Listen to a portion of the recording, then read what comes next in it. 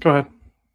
You're gonna love this story. You're gonna be like, wow, this is the best top story. There's no wrong way. This definitely deserved to be top story. You're gonna be amazed. Maybe a wrong package them. A woman is suing Hershey, the maker of Reese's, saying this pumpkin-shaped chocolate doesn't match its packaging. It's not the kind of Halloween trickery Cynthia Kelly wanted. She says in the class action lawsuit filed in Florida A that class she wouldn't have action. bought the peanut Of butter course it's pumpkins if Florida. she knew the chocolate didn't have a quote cute looking carving Oh of a my pumpkin's God. mouth and eyes. And the lawsuit claims What do you Hershey think? What do you think the lady looks like? She looks like she takes a cocktail of pills and drinks wine every day. Okay. A Karen? falsely represented several Hey, other can't say products that. That's like sexist Reese's to say White now. Ghost, Reese's Peanut Butter Bats, and Reese's Or she's going to be 400 pounds. Okay. Peanut Butter Football. She's not the only one complaining. That one is so bad, bro. That's the best you could do for peanut butter football. That's about what I expected. I thought it would have a face on it. It's just a chocolate blob. The lawsuit citing wider grumbling on social media. If you're going to show a face, put a face on it. It comes after my a string God. of high Holy shit. Get a job. It's Boomer chocolate review Oh channels. Boomer my food God. review channels and they're posted on YouTube. They've escaped Facebook, Jack. This is why it's the top story. They've broken They're streaming containment. now. They've broken containment. They're doing eating candy review streams. Emergency. They've broken containment. The outbreak is imminent. high-profile food advertising lawsuits in the last few years against Taco Bell for its Mexican pizza and Fair Burger enough. King for its Whopper, claiming there wasn't as much food as advertised. Look, bro, the Whopper is massive. If you're complaining about that and then not complaining about a Big Mac, you're an idiot. I just think it's great because I Actually- want all food advertisements to start not being stylized because of I this agree. shit. Wouldn't I that be agree. great? No That'd be stylized fantastic. food advertisements. Mhm. You know what would start happening? They're not going to show you pictures of the food at all. It's just going to be like trendy icons. Yeah, the feel. Right? It's the You know, it's vibes. going to be like It'll pop be art. advertising You pick the pop vibes. art that you want, and that's the item. Anthony John Russo Jr. represented clients in those suits. Taco Bell's was voluntarily dismissed, and Burger King's is ongoing, the company calling the claims baseless in court documents. Russo also filed this Hershey lawsuit, telling the Washington Post the litigation is, quote, not a waste of time, saying, quote, there's no other way for us to stop the false advertising. I understand that it sounds silly. I told you, bro. Isn't that fucking great? There's no other way for us to stop false advertising. Company like Hershey in check for not having the packaging match what's in the inside. But actually getting results is another story. A woman also sued Kraft Heinz over Velveeta mac and cheese, claiming it took longer than the promised 3.5 minutes to make. The lawsuit was dismissed by a federal That's judge. no. That's such bullshit. And That's such the lawsuit bullshit. being- So they mean because you also have to stir it after or some shit? If that's what they mean, I'm gonna be pissed because like it depends on how much water you put in that motherfucker, right? Like your microwave, like even elevation, water boils differently. That's just silly. That's not Yeah. something that even Americans could get a lawsuit for. Stupid.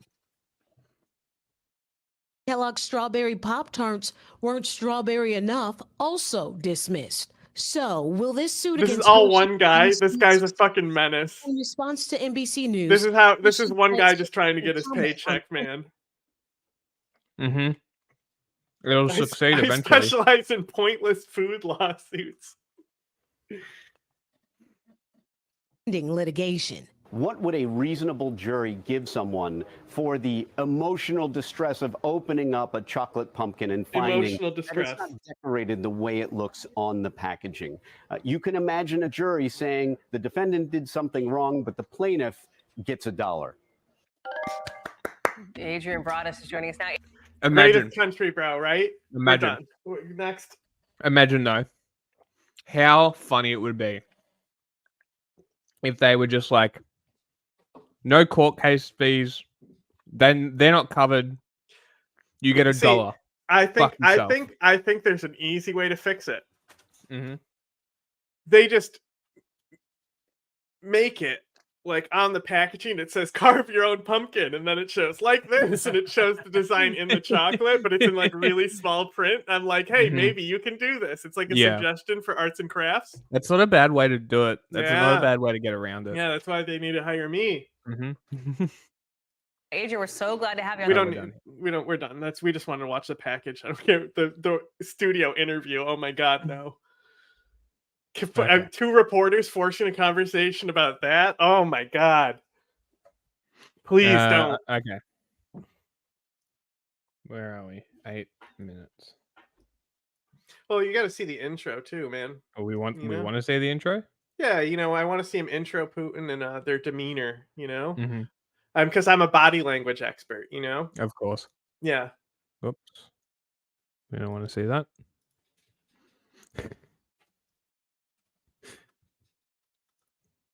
Thank you, Twitter. Great internet. Epic. Yeah, well, you don't understand. Everyone's flooding the website right now because this. Oh, here we interview's go. so hot. Why is he interviewing? To conducting an interview. Oh, do you want to watch this first? Yeah. you not Let's see this? get a prelude. Here's why we're doing it. First, because it's our job. No, Uh-huh. it's not. Our duty is to inform people. Mm-hmm. 2 years into a war that's reshaping the entire world, most Americans are not informed. They What have war no- doesn't? Who's aiding that? What Mr. war? Carlson? What war hasn't reshaped the world? What war doesn't? Yeah. Did that a beep come through? Mm-hmm. Okay. Let me turn those off. real idea what's happening in this region, here in Russia or 600 miles away in Ukraine. My they neck should- still fucking hurts, bro. Hey, From much watching. of it I'm not in ways kidding. you may not fully yet perceive. I'm gonna fucking bill him for Ukraine is a medical human bills. disaster. I have It's left insurance. I'm just kidding. hundreds of thousands of people dead, an entire generation of young Ukrainians, and it's depopulated the largest country in Europe. Whose fault's that? But the long-term effects are even more profound. Mm-hmm. They Tell tend us. to be. Utterly reshaped the global military and trade alliance. Wow. Yep. And sanctions that followed. Wars happened. do that. Yep, they sure do. Whose fault is that? I'm sure he'll tell us. He's a journalist after Okay, all. well, because it's like Russia's now finding out because it's like they went to like Mm. they went to Chechnya like just to fucking get a genocide there. Why are and we then not it's- streaming to Twitter? Oh, we can stream to Twitter. Yeah, add the Twitter. Because if everyone's looking for this could would But be yeah, the Mm. I don't know what I was saying because you interrupted me with Sorry. brain things. They have upended the world economy. Mm-hmm. The post-World War II economic order, the system that guarantees. I think honestly, I think if you're in Europe, maybe, but as far as like the American economy with Russia, like I think China is way more of a factor with the American and Pacific economies. Yeah. Yeah. So the Atlantic economies, maybe it's shucking up a lot of stuff there. Obviously, even in the even close Atlantic and Mediterranean stuff going into Mhm. Africa, you have like a lot of food dependence and stuff. So I'm sure there's factors there as well. Like Egypt had to subsidize bread for the first time or something. Really? That was long time ago. That was like 3 months into the war, because of the grain exports and stuff. So Yeah.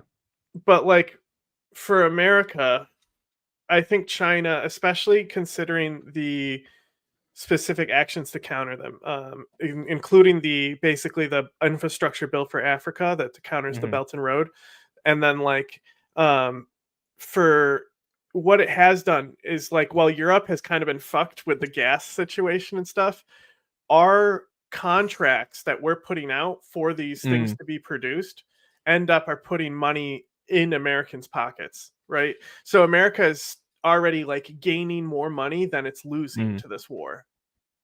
It's financially winning the war in that case. Yeah, that doesn't surprise me. It doesn't surprise me at all. But you tell someone who believes the narratives that we're about to hear.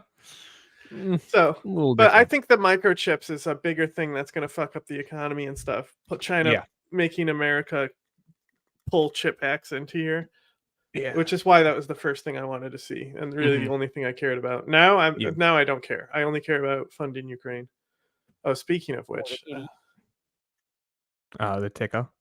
yeah, Years is coming apart very fast, and along with it, the dominance of the US dollar.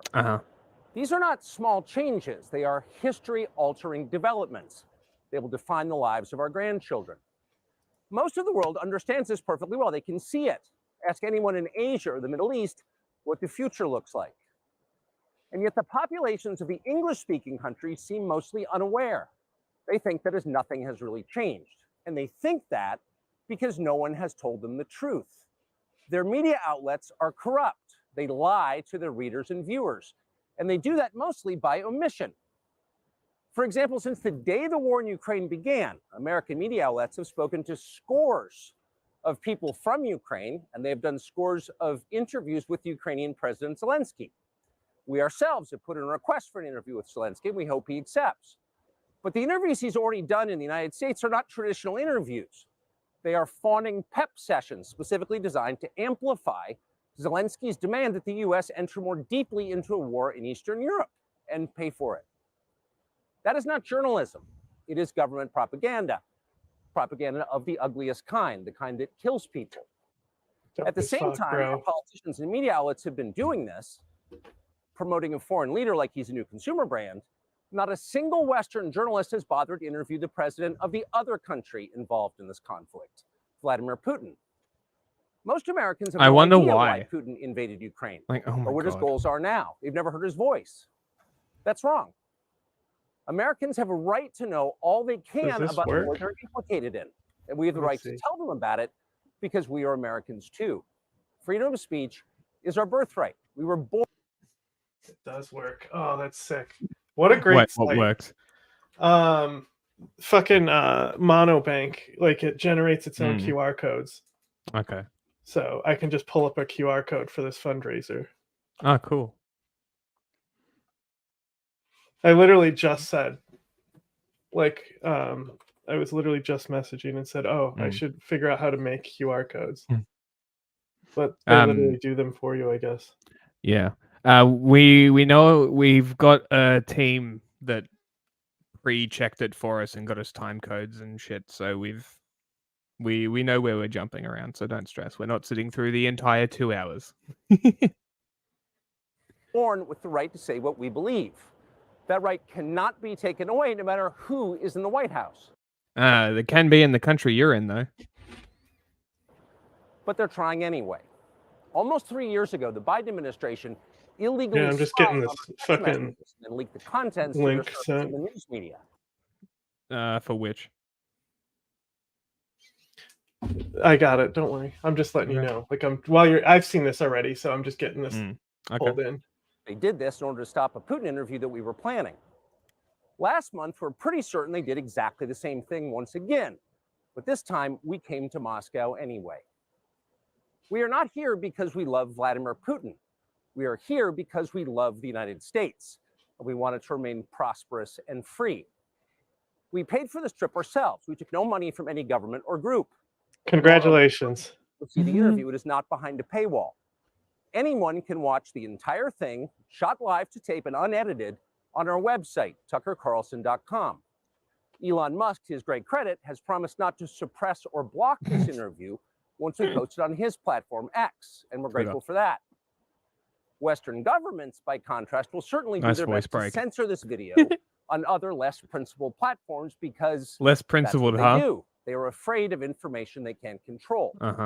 But you have no reason to be afraid of it. You're right. We are not encouraging you to agree with what Putin may say in this interview, but we are urging you to watch it. You should know as much as you can. And then, like a free citizen and not a slave, you can decide for yourself. Okay. Bro just called me, was like, weird fucking like slave shit to bring up there, bro. That was kind of...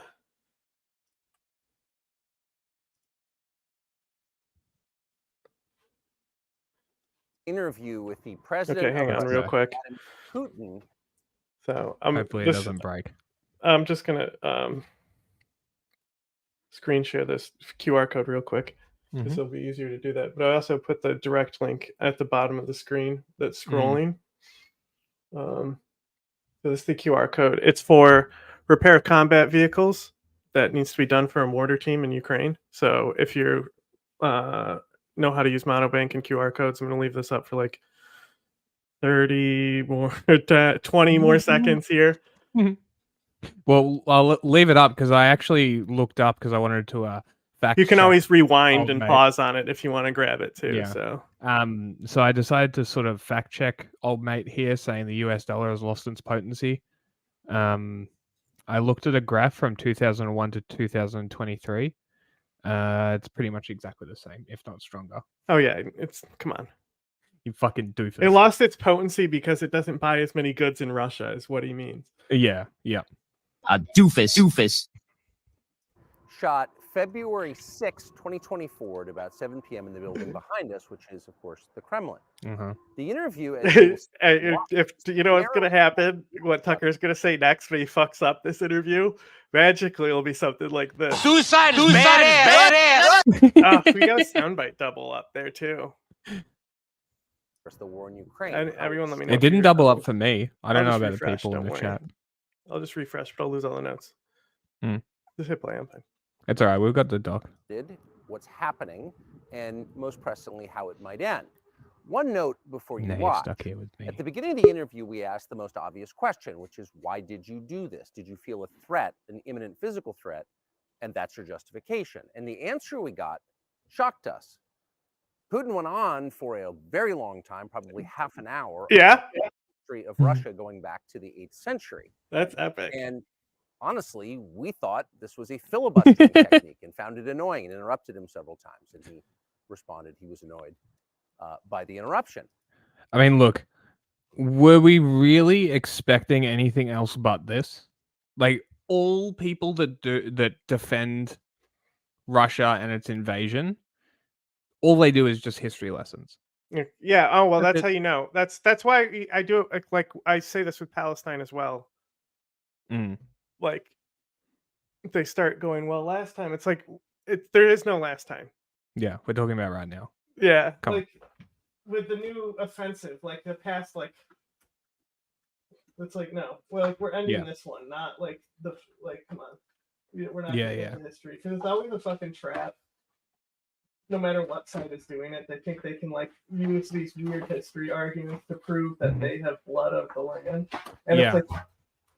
I don't care. I'm not getting into this. I'm walking away from you. Anyway, let's see if the soundbite still doubled. Suicide is badass. Still doubled for me. Everyone else, so you let me know if it's doubled.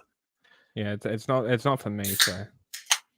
But we concluded in the end, for what it's worth, that it was not a filibustering technique. There was no time limit on the interview. We ended it after more than 2 hours. Instead, what you're about to see seemed to us sincere, whether you agree with it or not. Vladimir Putin believes that Russia has a historic claim to parts of Ukraine. So our opinion would be to view it in that light as a sincere expression of what he thinks. Oh, we will. Here it is. Let's go. That's the thing.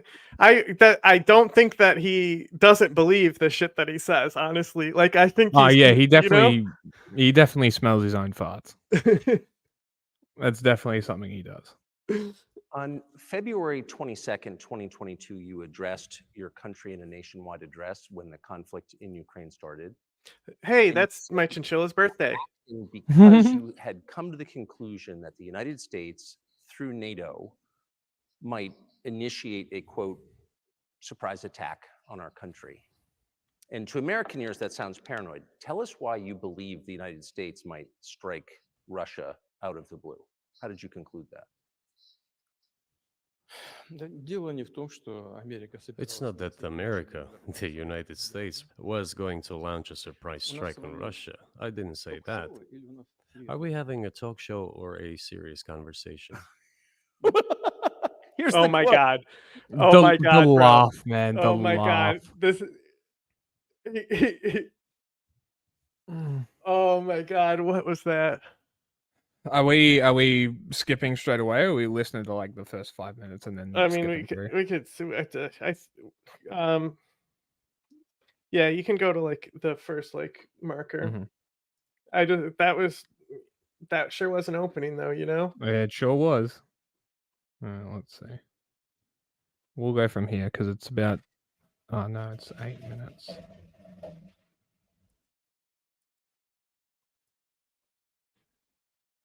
All right, let's go from here.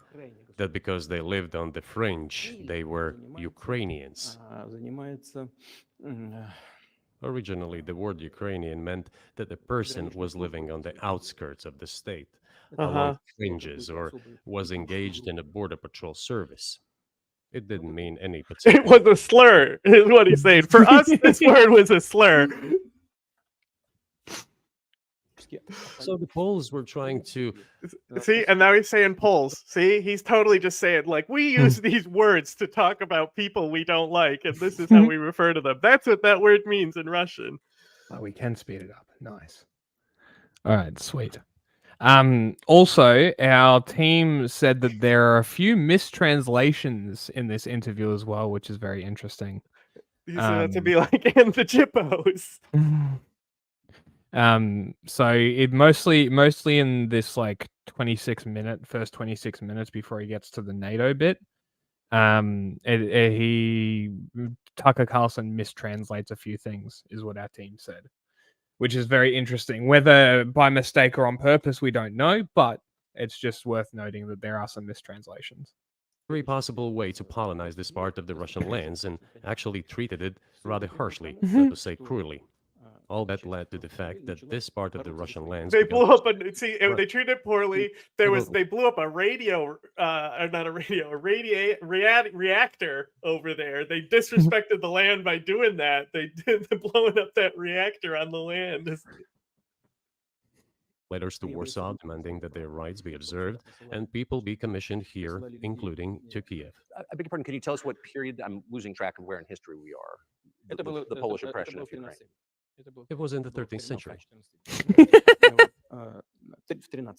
Okay. The 13th century. Nice. Okay. We can, fast forward. We know where we're going to from here.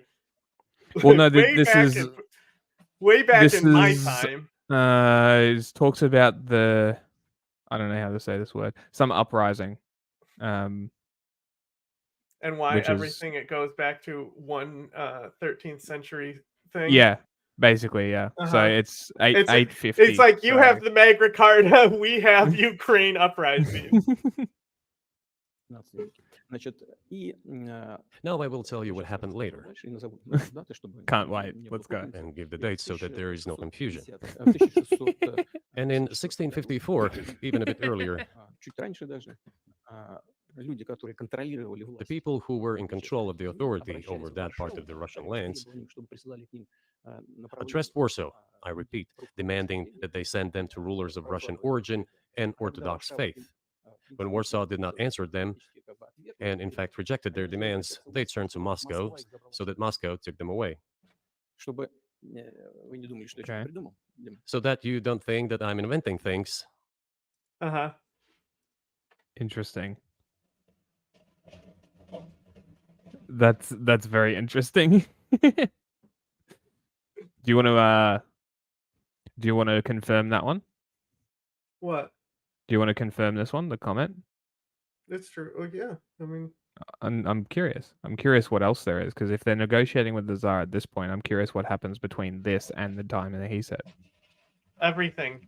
Remember when we watched Hezbollah TV and that guy, he made everything to talk about why it's the Jews' fault the war was happening, and yes. They drew it back to like some random year in Crimea. Mm-hmm.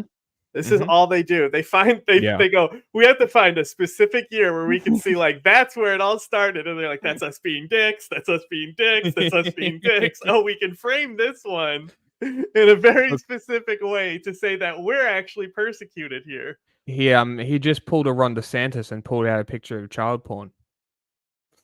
Well, documents. I'm not See? sure why it's relevant. See? But still, these are documents from the archives, copies. Here, oh my God, bro. The man who then controlled the power in this part of the Russian lands. This is how you can tell this whole narrative where Putin was a spy and and stuff. This is how you can tell that's not what he actually did. And he was like the fucking like log archive bitch, right? Like that's Okay. why he can speak German fluently. It's like because he was the dude who like handled files and shit. He was not some super spy. He wrote to Warsaw demanding that their rights be upheld. This is like what he does for He fun. refused. He began to You know, reading history files from his archives. Like oh boy, bro. Can you try to have a conversation with him, and he's like, in 1463, Moscow, asking to take them under the strong hand of the Moscow Tsar. There are copies of these documents. I will leave them for your good memory. There is a translation into Russian. You can translate it into English later. Russia would not agree to admit them straight away, assuming that the war with Poland would start. Nevertheless, in 1654, the Pan-Russian Assembly of top clergy and landowners, headed by the Tsar, which was the representative body of the power of the old Russian state, decided to include a part of the old Russian lands into Moscow Kingdom. As expected, the war with Poland began. It lasted. Okay. Great. Poor Tucker. Let's speed it up to like maximum speed until we get to like Well, there's another point at 12 minutes, they said. yeah, just put it up to like max speed until you get there. How fast does it go? Were allegedly not really Russians, but rather belonged to a special group, Ukrainians, started being propagated by the Austrian Damn. staff. It doesn't have the YouTube capability of like pressing down. Yeah, of course it doesn't. Of course I was hoping. You can't get that 4 times speed. As far back as the 19th century, theorists calling for Ukrainian independence appeared. All those, however, claimed that Ukraine should have a very good relationship with Russia. Okay. They insisted on that. After the 1917 revolution, I can't even see because like the banners. I don't know what time code you're at, so. Yeah, I'm at 12 minutes. Oh, okay. I'm just saying. I'm just letting you know I can't see the time. Mm-hmm. Could and the Civil War began. Adjust it. Move the picture up so people can read the subtitles. Yeah, I'll do that. Including the hostilities with Poland. In 1921, peace with Poland was proclaimed, and under that treaty, the right bank of Dnieper River once again was given back to Poland. In 1939, after Poland cooperated with Hitler,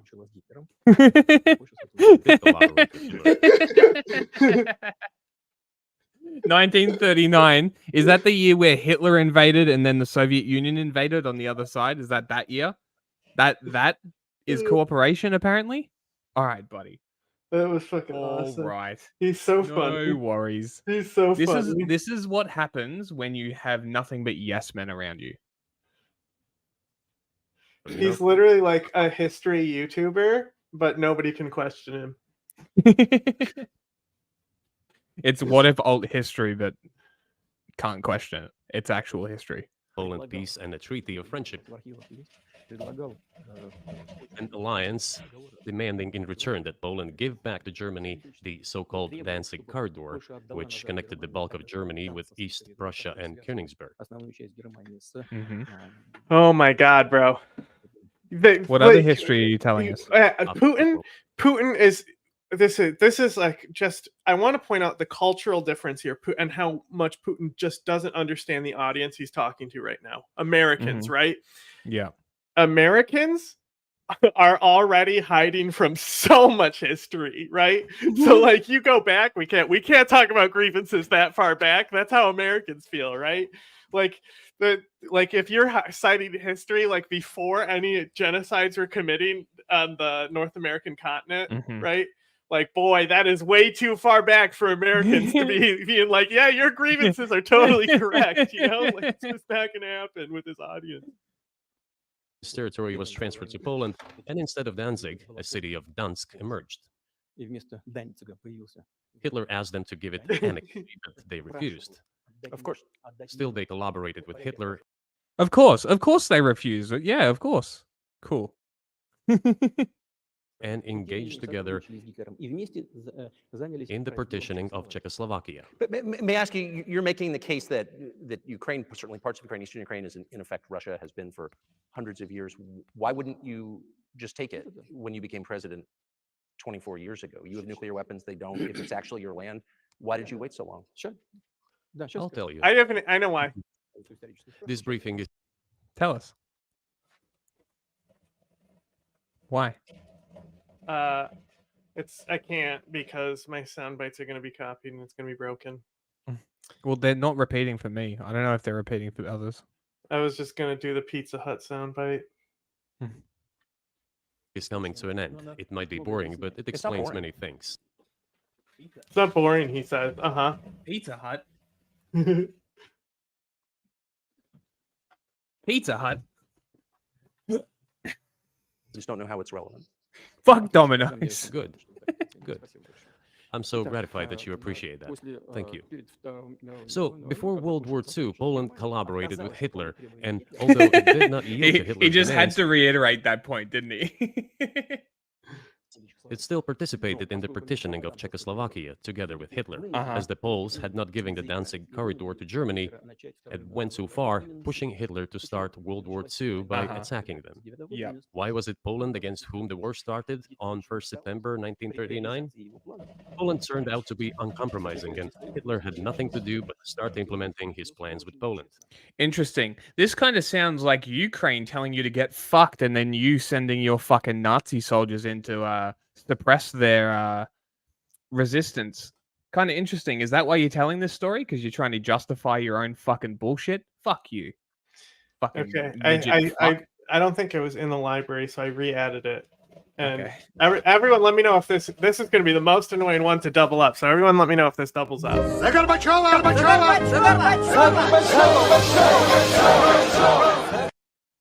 It didn't double up for me. That was bad on my ears for sure. That's why they didn't do it though. Imagine being shorter than Xi Jinping. By the way, the USSR, I have read some archived documents, behaved very honestly.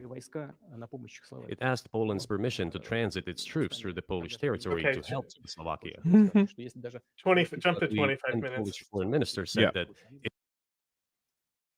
we're done with him talking about. So Poland worked with Hitler. So Poland worked with Hitler. And your viewers to hear about this as well. Hey, that's us. He's talking to Russian us. Leadership assumed that the Soviet Union had ceased to exist, and therefore there were no longer any ideological dividing lines. Russia even agreed voluntarily and proactively to the collapse of the Soviet Union. I can't press the sound bites because they double up, but that's another Gorbachev sound bite right there. Just imagine it plays right, and I'm not going to touch it. Called Civilized West. Jack's got his Gorbachev hat on. I do. Pizza Hut, baby. Fuck Domino. You should fucking draw a Gorbachev birthmark on the hat. Well, what I was going to do is when I was delivering pizza, I was going to wear this. And then when I'm not delivering pizza, I was going to get like a badge or something that says not. Just for my own funny things. But a birthmark would be funny. Maybe I should. I'll need to find a red texter. As an invitation for cooperation and association. That is what Russia was expecting, both from the United States and the so-called collective West as a whole. People ask you what it is, just say it's your home country. Including in Germany, Egon Bahr, a major politician of the Social Democratic Party, who insisted in his personal conversations with the Soviet leadership on the brink of the collapse of the Soviet Union, that a new security system should be established in Europe. And what would that be? To unify Germany, but a new system should be also established to include the United States, Canada, Russia, and other Central European countries. Yes. But NATO needs not to expand. That's what he said. No, he didn't. Never happened. Never happened. It would be just the same. Never happened. Never happened. There's a fucking Noam Chomsky thing too that he says. Yeah, it's like foundation Noam Chomsky. Like you have to Mhm. believe this to even like start believing anything Noam Chomsky has to say. Yeah. Literally never happened. Like it wasn't even like okay, it could have possibly been said, but there was no agreement, there was no handshake, there was no paper. They actually tried to stop. They tried to stop NATO expansion. Actually, like they didn't. They actually did. It's like it's just a fact. The U.S. actually tried to stop NATO expansion, and Poland found a way to get in, and then left the door open behind them. Basically, yeah, that's exactly what happened. Yeah. And then the rest of the Warsaw Pact states decided that they wanted to join as well because of who? Drum roll. Putin. Crazy, right? Isn't it wild? Crazy. That's all. Imagine being a psychopath and wondering why people are joining the people that you don't like and not being able to figure out, hey, maybe it's me.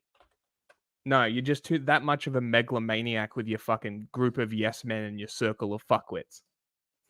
He was a Fucking wise over old man, every but no one Russian in listened the to him. process. In fact, he got angry once. If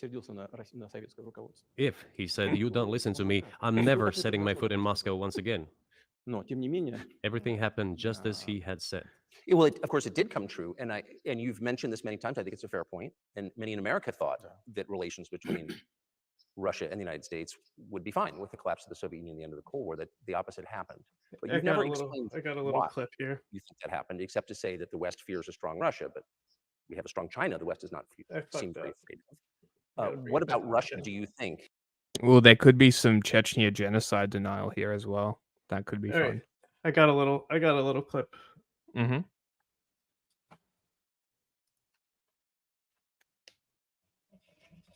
Epic. Joe Biden. Where do they go? I had one interesting comment. Our conversation with Zaganov was repeated with Levitt. They talked about they don't want this NATO expansion. They know it's not in their security interests and on, and said, well, and if you do that, we may have to look to China. And I couldn't help using the colloquial expression from my state by saying to Zaganov, lots of luck in your senior year. This used to be his catchphrase. What the fuck? Did What you did know he just that? say? Did you know that Biden No. used to have a catchphrase that was good luck in No. your senior year? Had no clue. Is that epic? Good luck. And if that doesn't work, try Iran. And they know, I knew, they knew, everybody knew. What happened? What happened? Where That's did Russia awesome. go? Where did Russia go? That is not an option. And everybody knows. And guess who every one owns of them those now? leaders China acknowledges owns and them. needs, and How they funny. resent it. But they need to look west. And the question is, whether this is designed to completely shut them out, but not in terms of whether or not is a direct military security threat. If that doesn't work, try Iran. Yeah, 1997. Convinced policymakers they had to take it down. I can cite my fucking afraid of historical Sophia narratives more too, than Putin. Fears a strong Russia because Russia has 150 million people and China has 1.5 billion population, and its economy is growing by leaps and bounds, or 5% a year. It used to be even more, but that's enough for China. As this Sure it is. Potentials are the most. Is that like their bountiful grain harvest during the Great Leap Forward that they were sending to Russia and then starving their population? But they had good grain harvest. They sent it all to you. You fucking moron. You love history so much, yet you forget obvious ones. You absolute dimwit. Important. China's potential is enormous. It is the biggest economy in the world today in terms of purchasing power parity and the size of the economy. It has already overtaken the United States quite a long time ago, and it is growing at a rapid clip. Let's not talk about who is afraid of whom. Let's not reason in such terms. And let's get into the fact that after 1991, when Russia expected that it would be welcomed into the brotherly family of civilized nations, nothing like this happened. It tricked us. I don't mean you personally when I say you. Of course, I'm talking about the United States. The promise was that NATO would not expand eastward, but it happened 5 times. There were 5 sure it waves did. of expansion. We tolerated all that. We were trying to persuade them. We were saying, please don't. We are as bourgeois now as you are. We are. Nope, Sure. bourgeois penalty. Sure. Please Bourgeois please penalty. don't. 30 seconds. 30 Flag on the seconds. play. In their defense. I understand that there were complex processes under. Also, I don't think you were saying please don't. I think you were pointing missiles at them and saying don't even think about it. And guess what they did? They did it anyway because you're fucking powerless. Fuck you. You can't even beat Ukraine.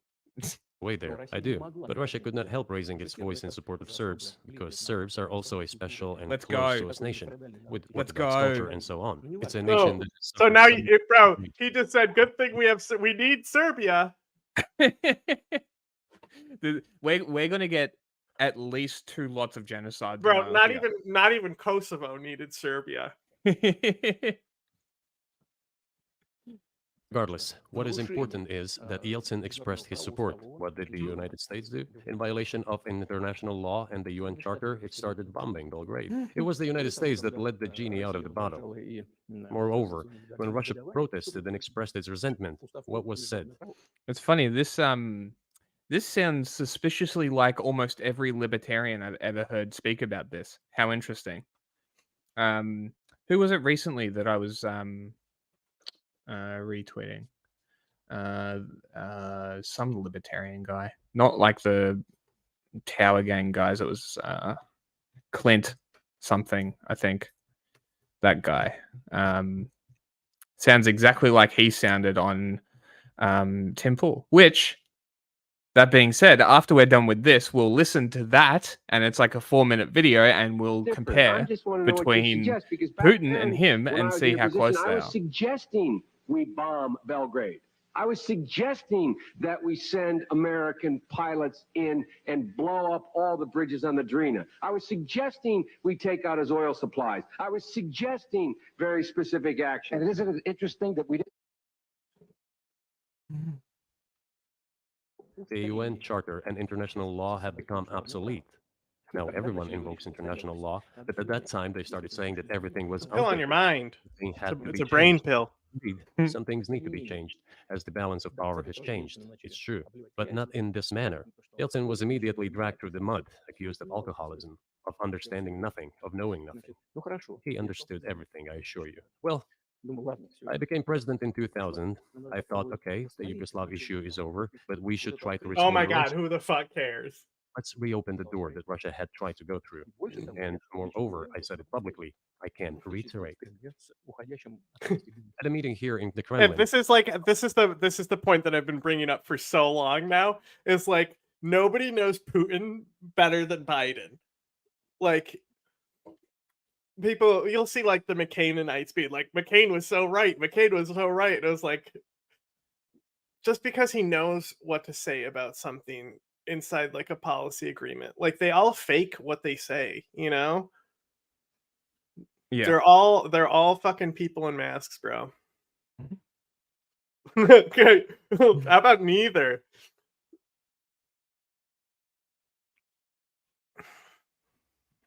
Bill Clinton, right here in the next room. I said to him, I asked him, Bill, do you think if Putin, Russia you understand why this asked is not a you, good do you thing that think you've it been here happened? since 2000? You understand why that's not a good thing, right? Mhm. You know that, right, Putin? I don't think he does. He said, you know, it's interesting. I think so. But in the evening, when we met for dinner, he said, you know, I've talked to my team. No, it's not possible now.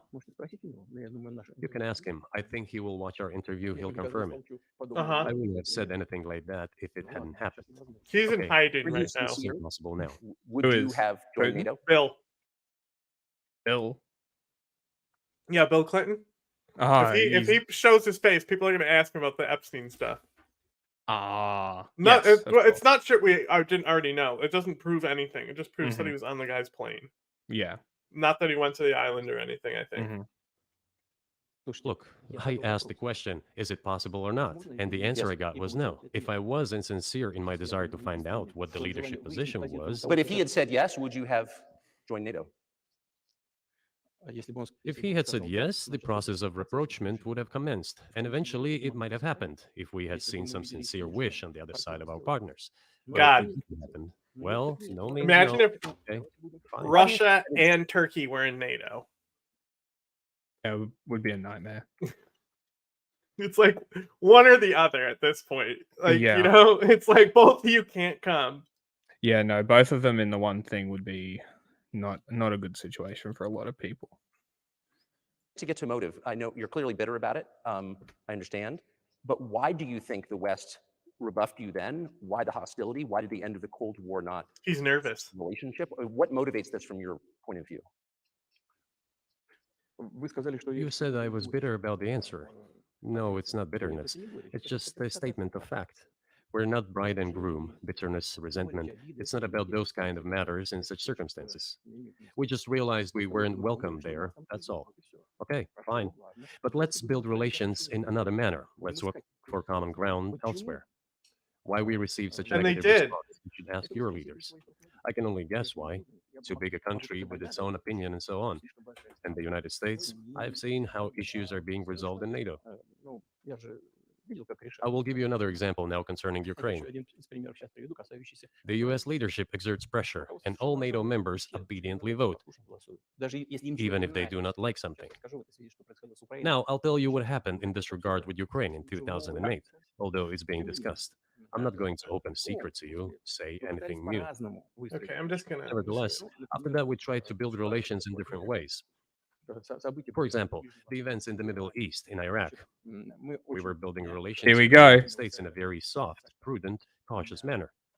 I repeatedly raised the issue that the United States should not support separatism or terrorism in the North Caucasus. Oh my God. But they continue to do it. Okay, anyway. pause real quick. Political support. Okay, so those bad relations that he was saying we had after that. Okay, does this look like bad relations to you? You tell me. President Bush took his Russian guest on a morning fishing trip where Putin was the Is that only you one fish- to catch a fish. Is that you fishing with President Bush, bro? You went fishing with President Bush. You think they treated us so unfairly? They didn't like us at all. Nobody tried harder to be your friend than that guy, okay? That guy fucking loved you. You're the one who rebuffed him. You broke President Bush's heart, bro. But the Russian president called it a team effort. Back on land with Mr. Bush's mother, father, and wife watching from a distance, the two presidents discussed their talks and answered questions. Does he actually talk about how cool Bush was? One problem he has with some world leaders is knowing if they are telling the truth. I've never had to worry about that with Vladimir Putin. What a fucking moron. He says things I don't want to hear. But I know he's always telling me the truth. The president said he and Putin had good casual discussions. He said a main focus of the talks was on nuclear security, and in particular, Iran's nuclear ambitions. Wow, still on that one, aren't we? They were totally threatening it back then, and it's going to happen any minute now. 12 days. Support, information support, financial support, even military support came from the United States and its satellites for terrorist groups in the Caucasus. Good. Issue with my colleague, also the President of the United States. He says, "It's impossible. Do you have proof?" I said, "Yes." I was prepared for this conversation, and I gave him that proof. He looked at it, and you know what he said? "I apologize, but that's what happened." I'll quote. He says, "Well, I'm gonna kick their ass." We waited and waited for some response. There was no reply. I said to the FSB director, "Write to the CIA, what is the result of the conversation with President?" He wrote once, twice, and then we got a reply. We have the answer in the archive. The CIA replied, "We have been working with the opposition in Russia. We believe that this is the right thing to do, and we will keep on doing it." Just ridiculous. Well, okay. We realized that it was out of the question. Forces in CIA opposition. did what?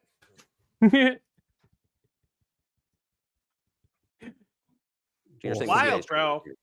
Of course. They meant in. Of course, it's the CIA. It's always the CIA. All of the three-letter agencies, the DEA, But, like, the ATF, they're all after me. The CIA put out a report that said we're going to support the opposition, and they mean the Chechens, bro. Like, what's the one Chechen commander who literally worked for the Russians and like multiple sides during the war? He's the big guy. Is that the guy that's in Ukraine? No. This is Chechen War. They blew him up. They Ah. blew him up with an ambush. They ended up blowing up. It's like it's Signy like Bradov or something. Yeah, okay. I'll find him out. That I'm not sure. particular case, the separatists. Kardov is like the actual leader. This was a terrorist That's what they militant who was like Yeah, okay. a fighter. The opposition. This is the second point. The third moment is a very important one. Is the moment when the U.S. missile defense system was created. The beginning. The beginning. It's the beginning. Now we can't freely kill people. Awesome. This is an issue. I typed in. Okay, so I typed in Chechen commander terrorist. First result, got him. Nice. This is the guy. So this guy right here. Like nobody knows like what this guy was doing. Like he like has like a bunch of like. See, he's like Nagorno. He's like this is like he's on one side here. He's in this one. Accusations being a GRU agent. War crimes, allegations of link with Pakistani ISI. Isn't this crazy? Like you don't like that is quite a resume. I will apartment say. bombings. This is like Putin's like 9/11 conspiracy, right? So like this is like central to what's the guy? They poisoned him. Litvinenko, he was like an ex-spy. He was really just like a guy who like was ousted by Putin, who was like just bitter about it and told a bunch of stories. And like so like they said that like the Russian government was behind these apartment bombings and it was an inside job. And the evidence for this was that one time they like went and they found like they said they were loading bombs into an apartment building, and the government came back and Putin was in charge of it at the time. And he was like, no, it was training or something. And then the story changed again. Like, I'm not exactly clear what exactly happened, but it's just one of those 9/11 conspiracies that links Putin's coming to power. Yeah. It's linked to these bombings with this. And like this guy's implicated in that. And then, of course, you have the Second Chechen War, which is like when Putin actually comes to power in that war. Yes. Because that was the first one, right? This is no. This is like this apartment bombing is the trigger for the second one, and Putin takes control of the government when the second one. Yeah, no, I mean it's the first thing Putin did. Yeah. This theater crisis, like he's in all of the events. This guy, and then one day he just got killed. They like blew him up with an ambush or something. They gave him like false mines or something. We persuaded for a long time not to do it in the United States. Moreover,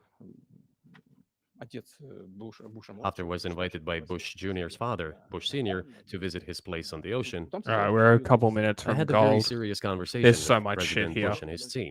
We're talking about the fishing trip now? No, that's his dad. So he also went on a fishing trip that's when he was CIA. He was this was probably Bush. Like, yeah, because the Bush daddy was his CIA head before he was government. He was like for Reagan and shit. Isn't that epic? Yeah. One of the criminal presidents who got away with it. Love how incestuous the US government is. It's very cool.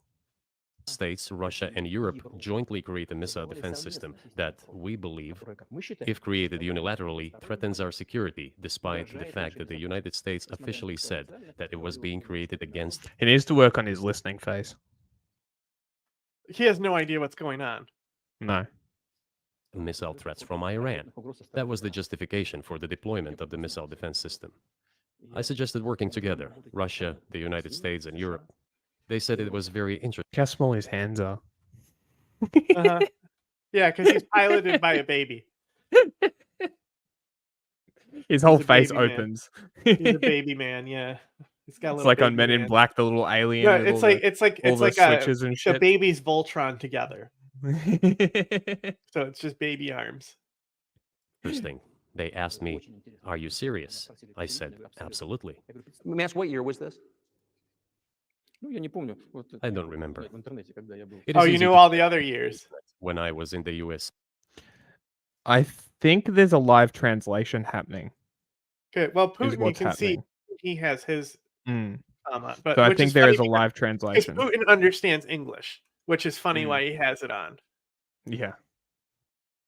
Say at the invitation of Almost Bush like they're probably not This is the- translating his ear. They're being like telling him all the all the secrets The Tucker points to has or say. something. No, he knows these points, bro. They can't control him. They're not telling him what to say. I'm just joking. easier to learn from someone I'm going to tell you about. Oh my God. It was very interesting. I said, just imagine if we could tackle such a global strategic security challenge together. Tucker should ask about his $1 trillion mansion and how Russians are starving. the world will change. We'll probably have disputes. If he was a real journalist, he would ask that question. Probably economic and even political ones, but we could drastically change the situation in the world. Who would America trade for Tucker Carlson? If they traded the Lord of War guy or whatever the fuck his name was for a basketball player, what are they going to trade for Tucker Carlson? A bag of Cheetos?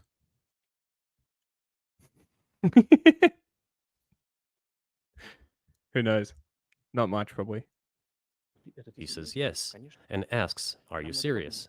I said, "Of course. We need to think about it," I'm told. I said, "Go ahead, please." Then Secretary of Defense Gates. Oh God. No, Oh, he's God. looking at Putin's mouth and wondering how We're their bringing lips up feel. fucking Gates now. That's what he's actually doing. Former director of CIA and Secretary of State Rice came in here in this cabinet, right here at this table. They sat on this table. Me, the foreign minister, the Russian defense minister on that side. They said to me, "Yes, we have thought about it. We agree." I said, "Thank God, great, but with some exceptions." So twice We you must described have U.S. presidents small making size decisions gloves. and then being undercut by their agency heads. So it sounds like you're describing a system that's not run by the people who were elected in your telling. That's right. That's right. Mm, In the end, they just interesting. told us to get lost. I'm not All going right. to tell You want details. to see? I think it's So he incorrect. brought up Gates. You want to see a really funny Wikipedia page? Sure. Okay, so here it is. Secretary of Defense, right? Let's just go through the highlights here. Walter Reed Medical Center scandal, controversy over Joint Chiefs, mishaps of shipments of nuclear weapons. Awesome, bro. Great job. Great career as Secretary of State when you were meeting with Putin, bro. After all, it was confidential conversation. But our proposal was declined. That's a fact. It was right then when I said, "Look, but then we will be forced to take countermeasures. We will create such strike systems that will certainly overcome missile defense systems." The answer was, "We are not doing this against you, and you do what you want," assuming that it is not against us, not against the United States. I said, "Okay, very well. That's the way it went." And we created hypersonic systems with intercontinental No, you range. didn't. We No, you continue. didn't. We're No, you didn't. They love this point. They love it. You literally didn't you just execute someone for failing at doing that? Didn't that happen? now ahead of everyone, the United States and the other countries, in terms of the development. Ahead of everyone blowing your own people up by We are testing them, informed. maybe. But it wasn't us. We proposed to go the other way, and we were pushed back. Now, about NATO's expansion to the east. Here we Well, go. were Back promised to no back NATO to the east, narratives. not an inch to the east, as we were told. Yep. Never And then happened. Again, never happened. So how many minutes have we been built on this thing that didn't happen? 39 minutes and 44 And that even seconds goes so back far. to all his like flawed history that didn't happen. So it's really built on a lot of. He's really building the throne of lies up as Yep. it goes. Well, coming up is the typical narrative, apparently, about Ukraine, about the Maidan and that sort of stuff. So that's, boy. That'll be great. Can't wait. That's in about 3 minutes. Enshrined on paper, so we'll expand. So there were 5 waves of expansion. The Baltic states, the whole Yes, Europe. we got it. You said this before. Now I come to the main thing. They have come to the Ukraine. Oh, ultimately. they came to Ukraine, did they? Was it not Ukraine going to them like all the rest? Or do you think because you're a megalomaniac, psychopath, fucking dictator that people must be forced to join if they're joining? Maybe that's what happens. Maybe he's just that deluded that he thinks that because he has to force people No, to he be thinks on his it's side. his. He thinks they're his peasants and we're stealing his peasants. 2008, at the summit in Bucharest, they declared that the doors for Ukraine and Georgia to join NATO were True. open. And what did you do to Georgia again? Oh, you fucking invaded them. How did you do that? Exactly the same way you did with Was Ukraine. that your best friend? Is that what sending in he separatists? didn't bring up? Interesting. Did he not bring up the fishing trip? See, he's now mad. He went on that fishing trip with George Bush because he said this. That's what happened here. How about how decisions are made there? Germany, France seem to be against it, as well as some other European countries. You know, But then, as Russia, it you turns out, also have an organization that you could say, hey, you can join this one. What was Crazy, that right? called again? It's that. What is it? It's the CPUSA. That's the one. No, that's the other Russian No, agency. no, No, it's the no, one no, that's no. like an opposite of NATO. Not, you know. True. It's It's got the. but It's got the. No. Before no? that. Before that. It's the one Before that? before that. Ah, Yeah. the It's the Warsaw one. Pact. No. After the No? Warsaw Pact. Yeah, it's After. in between there. It's like Wait, how there was was there there's- actually one after the Yeah, USSR? it still exists. It's like they're supposed to take care of the nations that used to be Soviet unions, and that's why they have peacekeepers in Armenia, and America stays out. Oh, that's right, CIS, like the villains in Star Wars. That's right. President Bush, and he's such a tough guy, a tough politician, as I was told later, he exerted pressure on us and we had to agree. It's ridiculous. It's like kindergarten. Where are the guarantees? What kindergarten is this?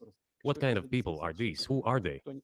You see, they were. Is he talking about when he bombed that kindergarten and it said children inside? Ukraine won't be in the NATO, you know? I say, I don't know. I know you agreed in 2008. Why won't you agree in the future? Well, they pressed us then. I say, why won't they press you tomorrow? And you'll agree again. Well, it's nonsensical. Who's there to talk to? I just don't understand. We're ready to talk. But with whom? Where are the guarantees? None. So they started to develop the territory of Ukraine. Whatever is there, I have told you the background, how this territory developed. Yeah, what there was the the relation theater to- that said like that was like had the sign that said people inside. Yeah, the one that CSTO. said That's the one. the one that said don't But I'm bomb talking kids about- inside, and then they bombed it But there's and built also a one where wall there and was then erased it that was- sign. It was before. It one. was even before that. It was like in the first few days when they bombed an actual kindergarten. Very cool. Let's also not forget about Butcher. Can't forget about that. Oh, I think he'll get there. Russia. Every second or third person there has always had some ties with Russia. And during the elections in already independent sovereign Ukraine, which gained its independence as a result of the Declaration of Independence. And by the way, it says that Ukraine is a neutral state, and in 2008, suddenly the doors or gates to NATO were open to it. Oh, come on. This is NATO is a defense agreement. It's not siding with It's a anything. It defensive is a cartel. neutral. It is neutral. It's by definition neutral. It's just saying fuck with us and you'll have to fight all of these countries. It's pretty simple. So yeah. Wrong. not how we agreed. Yeah. Also, when was the Budapest Memorandum again? I do like this because all the tankies always forget about it. Let's actually look it up. Budapest Memorandum. And for those who don't know what this is, this happened before the Minsk Agreement. This was in 94. There you go. 1994. Here we go. Budapest Memorandum, because we love history, so we're giving Putin a history lesson. Let's fucking go. All right. Budapest Memorandum on Security Assurances. It was a compromise between three countries. It was Kazakhstan, Ukraine, and Belarus, between Russia and the US and UK, that secured independence for Ukraine, Kazakhstan, and Belarus in the exchange of Russian nuclear weapons going back to Russia. In 1994, this says that Ukraine is now an independent state and can determine its own future, which means they do not have to do what you say. It also says that there is no use of threat or use of force against these three countries in order to get them back on your side. Exactly what you did. So you can go fuck yourself. The tankies can go fuck themselves with the Minsk Agreement because this exists and overrides all of that. Fuck yourself. Oh, so now you can pick specific points in history. I see how it is. Putin can't. You can. Okay, buddy. I'm just giving them a counterpoint to something that completely disintegrates their entire argument. Mhm. Something that they blatantly ignore. And it has six agreements within it. One of which is seek immediate Security Council action to provide assistance if a signatory should become a victim of aggression. Unfortunately, Russia is on the Security Council and would stop any intervention. So that kind of is pointless. But yeah, kind of interesting little factoid for people who don't actually know about this, because I guess there's a lot of them, including Putin. Now, all the presidents What do you think about this, though? What do you think about this? How about that? Counterpoint. That wasn't properly ratified. Well, I was more talking about the meme. You didn't enjoy the history lesson from 4,753 BC? They relied on electorate with a good attitude to Russia in one way or the other. This is the southeast of Ukraine. This is a large number of people. Mhm. Also, I just want to bring up another point too. Wait. The southeast of what country did you say there, Putin? I'll go back. Just to sort of address this again. Even if it wasn't ratified, or it wasn't properly, it doesn't matter, because none of these agreements actually matter anyway, because breaking them is of no consequence. So either way, these things that they're bringing up, and that was my entire point of bringing this up, is that these agreements, these accords, all of this stuff, meaningless. It's meaningless. Which is funny because he has to make up certain things that are even more. It's like, bro, you're making up a meaningless thing that happened. Crazy. Like it's all just pointless, because at the end of the day, these countries aren't going to follow them if they don't want to. It's crazy because like everyone in the room. Everyone in the room who says, "Hey, did you talk about NATO expansion and said you wouldn't expand?" Everyone in the room says that didn't happen. Yeah. Is that epic? Literally nobody said it happened who was there. It's literally like how Jesus, like people think it's a first-hand account when it's not. It's like way down the line. Like it's not. It's like not the apostles themselves writing the Bible and shit. Yes. Yeah. And it was very difficult to dissuade this electorate, which had a positive attitude towards Russia. Viktor Yanukovych came to power, and the first time he won after President Kuchma, they organized a third round, which is not provided for in the constitution of Ukraine. Hey, we have a great episode about this, where you can go and we have an interview with a recon drone pilot from the armed forces of Ukraine, and I'm pretty sure in there we talk about the Orange Revolution, right? Is that the one we talk? We also get into Orange Revolution there. Yeah, we talk about the one previous, and then the Maidan as well. I think there was an earlier revolution. Is there other ones? I'm pretty sure we talk about Yanukovych and stuff. I know we get to I know we get to Gherkin Man in there too. I know that's in there. Yeah. Let me just get the actual number. Someone in the United I'll pull it States up. the outcome. In 2014. Before that. No, this was before that. Hello. After President Viktor Yanukovych won the election. Bro, before that. Are we gonna get to like Ukraine today, bro? I guess not. It's episode 35, by the way. Episode 35. Look at that cringe meister. Look at him. Fucking God, he sucks. However, his opponents did not recognize that victory.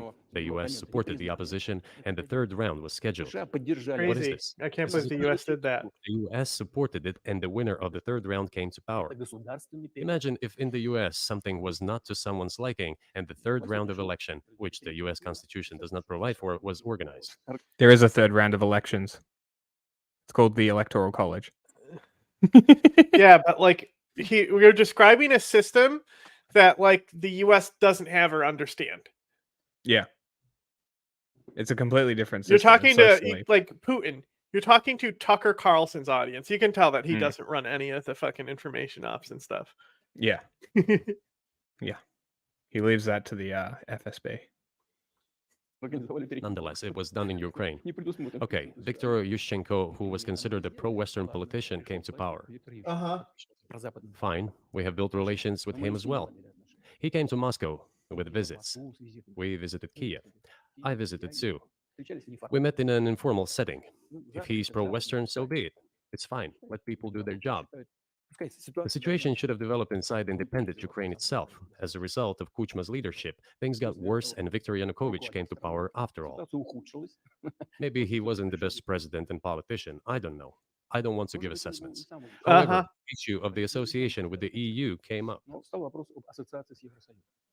We have always been lenient to this, suit yourself.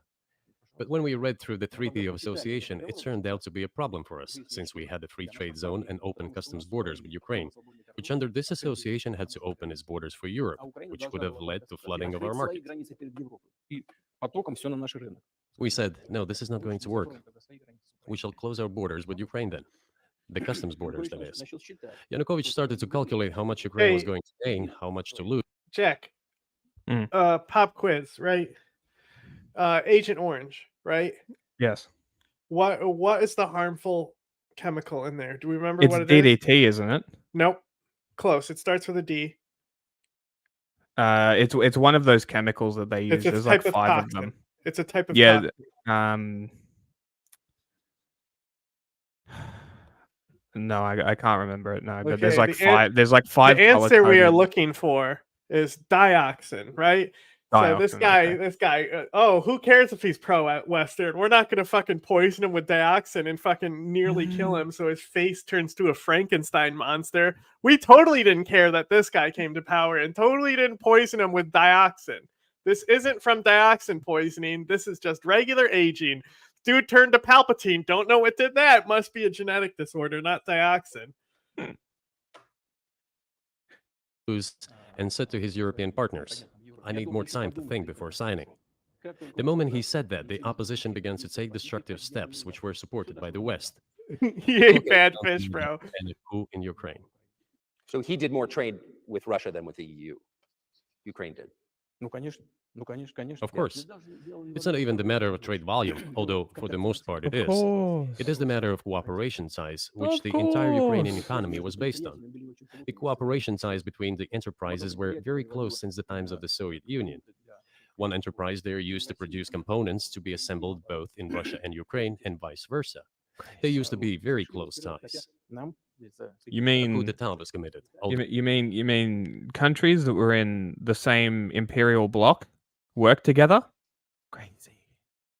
And then afterwards, they were like, "Fuck you, we want money for this." Wow. Wait until you hear about Britain, Putin.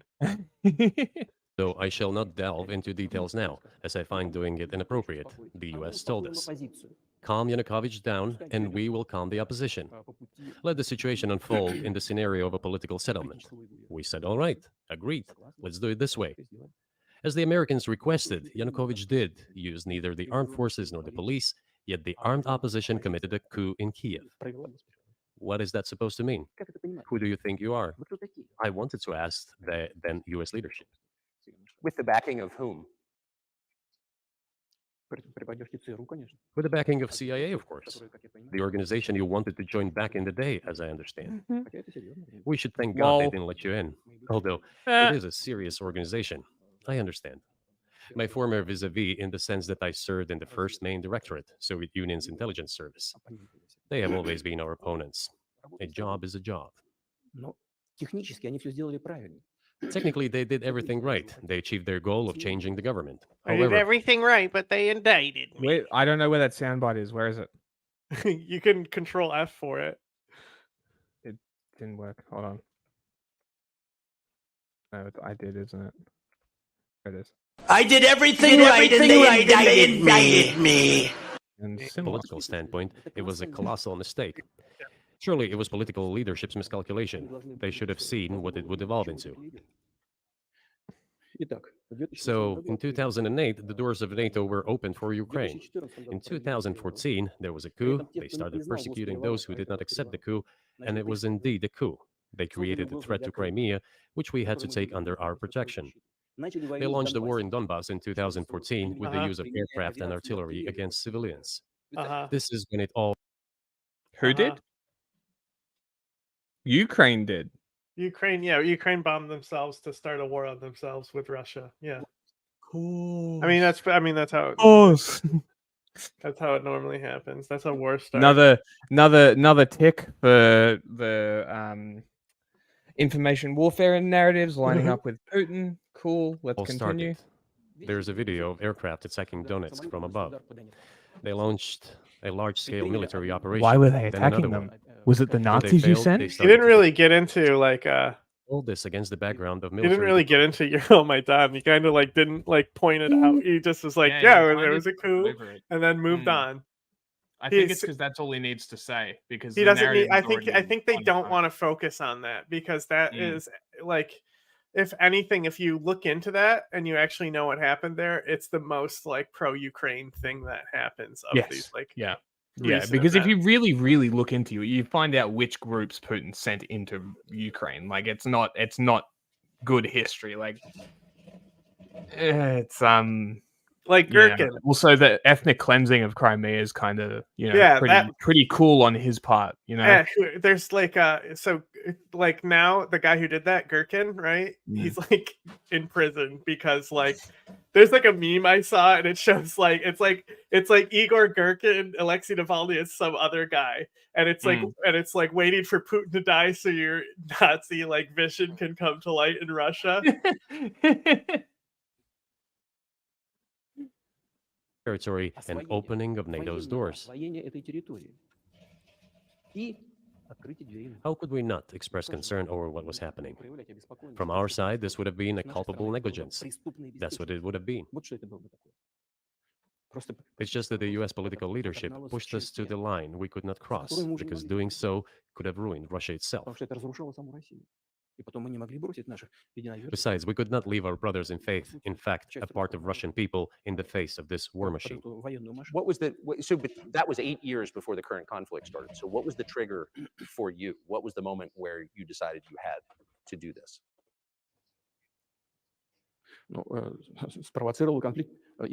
Initially, it was the coup in Ukraine that provoked the conflict. Ah!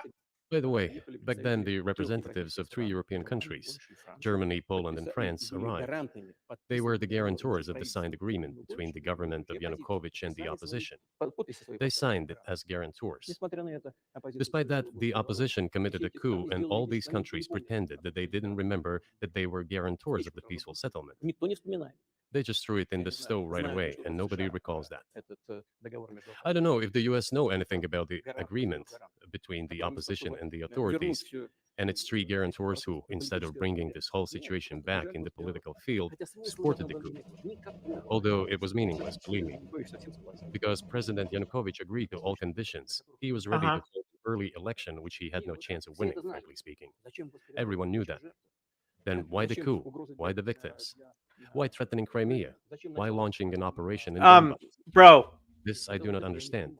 You shot 100 people. This calculation is you caused it. How to complete the coup. I think one of the deputy secretaries of state said that it cost a large sum of money, almost 5 billion. But the political mistake was colossal. Why would they have to do that? All this could have been done legally, without victims, without military action, without losing Crimea. We would have never considered to even lift a finger if it hadn't been for the bloody developments on. Okay. Why did you make me do this? Look at what you made me do, is literally what he's saying. I bet you go fuck yourself. Maidan. If this is... He said Maidan! I know. If this is what passes for journalism these days, we are all fucked. It's just an interview, right? Look at this. You see this? Well, he said it was journalism. See, this is the Caspian Sea. This is the Black Sea, right? So, like, this is like helps them trade with all their partners in Iran here, right? And then this is their access to the Mediterranean. So Putin is terrified of losing this landscape. You see these places right here, how much that closes off for him. So again, you know, like we look at Somaliland, they got a port deal with Ethiopia. How did the Ethiopia do that? By not being dicks to Somaliland, right? Yeah. So maybe we should try, you know, like kind of like Assad. Assad lets him have a port there. He's pointing to the coast of Ukraine. He's pointing to like Crimea and the coast of Ukraine, which would cut off a lot of the access to the Black Sea for Putin. And probably cost him a lot more to transit his navy through that area. Whatever's left of it.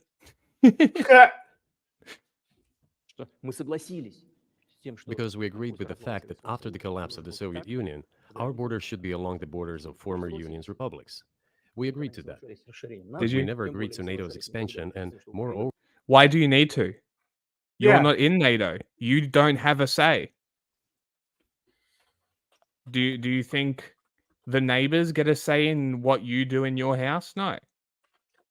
It's the same deal. You're not a part of it. You don't get a say. If Ukraine wants to join NATO and they ask and they qualify, boom, they're in. Magic. Crazy how that works. If you qualified too, you could probably enter. But then again, you're just a cunt who wants money. So, yeah, maybe stop that.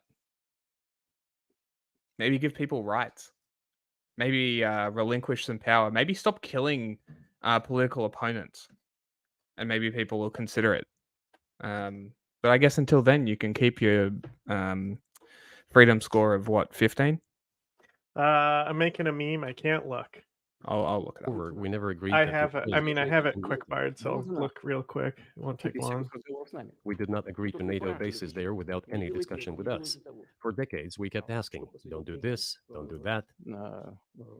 19. 19. I was close. Complete guess. Very close. Firstly, the current Ukrainian leadership declared that it would not implement the Minsk agreements, So, which had been hey, look, I already covered this. signed, as you know, after the events of 2014 in Minsk, where the plan of peaceful settlement in Donbass was set forth. But no, the current Ukrainian leadership, foreign minister, all other officials, and then president himself said that they don't like anything about the Minsk agreement. Was that because it was all instigated by you after you invaded and after you tried to take that area? Interesting. I wonder why Sounds like a Ukraine narrative didn't to like me. it. Sounds like you're selling a narrative, Jack. Yeah, yeah. I am. Interesting. Source? History. I mean, Putin literally, like, here's my sources, gave him a folder. Tucker's like, Yeah. I don't care about sources. I don't ever look at those. What the source? Yeah, like Tucker looking at a source. Are you kidding me? That never happens. Yeah, exactly. In other words, they were not going to implement it. A year or a year and a half ago, former leaders of Germany and France said openly to the whole Oh, world Jesus Christ. that they indeed signed the Minsk agreements, but they never intended to implement them. Lol. They simply let Remember what I said about these agreements being worth nothing? Yeah. As I said, I already covered this. us by the nose. Was there anyone for you to talk to? Did you call a U.S. President, Secretary of State, and say, if you keep militarizing Ukraine with NATO forces, this is going to Yes, he could call. He Yeah, can call NATO it forces. anytime. He can Uh-huh, call it NATO anytime, forces. and they will answer the phone. Mhm.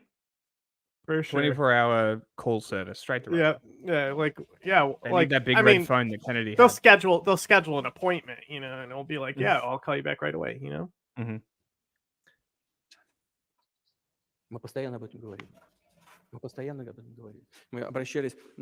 We talked about this all the time. We addressed the United States and European countries' leadership to stop these developments immediately, to implement the Minsk agreements. Frankly speaking, I didn't know how we were going to do this, but I was ready to implement them. These agreements were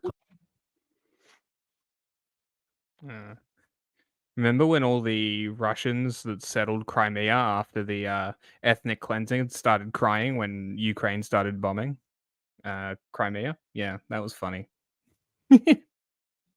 complicated. for Okay, you. meme incoming. They included lots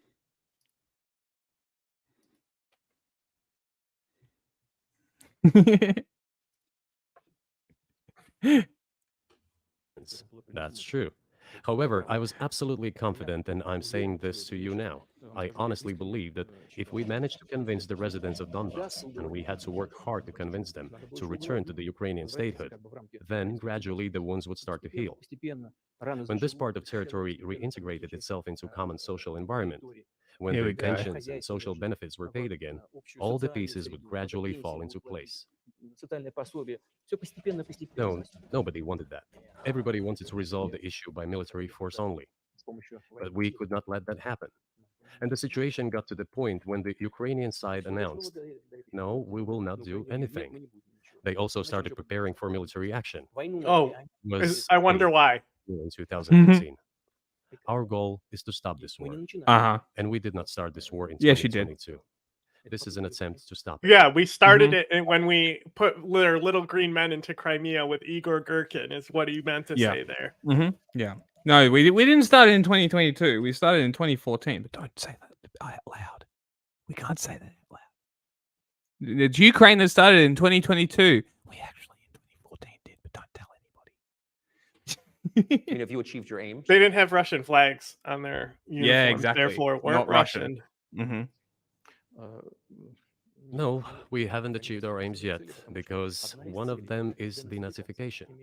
This means the prohibition of all kinds of neo-Nazi movements. This is one of the problems that we discussed during the negotiation process, which ended in Istanbul early this year. And it was not our initiative, because we were told by the Europeans, in particular, that it was necessary to create conditions for the final signing of the documents. My counterparts in France and Germany said, how can you imagine them signing a treaty with a gun to their heads? The troops should be pulled back from Kiev.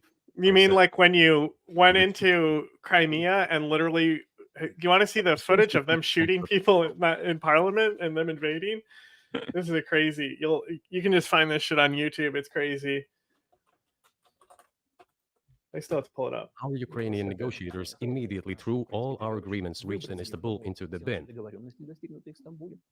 and got prepared for a long-standing armed confrontation with the help of the United States and its satellites in Europe.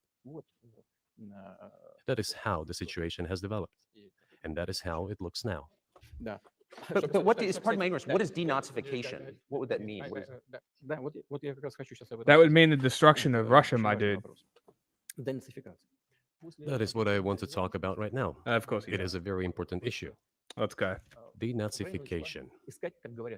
After gaining independence, Ukraine began to search, as some Western analysts say, its identity. And it came up with nothing better than to build this identity upon some false heroes who collaborated with Hitler. Hi, everybody. Actual soundbites are still doubling. Theorists of independence and sovereignty. I don't know if they are. I said the soundbites are still doubling. I don't know if they are for other people though. Chat, are they doubling? Of Ukraine appeared. They assumed that an independent Ukraine should have very good relations with Russia. But due to the historical development, those territories were part of the Polish-Lithuanian Commonwealth, Poland, where Ukrainians were persecuted and treated quite brutally as well as were subject. There's so much like new Ukraine footage. I'm trying. It's just trying to find footage from 2014. Also attempts to destroy their identity. No more soundbites. All this remained in the memory of the people. When World War II broke out, part of this extremely nationalist elite collaborated with Hitler, believing that he would bring them freedom. The German troops, even the SS troops, made Hitler's collaborators do the dirtiest work of exterminating the Polish and Jewish population. Hence this brutal massacre of the Polish and Jewish population, as well as the Russian population too. What did the Russians do to the Finnish? I wonder. What did the Russians do to the Polish? What did the Russians do to basically all of Eastern Europe? Again, like this is like barricaded their way like fucking through. America is still denying like civil rights was an issue, and we had separate water fountains when this shit was going on. So like, you're not reaching Americans here, buddy. They don't know what the fuck you're talking about. This was led by the persons who are well. Yeah, no, you're 100% correct. Like it's they like perfect pause. All they talk about is Bandera, right?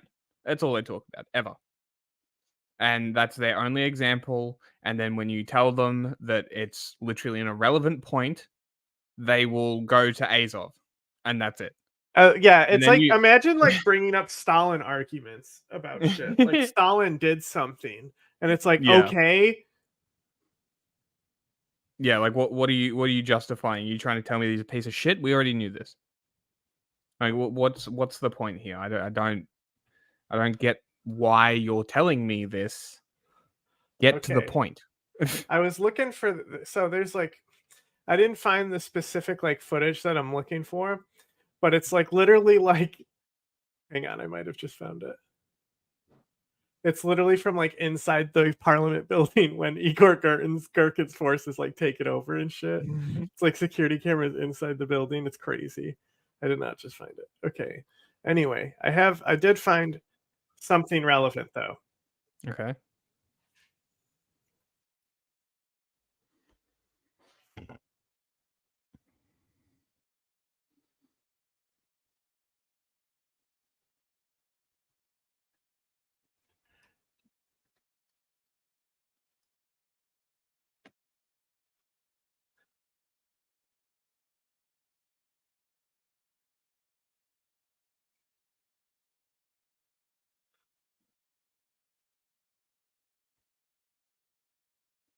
We can't hear anything. There's no audio. Oh, no. Give me 2 seconds. Mm-hmm. Da-da. I got you. Euromir TV, Gherkin said. Our troops had to force the deputies into the council hall so that these representatives would vote There's in literally footage of them doing this at gunpoint, by the way. That's what I was looking for, the Right. security camera footage of them doing it at gunpoint. favor of our initiatives. I know this because at the time I was commanding a militant team and I've seen it all from the inside. We had absolutely no support from the people, not to mention the Ukrainian army. In late November, Gherkin, or Pickle Strelkov Man, as you're he's damn right. sometimes called, claimed that it was he and a crack brigade of Russian troops that instigated the war in Ukraine's eastern regions. He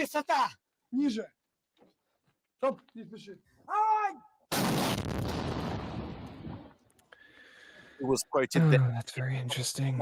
in newspaper Zavtra as saying, It was me who pulled the trigger of war. If our squad had not crossed the border, everything would have come to an end, like in Kharkiv, like in Odessa. Strelkov has Okay, well, I think that clears that up, right? That pretty Mhm. much clears that whole narrative up. The guy Yep. who literally started it in 2014. I also want to point this out as well. This is the Russian Imperial Movement. Cringe. Very cringe. Let's ultra-nationalist, neo-Nazi, white supremacist, far-right paramilitary organization. Great.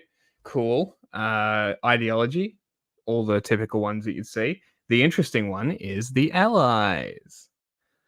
We have Nazis, Nazis, Nazis, Nazis, Adam Waffen, the base, more Nazis, Syrian Socialist, Social Nationalist Party. This is Syrian Girls Party. She loves these guys. Oh, also, what's her Golden name? Dawn. The Syrian nationalist, the fucking Antifa Portland journalist girl who Mhm. got jumped by Adam Waffen. Mm-hmm. She was in that party in Syria. Really interesting. Yeah, isn't that great? They're like, Mhm. it's like you're jumping your own guys, Adam Waffen. Mm-hmm. Oh, Little girl. what's this in activities? After the war in Donbass broke out in eastern Ukraine in 2014, the Russian Imperial movement began training and sending volunteer soldiers to the pro-Russian groups in the conflict. Wow, interesting. So Russia sent Nazis to Donbass. Interesting. Oh, what's this? When the 2014, hold on, where was it? Here. The 2014 conflict was supported by the Russian Imperial movement, who believe that in the idea of seeing the revival of the Russian Empire. But that's very funny. That sounds exactly Isn't like it- Putin. Remember when Putin was justifying the invasion? He's like, well, we hate the commies, but before that, there was the Russian Empire, right? Remember he said that. And then like all the tankies online are like, can you believe this? He said that communism was bad. You remember that? That was so funny. So they believe that Ukraine is not an independent state. Interesting. Sounds exactly like Putin. But is a part of Russia and needs to be brought back. In 2014, the group created a military wing called the Imperial Legion. Pretty fashy. To fight in the conflict zone. They think they're Rome. I'm sure that will come back around again. This whole Roman Imperial Legion thing. Like, Jesus. Surely Christ. there won't be another thing about Rome in this interview with Putin. You know, that will be the only thing that we'll my have. God. What did you do? You fucked everything up. This is your I know fault. exactly where we were. Don't worry. Yeah, it was hilarious. It reloaded, but I know exactly where we were. Bandera. No way, Fallout New Vegas. Because the Legion. We didn't hear about Turkey. Let's go here. Uh-oh. Blue barbecue. It's broken, guys. Guys, it's broken. Hang Elon on, Musk, your website sucks. We'll cut to Putin singing Blueberry Hill. Okay.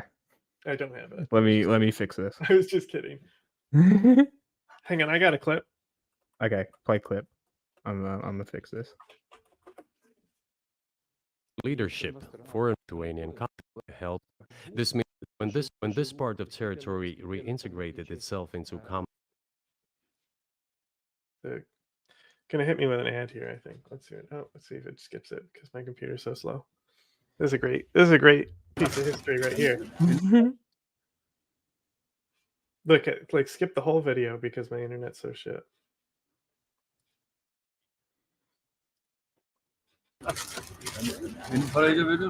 За меня тоже заплатишь, да? Да, заплачу. Ты же гость. Соответственно, смотрите. Oh, he's paying for their ice cream date. How nice. 210. Вот министру дадите. Ему на развитие авиации.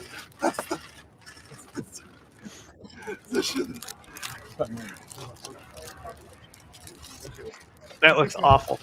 All right, let's see how Putin eats ice cream. I swear to God, if they cut it off before he puts that ice cream in his mouth, I'm going to be so upset. The Guardian, don't you fuck me on this. Put it in your mouth, Putin. That's what I'm talking about. That's what I'm talking about. Did you see how that man eats ice cream? Maniac. Political field supported the coup, although it was meaningless, believe me, because without military to do that. Did you call a U.S. President Secretary okay, we to have this. The Ukrainian kinds of neo-Nazi movements? Yeah, you want to explain why it's important? Go ahead. A plombier. Yeah, Russians think that their ice cream is good when it's just shitty. Start this war in 2022. This is an attempt to stop it. Do you think you've stopped and it? It's like now? really actually invented because the Soviet Union had such little sugar or something. Yeah, that doesn't surprise me. I mean, have you achieved your aims? No, we haven't achieved our aims yet because one of them is the state-funded ice cream.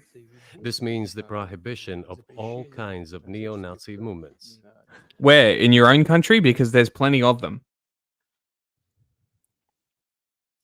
This is one of the problems that we discussed during the negotiation process, which ended in Istanbul early this year.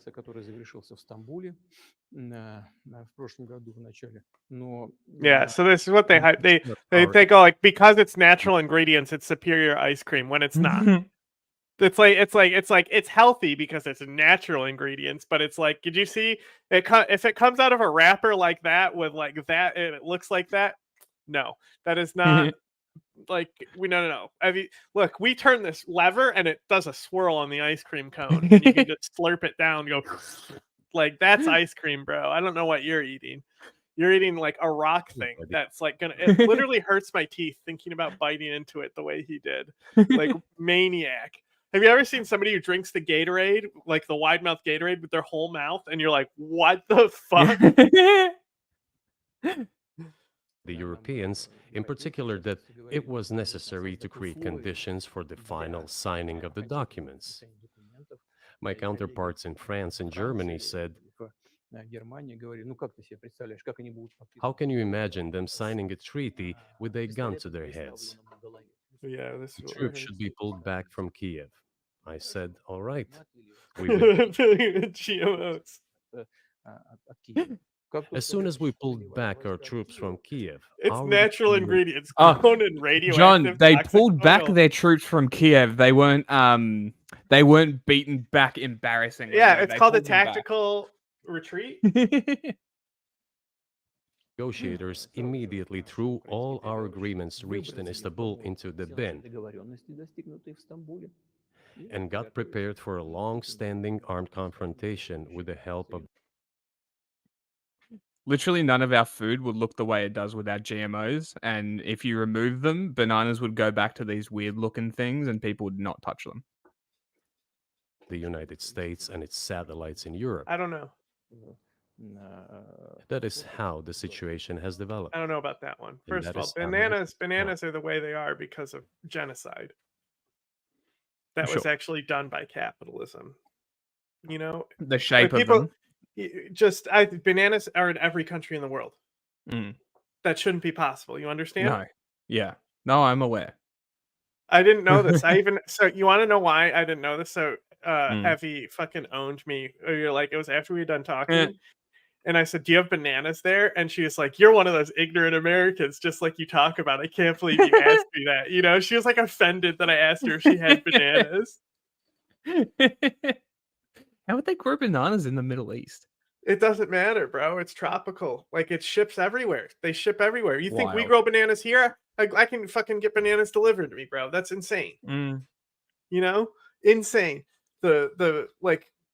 Oh, you mean they're shipped everywhere in the world, not that they're grown everywhere in the world? Yeah. Like every Right, country, you can okay. buy them at the store.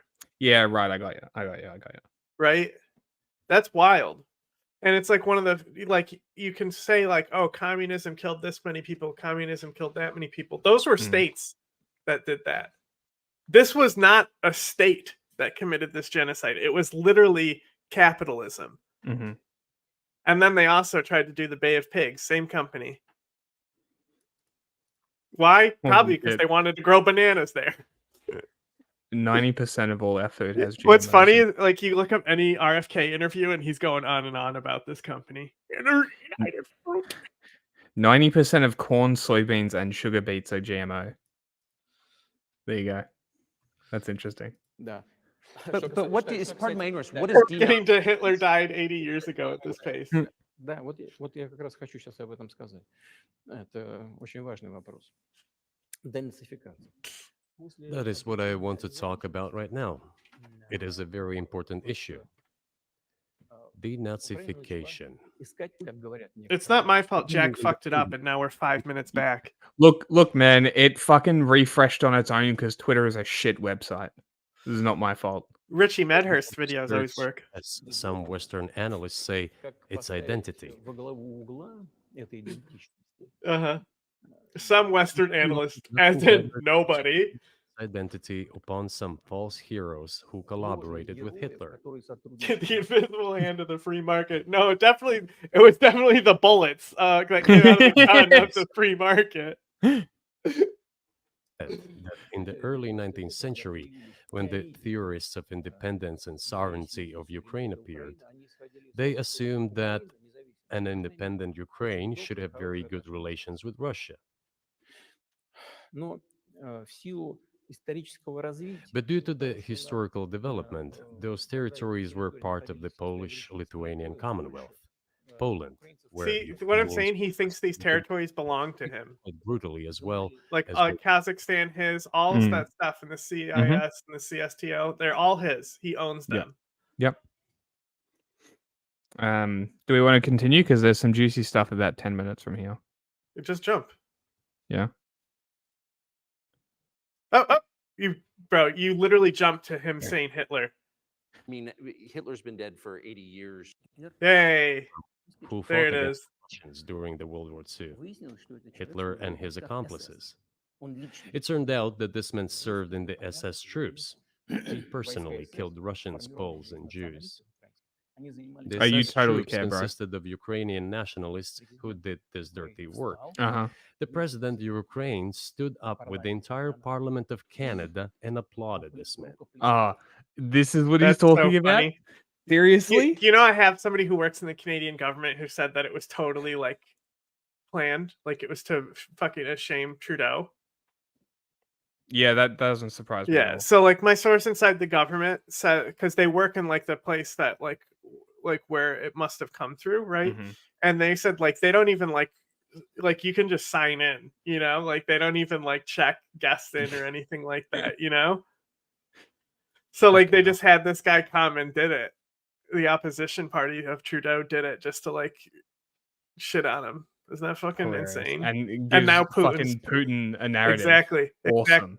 Welcome to what our politics do to the world in North America. How can this be imagined? The president of Ukraine himself, by the way, is a Jew by nationality. Oh, God. Really, my question is, what do you do about it? I mean, Hitler's been dead for 80 years. Nazi Germany no longer exists. We have Jews. And so I think what you're saying is you want to extinguish or at least control Ukrainian nationalism, but how? How do you do that? Послушайте меня. Kill him. Ваш вопрос очень тонкий. Listen to me. Your question is very Listen, subtle, guys. and I can tell you what I think. Do not take offense. Hey, you know that country Israel? No, what country is this? Oh, well, I mean, you know that place Israel, right? You know who like founded Uh-huh. that country? Like before it was a country? Before Britain came in and started fucking with people? The original idea of Zionism. Yeah, well, it wasn't so much of like we're going to make a state here, but because we Mm. were getting kicked out of Europe, we're going to create our own path here with with this civilization. You know who did that? Who's that? Oh, there were these guys called the Bolsheviks. Ah, Yeah, interesting. yeah, crazy, right? Pretty interesting. Yeah, so like the Bolshevik Genocide runs party, in the blood. the Bolshevik party was like, hey, you can't be here because you're Jews. So those Bolshevik communist Jews went and formed the kibbutz. And those communes were the first settlements that could be attributed to the idea of Zionism. But then Ben Gurion comes along and he like modernizes this idea of Zionism into a state. Even he didn't acknowledge Zionism as statehood for a long time. Only when it came down to actually like getting what he needed done, and all changes because of the British and Europe, because they didn't want to fucking accept people back into their country, places where they were born. Would The you call United States- socialist Zionism Nazism? No, no, it's more based in Bolshevism. Okay. A Bolshevism that isn't corrupted, like, you know, it's like picture today's like hippie commune, right? Now make them Bolsheviks of that period. Yeah. There was no conflict, you know. Он, казалось бы, тонкий, он очень противный, этот вопрос. This question appears to be subtle. It is quite pesky. Значит, You say Hitler has been dead for so many years, 80 years. But his example lives on. People who exterminate And me. Russians. Of course I know him. He's me. The president, the current president of today's Ukraine applauds him in the Canadian Parliament, gives a standing ovation. Can we say that we have completely uprooted this ideology if what we see is happening today? Epic. That is what the Nazification. So the guy is one of the pioneers of the kibbutz was Yosef Baratz. He was the Russian emissary to the United States in 1921. So yeah, I know what I'm talking about, bro. Yeah, I've asked for these details last time we spoke about it, but you didn't give it to me because I was curious. I wanted to do a little more research. Oh, I mean, it's like something. It's like you can Google and find it. I mean, I don't have like if you asked me to source check it, I would do some Googling until like I found it. Well, it was more that you said the kibbutz specifically, which is what got me to where. Oh what yeah, was yeah. looking I for, probably when I because first you described it to you, I didn't know what the word was because Mm. sometimes I'll forget what words are. But Right. because October 7th happened mainly in these communes, I've kind of learned it because everyone's been like this kibbutz, that kibbutz. Okay. Yeah. So now Yeah. I've like learned the word. I probably didn't know it off the top of my head and just Mhm. said the communes back then. Yeah. Okay.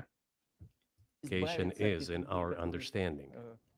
We have to get rid of those people who maintain this concept and support this practice and try to preserve it.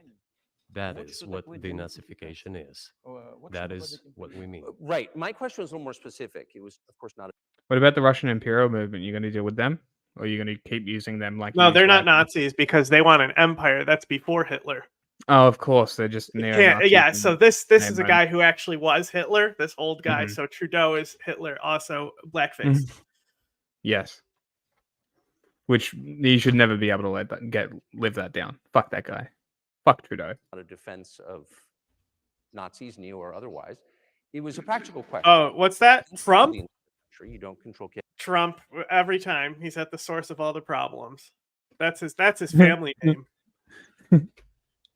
If you don't seem like you want to, So how do you eliminate a culture or an ideology or feelings or a view of history in a country that you don't control? What do you do about that? А вы знаете, как вам не покажется странным, в ходе переговоров в Стамбуле You know, as strange as it may seem to you, during the negotiations in Istanbul, we did agree that we have it all in writing. Neo-Nazism would not be cultivated in Ukraine, including Only You blew out. in Russia. But he did cultivate them in Ukraine, though. He said he's like you made Nazis come, and it's like yeah, you were sending them here the whole time, Mhm. like you're, and then it's like well, you said Nazis wouldn't cultivate in Ukraine, and they cultivated, and then it's Mhm. like oh. Yeah. The funniest part is that this Azov thing that they always like to talk about, Azov didn't form until 2015 or 16 after Russian was sending Nazis in. So what likely happened, and I'm not so sure about this because I haven't looked into this specifically, but what I think happened, because I read that Azov is not originally from where they're based out of, which is Yeah, that they're coast city. defectors. They're defectors from the Yeah. Donbass area But because they but they're left way bigger because of now. the This is Russian like Nazis. origin Azov. This is when they Yes, actually were yes, led by like a yes. Nazi commander and stuff. Yes, that's what I'm saying. Yeah, is that they're displaced from the Donbass region by the Mhm. Russian Nazis because they didn't want to join them. They told them to fuck off because they Well, went so, like, around saying, "Hey, we're so Nazis, join us."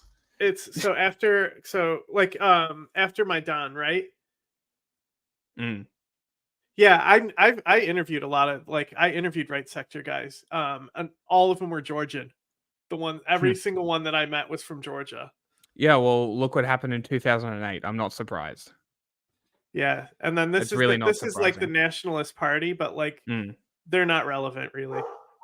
They haven't been relevant in a long time. But like so this like right sector was at Euromaidan, and then Azov came after. But the Euromaidan event, like so there is the whole point of right sector is like they came and don't walk away. I'm not going to talk that long. The point of right sector is that they came and they divided the police from attacking protesters that they didn't agree with. The protesters wanted EU relations, and right sector just didn't want to be like under anyone's thumb. So it's not so much that they were like pro EU, they just didn't want to, they agreed with Ukrainian nationalism more than Russian nationalism, and that's where the divide among the nationalists comes out from. And Russia thinks that as long as they're all Nazis in the same place, they'll be fine. Yeah, exactly. And that's what I bet he probably planned on sending the Russian imperial movement, because there's no way that they were just like, this is a great opportunity to militarize 100% the Russian Also, military. It's just like ISIS, right? So like to get rid of all these like potential jihadis that these states have, they freely send them to Syria. Yep. Why not? Like, yeah. Then they don't repatriate them after. And Arab states did this beforehand. The reason why militant Islam exists is because Arab states were torturing these guys for years. A war breaks out, and they said, "Oh, we can get rid of this prison space." They throw them into Afghanistan. A bunch of them survive, get more radical, and then that's the shit that happens here too. All these states sent their fucking fascists to Ukraine and to fight. Mm-hmm. There's even a brigade that still exists that was an old school Nazi brigade that isn't Azov that people don't know about, but I forgot what they changed their name to. Mm. But they used to be called Phoenix Brigade. Okay. And I interviewed a few of those guys. Because what did Azov change to? Like 3rd Battalion or something? Like 3rd Assault Brigade. Yeah, okay. But they didn't really change their logo all that much either. They kind of got rid of the black sun, but the SS thing is still kind of there, which is kind of funny. Being that it would be prohibited at the legislative level. Mr. It's like out of all the things you've got to give them that, like their symbols, like their symbology and shit is like kind of gangster. The vibes, I understand. But like the ideology is kind of garbage. Like it is. It's trash, right? But all the worst ideologies have the best aesthetics, I reckon. Carson, we agreed on that. This, it turns out, can Okay. be done during They the used to be called, I was trying to remember what they were called before. It was the Misanthropic Division. Oh, no fucking way. So these guys were at Euromaidan as well. Misanthropic Division. Jesus Yeah, Christ. but they're the ones who have this flag that you'll see a lot in like you'll see a lot of this in like the Nazi propaganda where it's like there's Yes. like Nazis in Ukraine. They always use these guys. And I've talked about it too with Militant Wire. It's like how often that this specific that doesn't exist anymore, this specific division appears, these flags appear in Yeah. Russian propaganda specifically. And how it's this one is more the only one that's photoshopped more than this one is the one that's like the Nazi flag, but in the Ukraine colors. You know that one? Yeah. Yeah. That they do that one a lot. But a lot of those flags were carried by this division as well. Okay. And they're like not relevant. They're like super small. But I think they Yeah. still exist and they have been integrated as well. Okay. They might be gone now. Let me see. And there's nothing humiliating for Ukraine as a Yeah, it modern is. civilized state. Is any state allowed to promote Nazism? It is not, is it? That is it.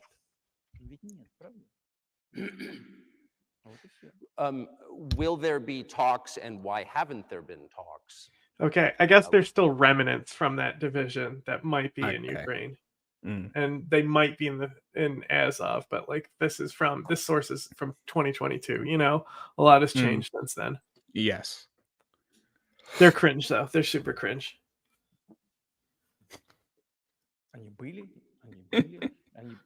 Yeah, there's so many great comments here. These fucking guys. That's so 13 and edgy.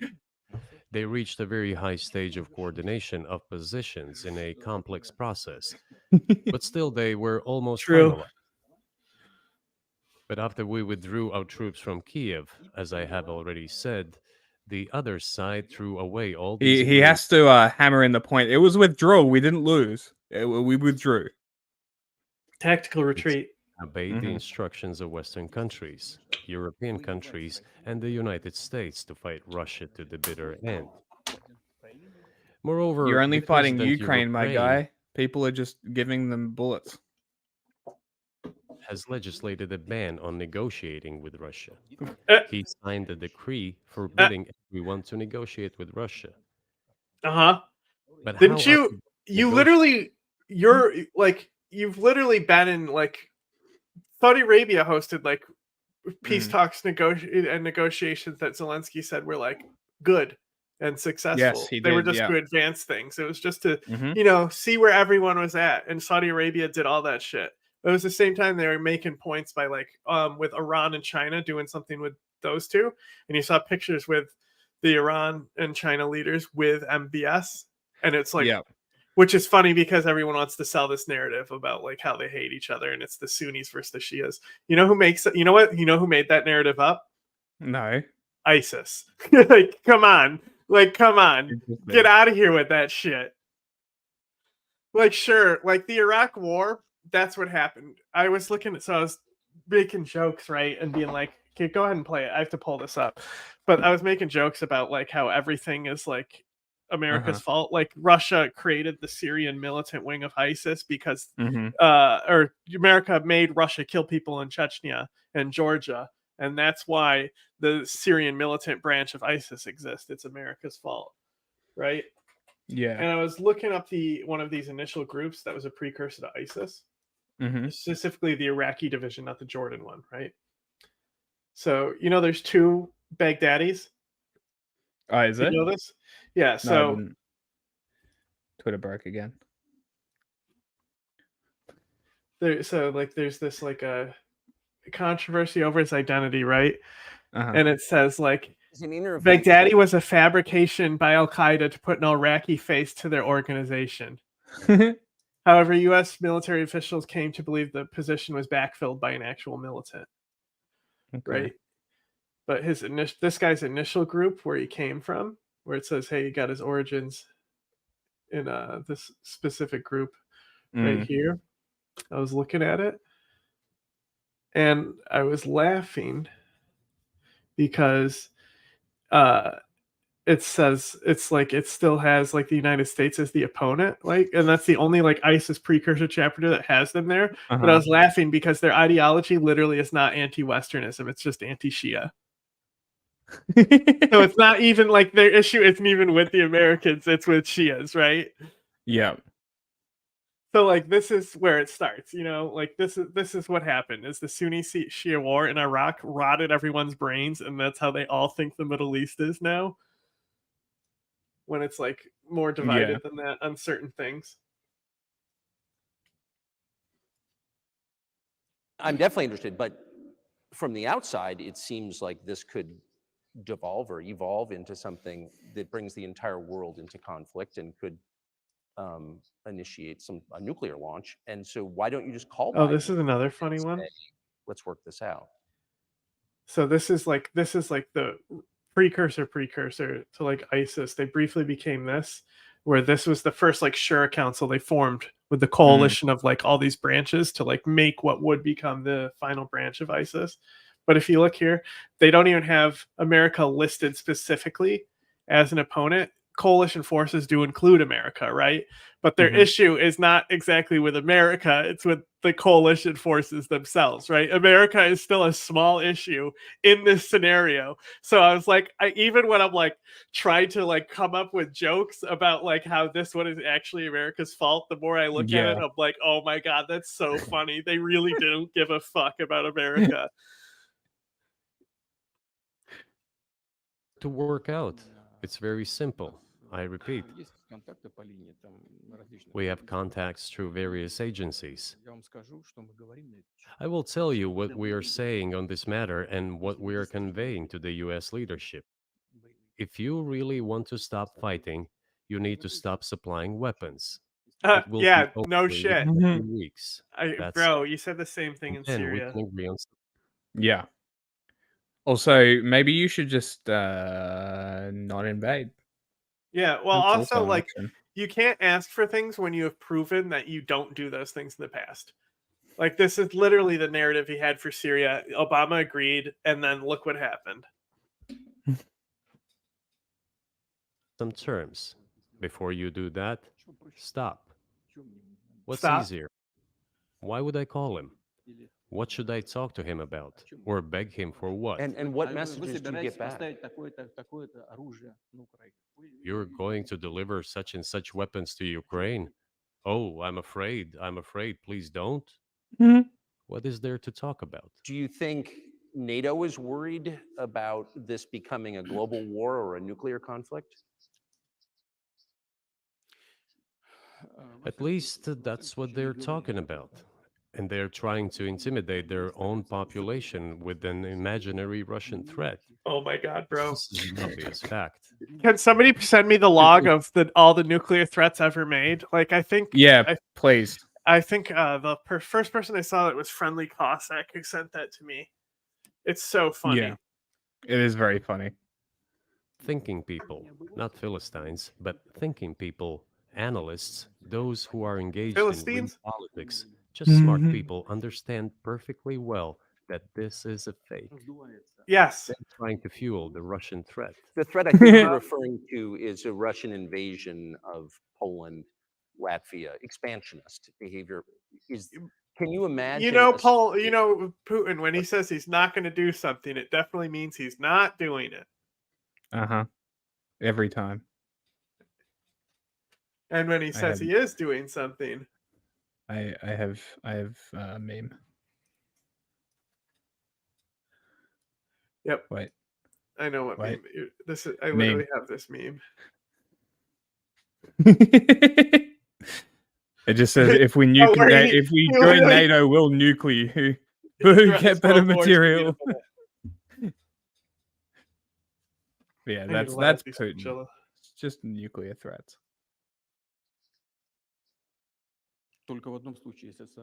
Only in one case, if Poland attacks Russia. Why? Because we have no interest in Poland, Latvia, or anywhere else. Why would we do that? We simply don't have any interest. Why would you invade Ukraine? You don't have interest there either. Well, the argument, I know you know this, is that, well, he invaded Ukraine. He has territorial aims across the continent. And you're saying unequivocally you don't.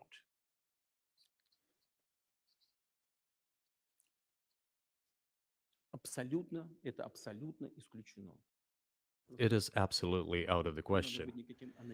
You just don't have to be any kind of analyst. It goes against common sense to get involved in some kind of a global war.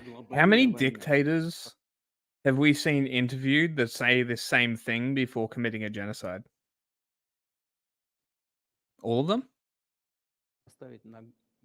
And a global war will bring all humanity to the brink of destruction. It's obvious. There are certainly means of deterrence. They have been scaring everyone with us all along. Tomorrow, Russia will use tactical nuclear weapons. Tomorrow, Russia will use that. No, the day after tomorrow. So what? So what if I do? Additional So what money if I do is what he's saying. and European taxpayers in the confrontation with Russia in the Ukrainian theater of war. The goal is to weaken Russia as much as possible.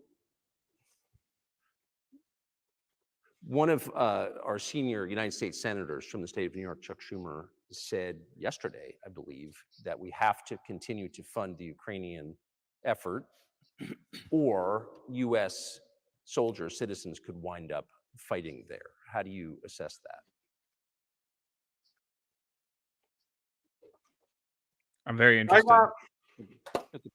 I'm extremely interested. I got to an hear his answer. remember? Go on, predict his answer. Go. No. I just want to say, remember Bosnia when we said, hey, we need to give them weapons or else we're going to have to put soldiers there, and then we didn't give them weapons? What happened next? Oh, soldiers, invasion. Oh, yeah. F-117 got shot down. That was the second war. This is a provocation, and a cheap provocation at that. I believe so. I do not understand why American soldiers should fight in Ukraine. There are mercenaries from the United States there.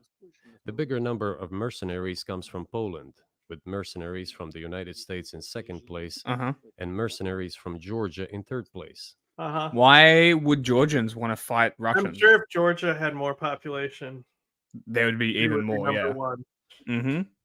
Easily. Because the Georgian the Georgian government, I don't think really fought back. They kind of just folded. And that's the thing. It's like when Omar al-Shashani started going with this ISIS goal with the Caucasus people that came down, who became the militant branch of ISIS.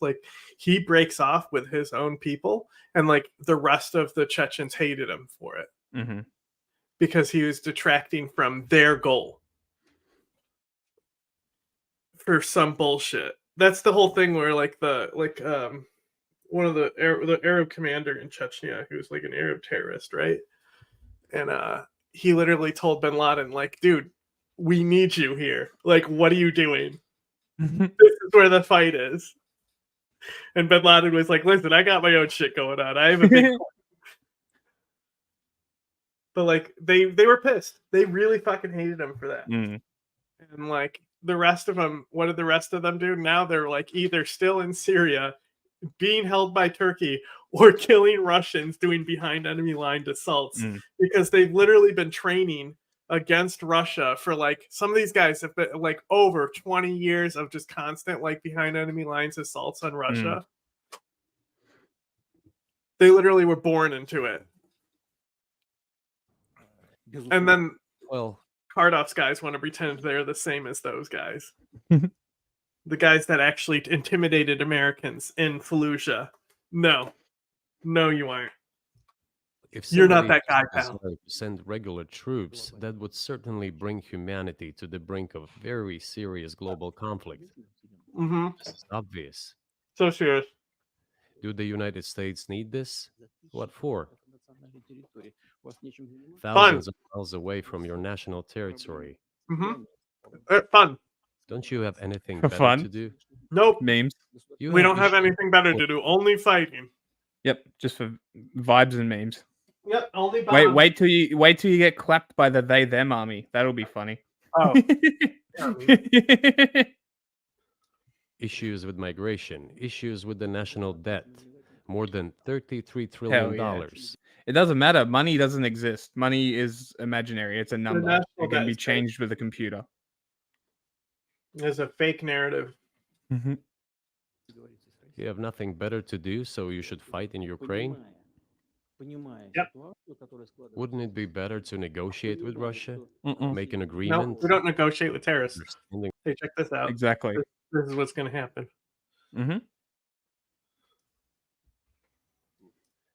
And realizing this, actually return to common sense. Start respecting God, I Common wish sense. interests. Your sound bites don't work. Don't do it.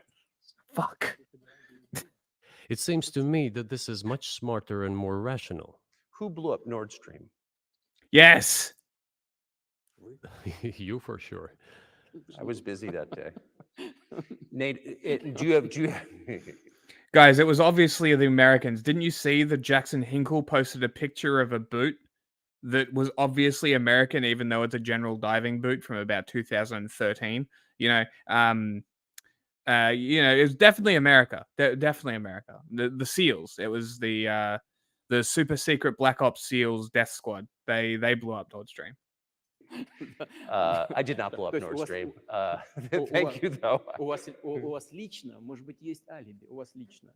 You personally may have an alibi, but the CIA has no such alibi. The CIA is not a Did person. you have evidence that NATO or the CIA did it?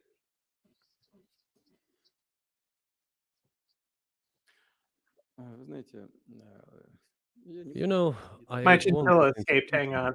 People always say I won't get into details. That's a no, sir. That is a big, fat, hard no. in such cases, look for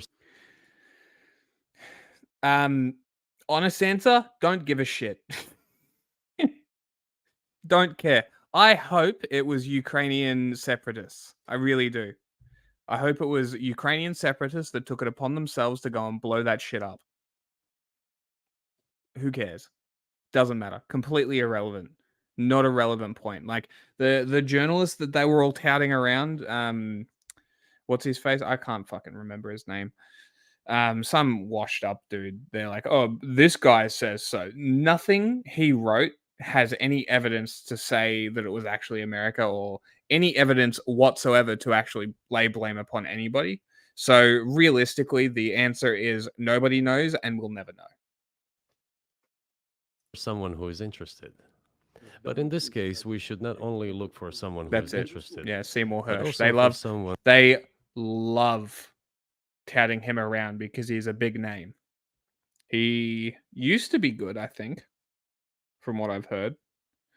But yeah, his sources literally I made it the fuck up. Like, it's just, trust me, I am a credible journalist, obviously.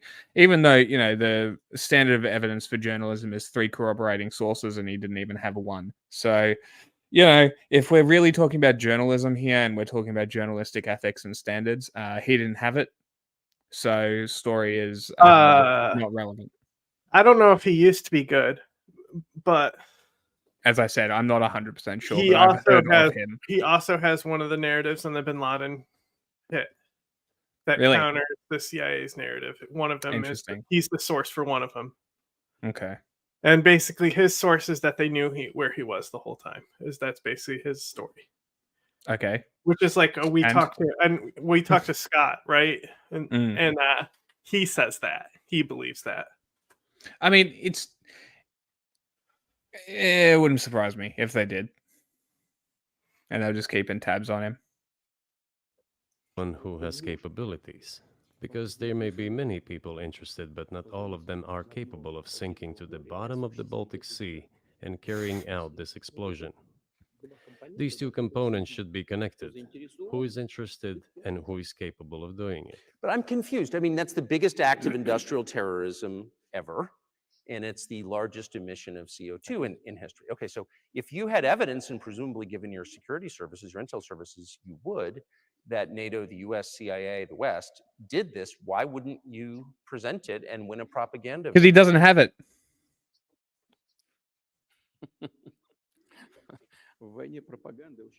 In the war of propaganda, it is very difficult to defeat the United States. Not true. America because the is United- shit at Dude, propaganda. they literally the Awful. worst.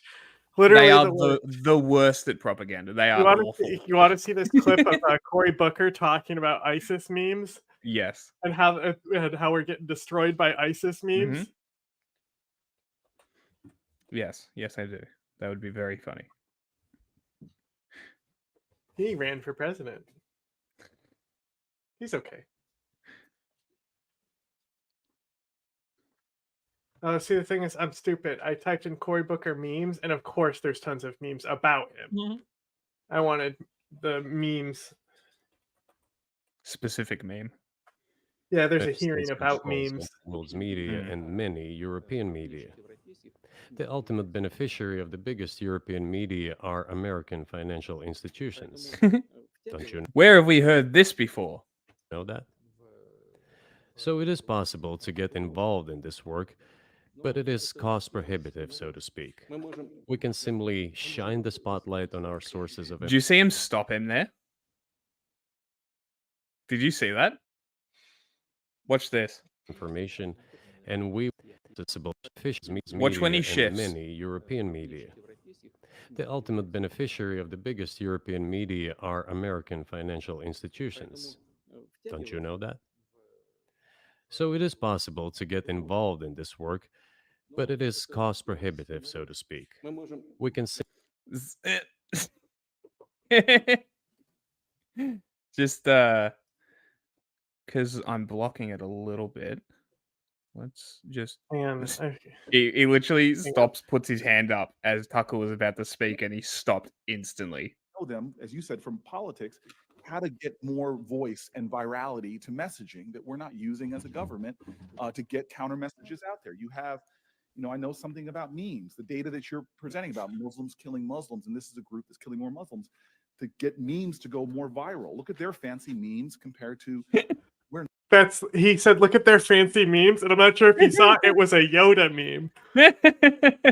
memes to go more viral. Look at their fancy memes compared to.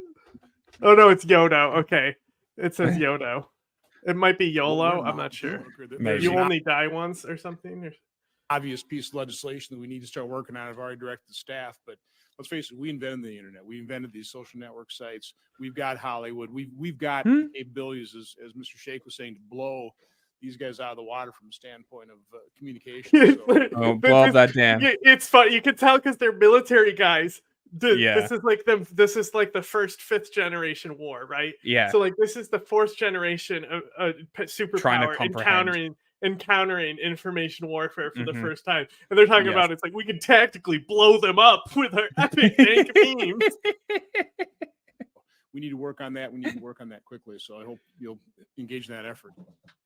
Isn't that awesome? That's one of my favorite things that happened. Yeah, you see this?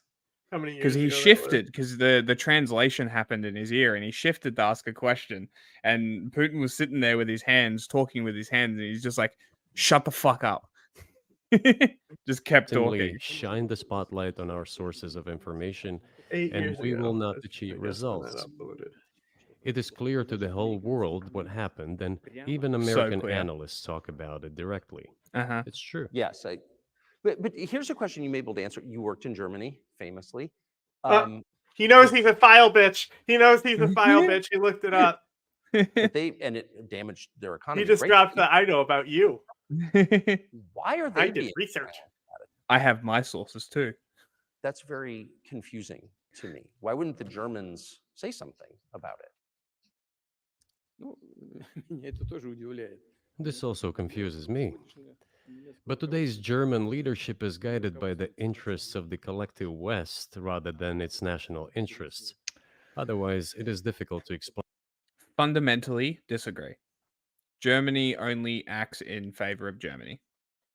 Yeah, it's a state after all. Yeah. There's absolutely no way that Germany is doing anything it does for anything but itself. Like, that's such a foolish statement. No good today. Explain the logic of their action or inaction. After all, It is not only about Nord Stream 1, which was blown up, and the Nord Stream 2 was damaged, but one pipe is safe and sound, and gas can be supplied to Europe through it. They But should blow that Germany one up does not too. open it. We're ready, please. There's another route through Poland called Yamal Europe, which also allows for large flow. Poland has closed it, but Poland packs from the German hand. It receives money from the pan-European funds, and Germany is the Again, main donor to the. Putin, you don't know the audience for Tucker Carlson. They don't give a fuck about Europe. They don't know where it is. If you ask them to point to Europe on a map, they won't know where it is because they'll barely know the United States. Yeah. What? Are you serious right now? This motherfucker's eating my wall. View comes from. They refuse to do so. Why? Ask them. That is what is like in their heads. Those are highly incompetent people. Well, maybe the world is breaking into two hemispheres, one with cheap energy, the other without. And I want to ask you that. If we're now a multipolar world, obviously we are.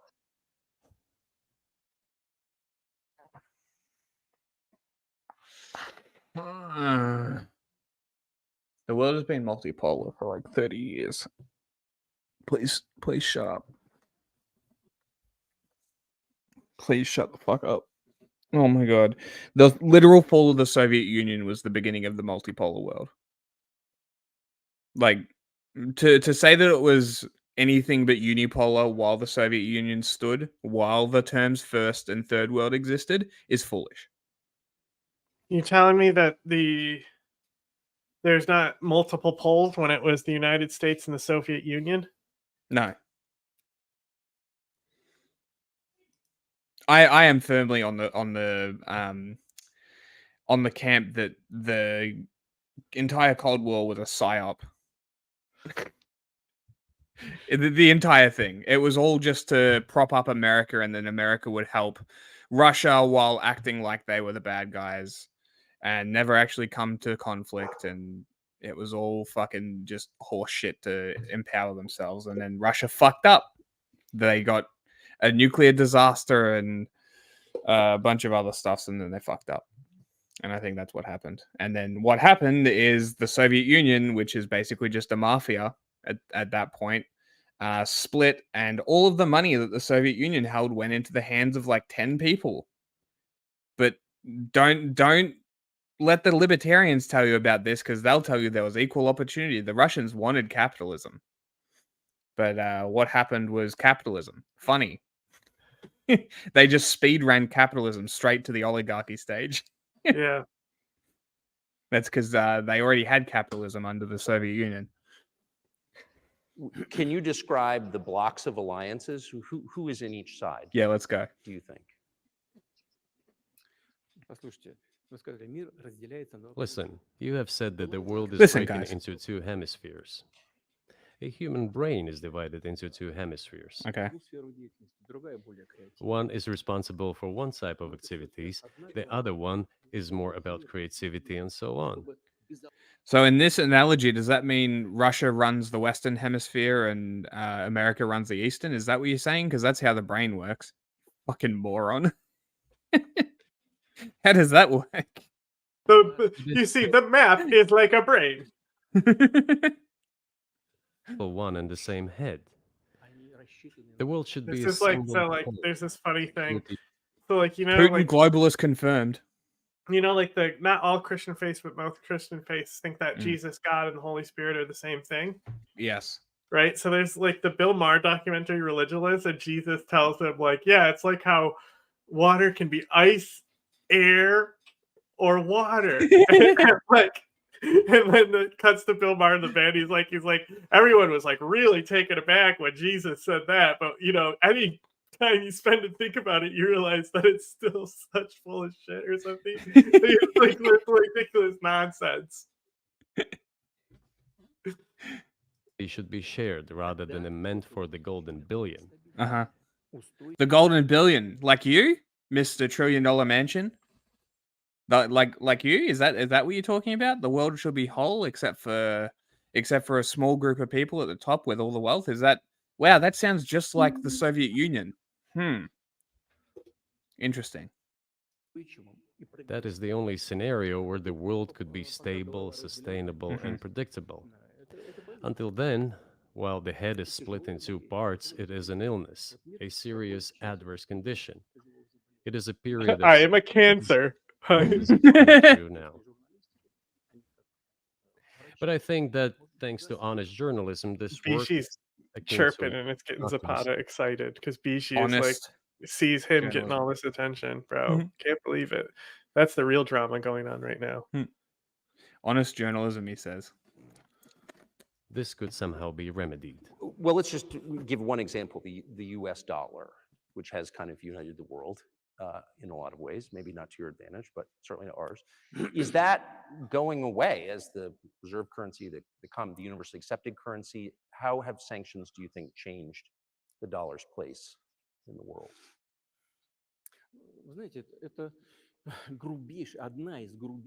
You know, to use the dollar as a tool of foreign policy struggle is one of the biggest Color clip by gold. The US political leadership.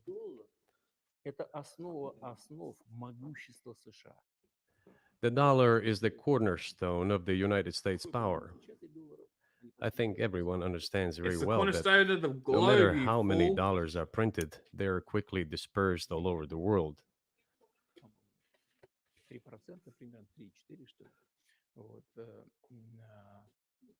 So reserve currency pilled. Inflation in the United States is minimal. It's about 3 or 3.4%, which is, I think, totally acceptable for the US. But they won't stop printing. What does the debt of $33 trillion tell us about? It's very funny because I'm trying to figure out whether these narratives came from him first or these narratives came out of America and then were adopted by him to use against America. I can't figure out which way is which. So, I don't know. I hope it's the... it'd be funny if it was the other way around, but I think it's the Americans first and then they're using this narrative. I think. It is about the emission.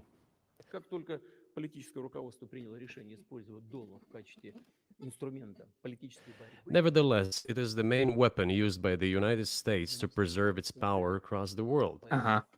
As soon as the political leadership decided to use the US dollar as a tool of political struggle, a blow was dealt to this American power. I would not like to use any strong language, but it is a stupid thing to do and a grave mistake.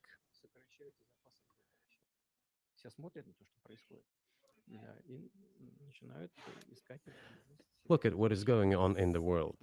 Even the United States allies are now downsizing their dollar reserves. Seeing this, everyone starts looking for ways to protect themselves. But the fact that the United States applies restrictive measures to certain countries, such as placing restrictions on transactions, freezing assets, etc. Oh, boo. Restrictions on stuff. Oh, they don't let us buy the parts we need for the missiles. The calculator company said no, but they gave Ukraine calculator company missiles. Okay. I'm going to skip forward a bit. One of a time ago are those power centers in the decisions at various levels expect from this person. Then maybe something will change.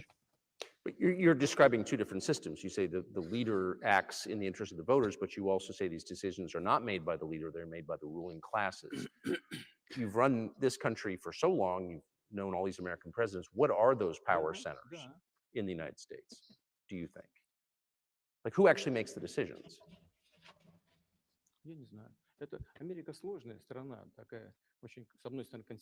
I don't know. America is a complex country, conservative on one hand, rapidly changing on the other. It's not easy for us to sort it all out. Who makes decisions in the elections? Is it possible to understand this when each state has its own legislation? Each state regulates itself? I guess he Someone understands can be America. excluded from elections at the state Yeah, level. Putin crazy. Is a two-stage It's almost like we're 50 countries under Yeah. one union. I'm surprised he actually is aware of He's how like, the American this system runs. democracy and voting stuff, it confuses me. I don't have time for this. I streamline it. Anyone who disobeys me suddenly thinks suicide is badass.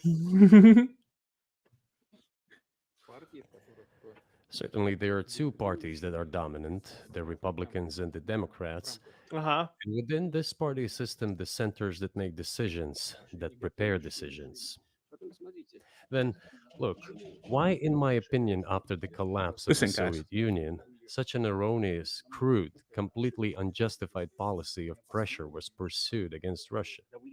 After all, this is a policy of pressure. NATO expansion, support for the He's back separatists on in this. Caucasus, creation of a missile defense system. These are all elements of pressure. Pressure, pressure, pressure. Not you, And though. dragging No. Ukraine into NATO is all about pressure. Nuclear threats, pressure, not at all pressure. He's dragging Ukraine into NATO. I think, among other things, because excessive production capacities were created. During the Classic confrontation with abuse. the Soviet He Union, beats them for there were going to many get help. centers created and specialists on the Soviet Union who could not do anything else. They convinced the political leadership that it is necessary I have a to graph for continue this, you know. Russia, to try to break it up, to create on this territory several quasi-state entities, and to subdue them in a divided form, to use their combined potential for the future struggle with China. This is a mistake, including the excessive potential of those who worked for the confrontation with the Soviet Union. It is necessary to get rid of this. There should be new, fresh forces, people who look into the future and understand what is happening in the world. Look at how Indonesia is Like developing. Wagner. 600 million Indonesia. people. What a weird country Where to can we pick. get away from that? Nowhere. Huge country. We just have to assume that Indonesia will enter. It is Top already country. in the club of the world's leading economies, no matter who likes it or Shut up, dislikes it. Joe. Yes, we understand and are aware that in the United States, despite all the economic Oh, that's problems, why they just changed their picture to something I wasn't the familiar with. situation is still normal, with the economy growing decently. The GDP is growing by 2.5%, if I'm not mistaken. Okay. Here's a famous graphic. See, it's got the X and Y labeled and everything.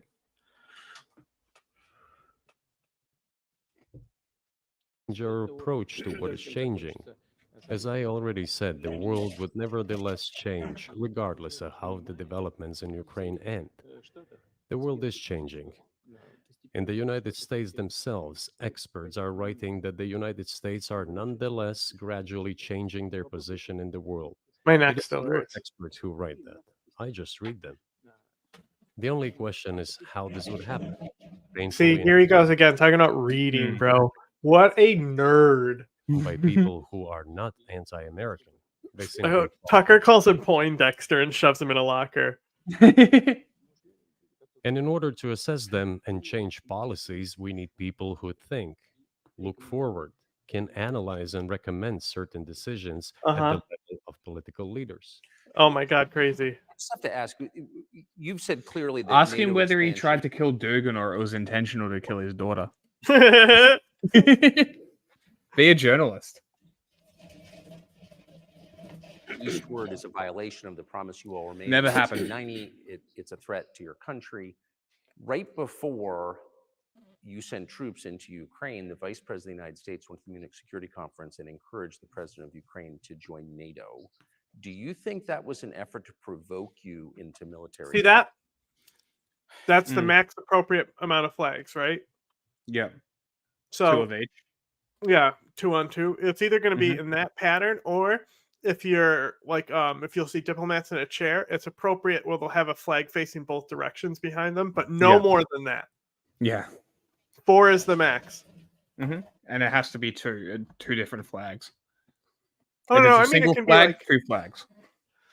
Like if it's behind the leader, you can have like the flag, you know, like you can have the, you know, if they have 2 flags behind them, the other, like India will put 2 flags behind them, but they'll put 2 flags behind the other person. Yeah.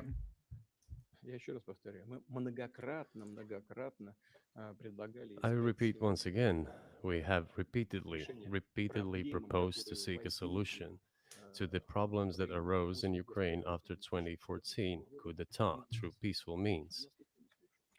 I'm not looking forward to the amount of people who are just like, it was a coup. Shut the fuck up. Now, at least now, I can actually be like, you are literally parroting Putin. It's not just talking points anymore. It's literally him. Nobody's gonna right? watch. Nobody's gonna watch this. The interview. Yeah, like Tucker's fans and shit. Do you think Tucker? Look, I want you to just think about this, right? Howard Stern was able to pull his audience to Sirius satellite radio, and that company still exists now because he was able to pull an audience, right, from one medium to another. Charlemagne, he pulled an audience from one place to another. Joe Rogan with Spotify pulled them there. They're not all of these are the same thing, but Tucker's audience that watched him on the television is not going to Twitter. Okay. I'm not talking about his viewers. that's- I'm talking about the people who are going to watch this Oh, and yeah, I use know. these narratives because just they already saying, at use them. least It's his just going to be old- even more. Like, nobody watches this though. That's what No, I'm I know. saying. More people are going to watch this, ironically, like us, than are actually going to take this seriously. Moreover, the Ukrainian leaders who were under the He literally could not pick up. Like, Sagar and Getty would be a better person to have interview Putin, honestly, than. At least he already has a cultivated internet audience, Yeah. Can you imagine Sagar and Getty, fucking Kyle Klinsky in here interviewing Putin? suddenly I declared have a that they Kyle would not Klinsky find soundbite, but I can't play it disagreements. because it's going to double. just Maybe I should double. Maybe it won't. Maybe it's funny enough that it won't matter that it's going to be all fucked up. And you definitely have a really, really large dick. Your peepee is gigundo. Okay. Church. Okay. What's the church? Is that the church that they bombed with the thing on the outside? Is that what they're talking about in the chat logs? I think Tucker is talking about how Ukraine is persecuting the Christians. That's the narrative he wanted to sell people. That's a specific Tucker Carlson narrative that he sold to people. All right. Well, let's skip to there. Tucker's just being like, wait, he's not doing the lies that I was told are supposed to be the lies I'm repeating. I'm so confused. In that territory.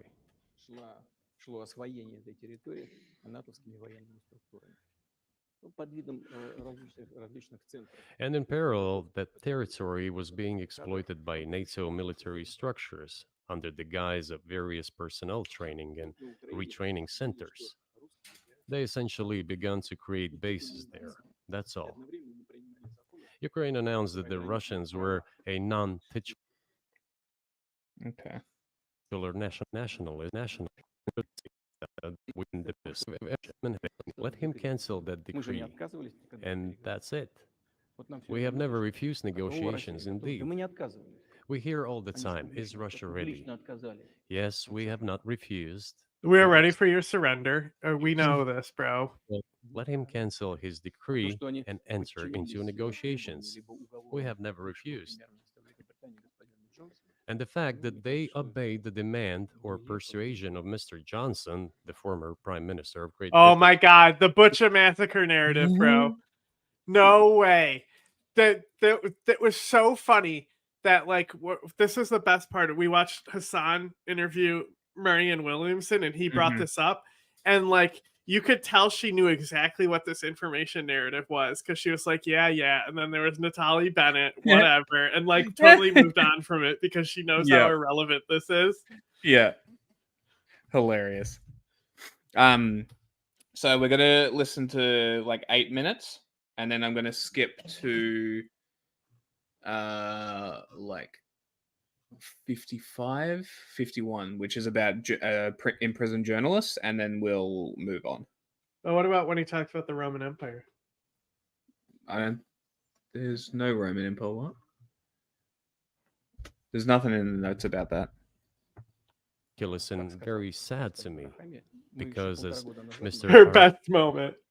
We could have stopped those hostilities with war a year and a She half fucking ago. beat Dean Phillips. It's so funny. But the British persuaded us and we refused this. Where is 147 is the Roman Empire. the war continues? That's a good Uh, question. That's all right. We'll get to it because it's Where's about. Johnson now? Well, you see, Putin. Britain has what's called a democracy, right? So that's why their leaders, they come and go. He's like, I don't understand what that is. Yeah. I skipped over the Bush bit because we're already almost 3 hours in. So. And it myself. There was a general starting point. For some reason, everyone had the illusion that Russia could be defeated on the battlefield. Well, they're not winning. Because of arrogance, because of a pure heart, but not because of a great mind. You've described the connection between Russia and Ukraine. You've described Russia itself a couple of times as orthodox. That's central to your understanding of Russia. You've said you're orthodox. What does that mean for you? You're a Christian leader by your own description. So what effect does that have on you? That was a weird speech pattern coming from Tucker Yeah. Carlson. As I already mentioned, That then seems in like it's edited. 1988, Like it may be. Like, was that a continuous shot? Like, were they editing him out? Putin being like, "What do you mean?" baptized. He must have been giving him a look because I think it's all one shot of him going through these questions, where he's just like being like, that thing that you do. Yeah. You put it. We could have stopped those hostilities with war a year and a half ago already.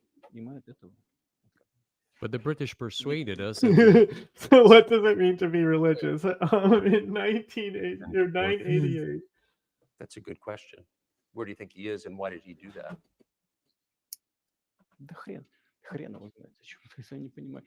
Hell knows. I don't understand it myself. There was a general starting point. For some reason, everyone. See, I've been under the impression that every third word Russians say is swearing. So I'm very disappointed. Like, every Russian person I've spoken to swears a lot. So I'm very disappointed. All I wanted to see was Putin call Tucker a cunt. That's all I wanted. You can't say that. I can. I'm Australian. No, you can't. It's not allowed. It's not allowed for anyone. I'm Australian. It's a national. Hey, what does this sound like? National.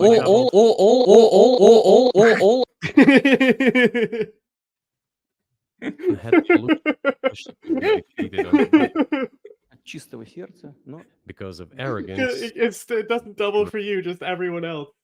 Mm-hmm. Oh my god. You don't know how dumb that sounds. You've described the connection between Russia and Ukraine. You've described Russia itself a couple of times as orthodox. That's central to your understanding of Russia. You've said you're orthodox. What does that mean? No, it was one continuous shot. He's definitely giving him a look like by your own description. So what effect does that have? So he's continuing on the question. Yeah, he's just like staring through him. As I already mentioned, in 988, Prince Vladimir was baptized following the example. He wasn't kidding. I thought he was just memeing, but it's true. He literally did. And gradually, over the course of Fuck me, bro. Oh my god. I kind of want to make a parody Putin account. Fucking loser. I kind of want to make a Putin parody account to match my Xi Jinping one, where I just post tweets that says in X year this happened. Because I think that would be fucking hilarious. In other chinchilla. Just random Russian name did this in this year. This is why I did this. It was a lengthy process, from pagans to Christians. It took many years. But in the end, this orthodoxy, Eastern Christianity, deeply rooted itself in the consciousness of the Russian people. When Russia expanded and absorbed other nations who profess Islam, Buddhism, and Judaism, Russia has always been very loyal to those people who profess other religions. This is her strength. Is that why you destroyed all the churches when the USSR happened? Every religion abolished, gone. See you later. Can't have religion when state's the god, can you? Nope. This is absolutely clear. And the fact is that the main postulates, main values are very similar, not to say the same, in all world religions I've just mentioned, and which are the traditional religions of the Russian Federation, Russia. Uh-oh, he By looks the way, mad. Russian authorities were always very careful about the culture and religion of those people who came These into fucking Beatles, man. Every time I turn around, I find another one. Like there's like you guys aren't done yet. Like when they really get like they're invasive, you know? So like I have a big bay window, right? And like if you lift up the curtain at any time, like in the middle of the summer, they're just like caking the entire window because they like What they the like fuck? to land on certain sides of trees and shit. Okay. And there's just so many of them. And you'll see like the windowsill outside, like stacked. Like there's like a physical pile of these fucking beetles. They're called Beetles. box elder bugs. Lyme disease. They're box elder bugs. It's a They're cool harmless. name. They're just like everywhere. They're ticks carry Lyme disease, right? Yeah, these things don't do anything. They're just annoying because they're invasive. Is that in upstate or is it just in like Long Island? It's only on the East Coast. So Lyme disease. ticks out west doesn't carry it. Okay, interesting. I mean, they can. Because doesn't it make you like allergic to meat? I don't know. Because that's what I've heard. My dog got it, but they like were Mm. fine. Like we gave them an anti-Lyme thing, and they were like fine. So Opinion forms the basis of both security and stability of the Russian statehood. All the peoples inhabiting Russia basically consider it their motherhood. If, say, people move over to you or to Europe from Latin America, an even clearer and more understandable example, people come, but yet they have come to you or to European countries from their historical homeland. Want to know where they don't go? They fucking don't go to fucking Russia, is where they don't go. So profess different I wonder what that tells you. Religions in Russia consider Russia their motherland. They have no other motherland. Do they? We are together. This is one big family, and our traditional values are very similar. I've just mentioned one big family, but everyone has her own family. And this is the basis of our society. And if we say that the motherland and the family are specifically connected with each other, it is indeed the case, since it is impossible to ensure. What is he yapping about, bro? I have our no fucking families- clue.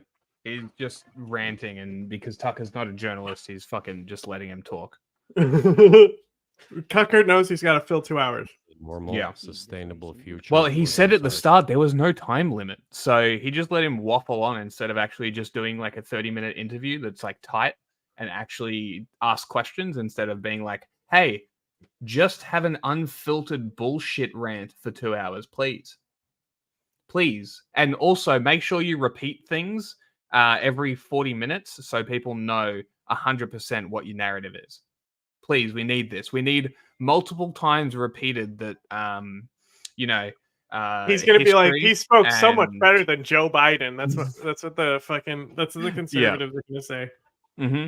And then, repeating. Actually, we haven't had the repeated religion thing. Repeating that the Maidan was a coup. Repeating that the denazification bullshit. Let's just uncritically allow the dictator of Russia, the guy currently invading Ukraine and arguably committing a genocide, another one, probably is third at this point, possibly fourth. And we're just gonna allow him to sit here unchallenged, spewing his bullshit. Well done, Tucker. You really did some journalism here. You really fucking did it. He You doesn't give a absolutely shit. nailed it. He knows that it's going to get him the clicks. Mm-hmm. That's why he's here. He's a sellout. Mm-hmm. Country for the motherland. That is why patriotic sentiment is so strong in Russia. Uh-huh. Can I say that the one way in which the religions are different is that Christianity is Percentage of people who are proud of their country. What? I said percentage of people who are proud of their country. Oh, you're getting this map up? No, I just figured, hey, I'll Google this and see what happens. Oh man, it looks like Russia's in the lowest percentile. who has to kill of any country. How can a leader be a Christian? How do you? That's crazy. To yourself. There's the countries that are like lower, right? Than anyone else. Germany, Ukraine, and Japan. Japan makes sense. Nationality, the bottom one on this survey is Taiwan, kind of. I mean, Japan makes sense. They kind of had the nationalism nuked out of them. So they kind of, I think they're mostly generally pretty peaceful these days. They don't really want to fuck with people. I mean, the government's different, but that's like, well, that's like just government things. Ukraine is interesting because it's like the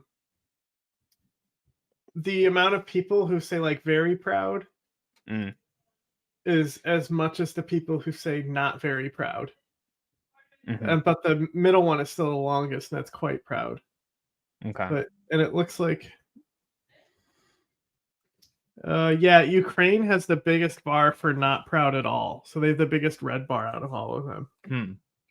It probably has something to do with the Panama Papers and shit. I don't know. As well as like the Russian history of like leaders.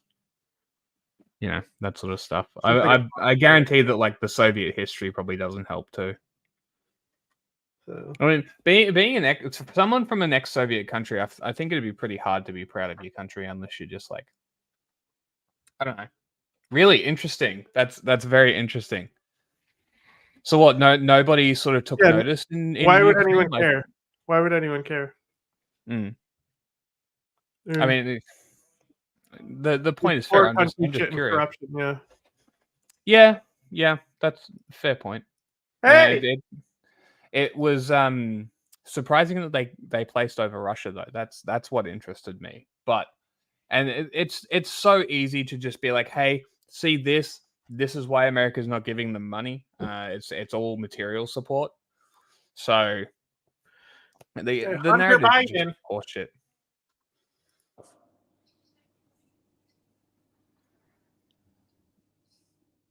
Очень легко.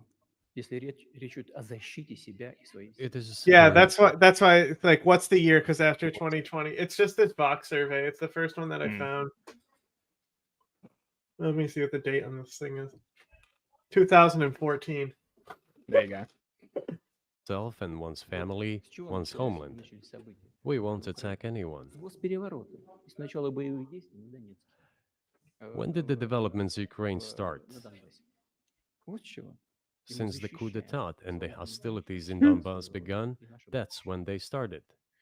And we're protecting our people. See, these TikTok sources have it much higher, but they're both completely different. It's one of those things where it's like, how do you even measure this type of thing? Yeah. You know, it's a big question for Americans. Like, how proud? What is patriotism to you? It's not about going to church every day or banging your head on the floor. It is in the heart. And our culture is so human-oriented. Dostoevsky, who was very well known. Oh, God. Womp, womp, womp. Dostoevsky mentioned, bro. Spoke a lot about this, about the Russian soul. Shut up.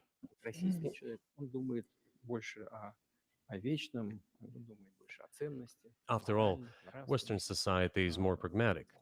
Russian people think more about the eternal, about moral. Where are we now? I don't know. Maybe What time code? I'm still waiting for this point that you wanted. We're still listening through this. The only other thing that there's What is is he? What are marked. we waiting for? Whatever him to you say? wanted to wait for. The Roman Empire? Is that what we're waiting Yes. for? Okay.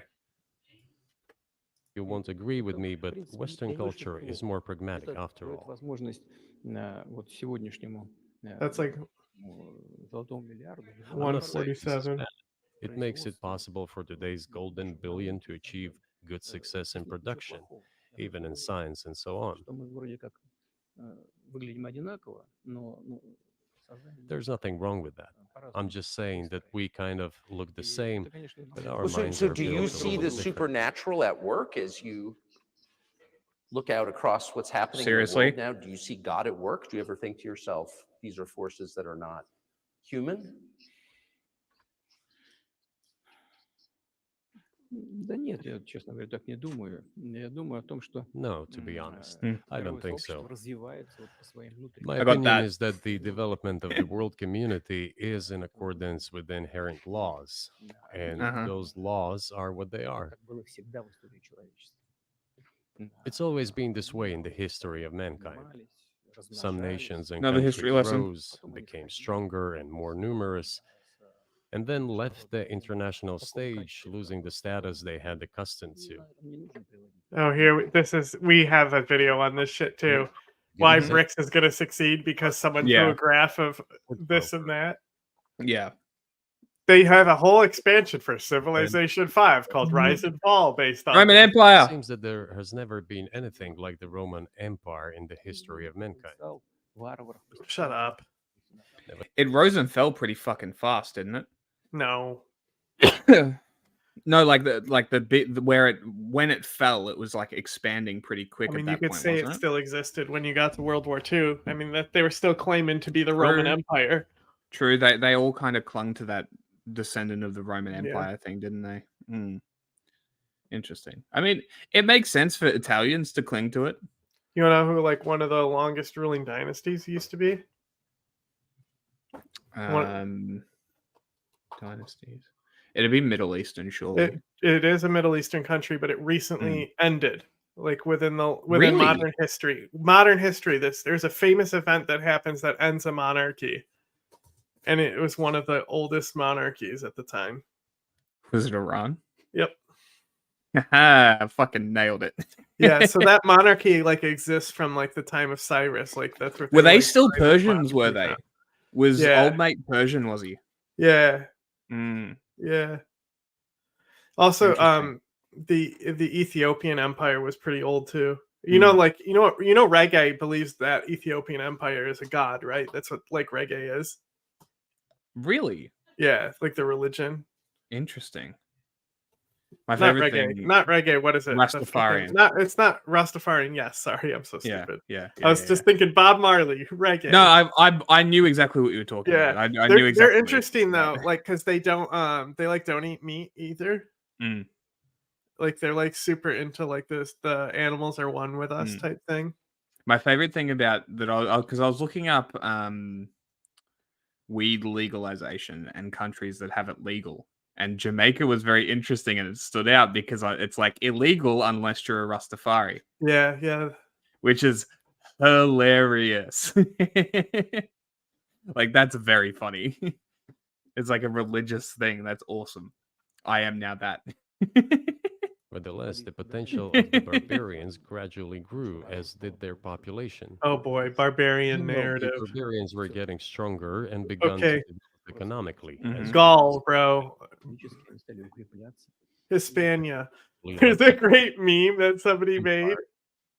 And it's like Tucker Carlson talking about how he's interviewing Hispania, and he's like coming from Rome to interview them, and it's so funny that this comes to it. Hey, shithead! regime imposed by the Romans. However, it took 5 centuries for the Roman Empire to fall apart. The difference with what is happening now is that all the processes of change are happening at a much faster pace than in Roman times. So when does the AI empire start? Oh my god.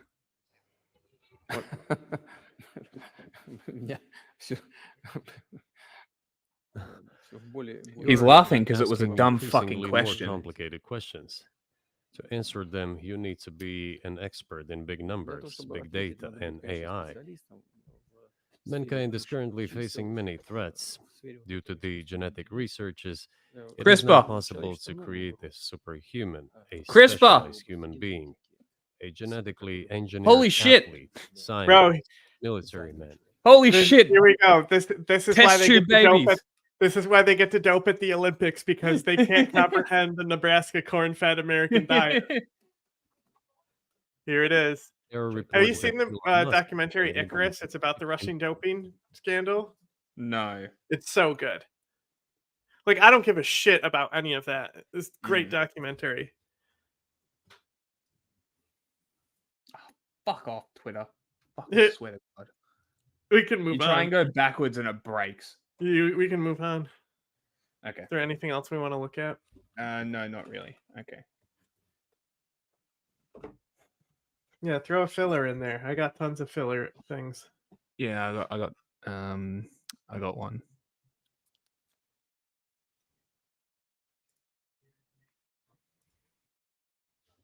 No, I wanted that to open Why do you a hate new one. Elmo so much? He's a cringing little milksop of a pup. I mean, there's audio of him.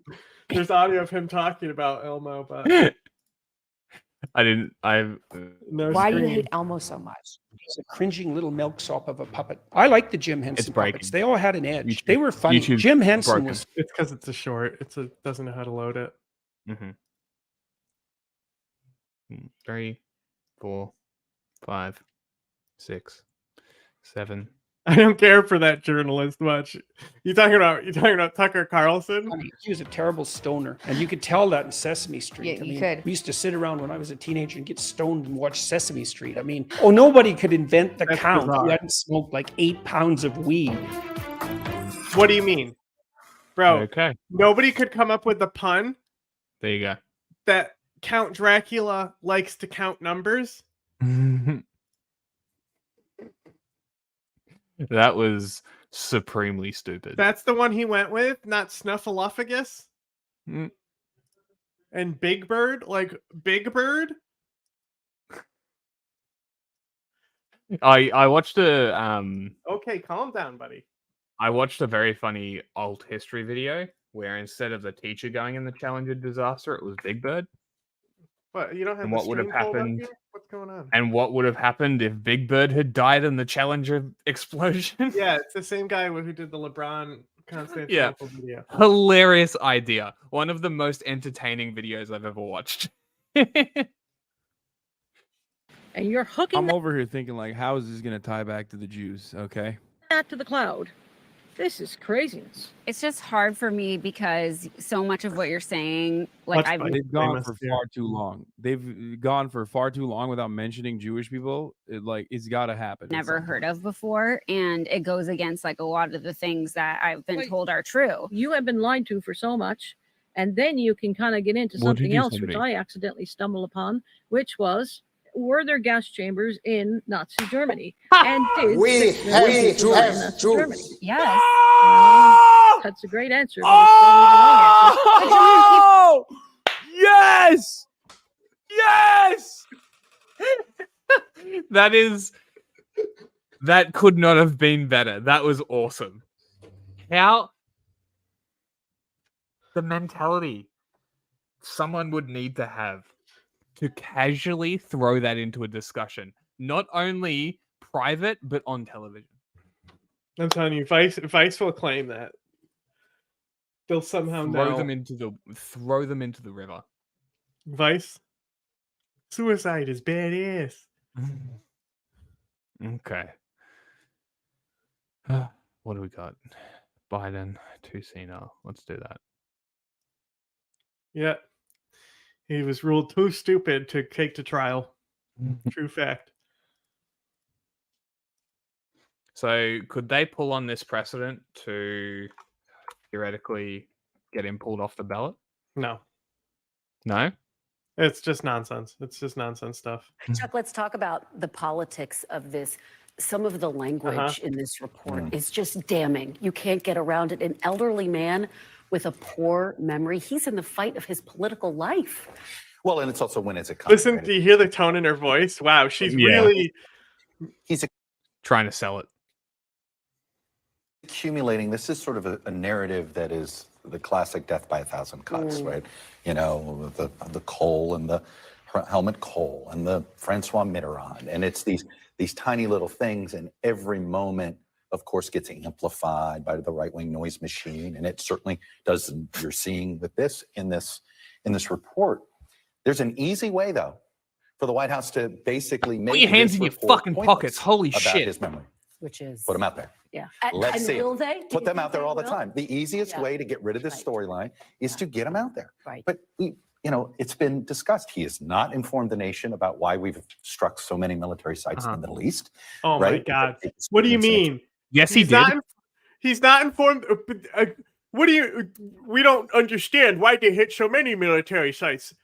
Why did that happen? Because they literally have local news brain. They forgot what happened a week ago, and the strikes happened more than a week ago, so they can't remember. Awesome. Very awesome. Occasional comment here or there. We had a daytime one so far about the border bill, but he's been not very engaged on that. He's engaged in these fundraisers. Yeah. Which we get Behind print closed doors. Bro, there's no what camera. is this? This is MSNBC. Wild interview, because it's like not engaged on the border bill. Are you serious? He is their political analyst, apparently. That's pathetic.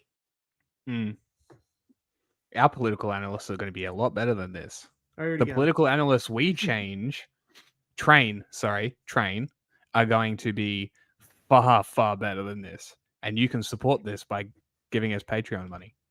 Yeah. But YouTube demonetized how many that? different Was that a good transition? This guy Do sucks. you want to though, give? for real. Do you want to give the spiel? No, go ahead. No, we're good. different ways people can be yelling into the vacuum Links to right this there. White House.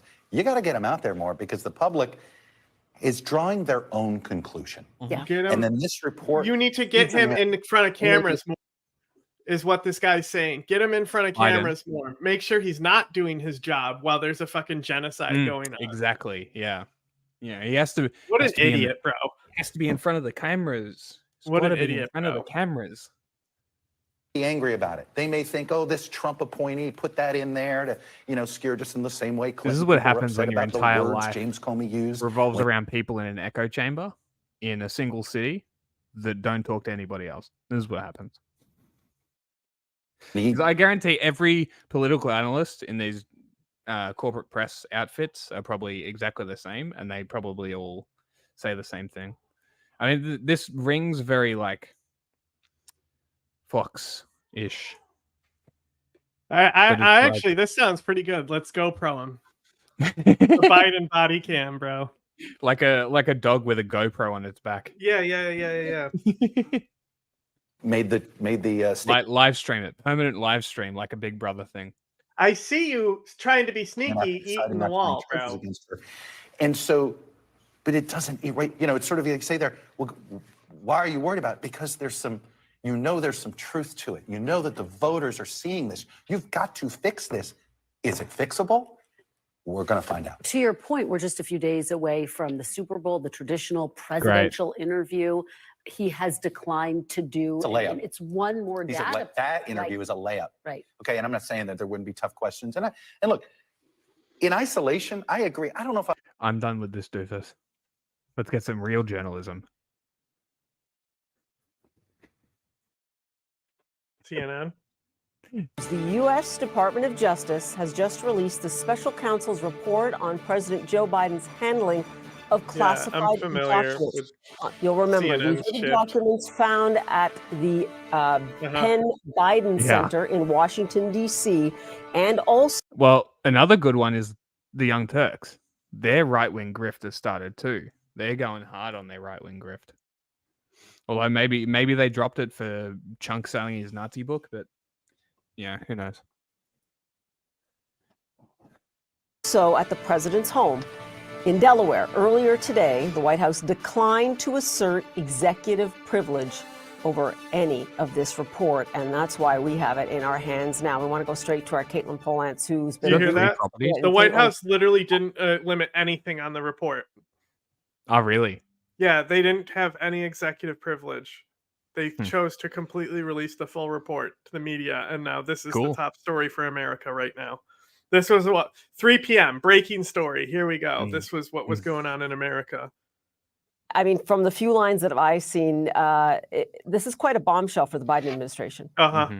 It is, Paula, the finding here after a year-long investigation by the special counsel. So a prosecutor looking at possible criminal charges for the Justice Department with a little bit of distance from the administration itself, Especially someone with a level of independence, found evidence that Joe Biden willfully retained and disclosed classified materials after he left the vice presidency during the Obama years of the presidency. Now, there's a big but here. The but is there are no criminal charges being filed here. Special counsel Rob Hur found that there should not be criminal charges, that even if department policy at the Department of Justice said you can't indict a sitting president, which Joe Biden is currently, and that is the department policy, they still wouldn't be bringing charges. The reason... So it's more that they're not bringing charges because he's a sitting president, not his mental capacity. No. It's because he didn't commit a crime.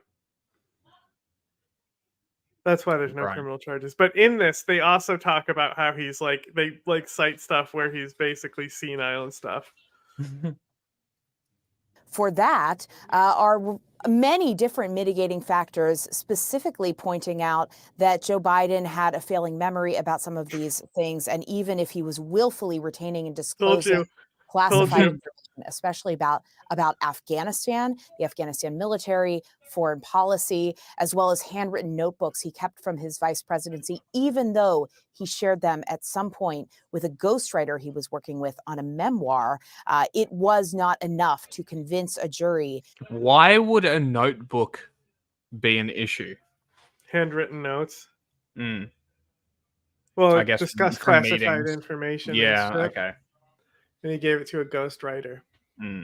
Yeah, okay. Either way, they're literally saying he's too old and forgetful that it can be accounted for that. Yeah. Or that he willfully wanted to keep these things in violation of the law.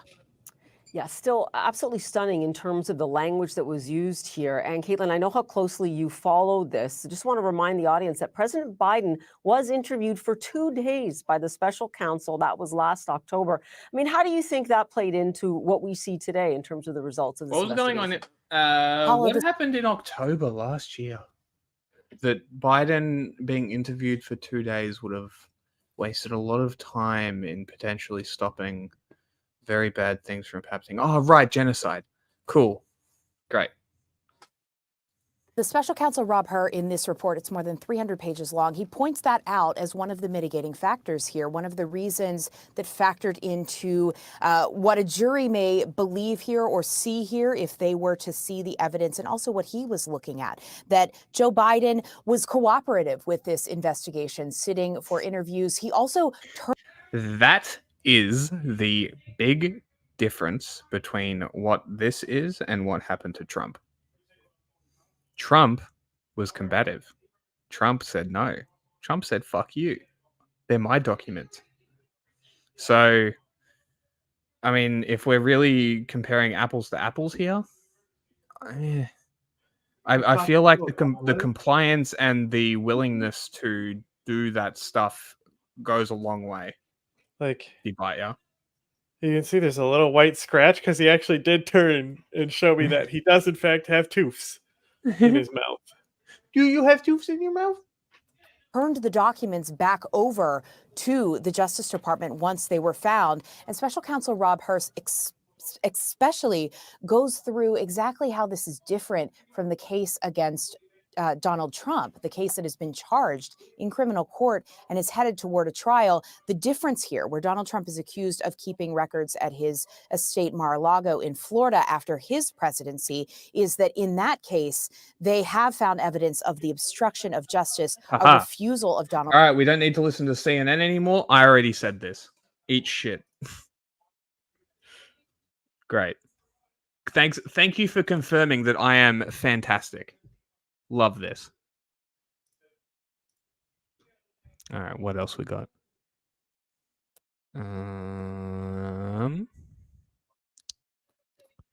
What else have we got?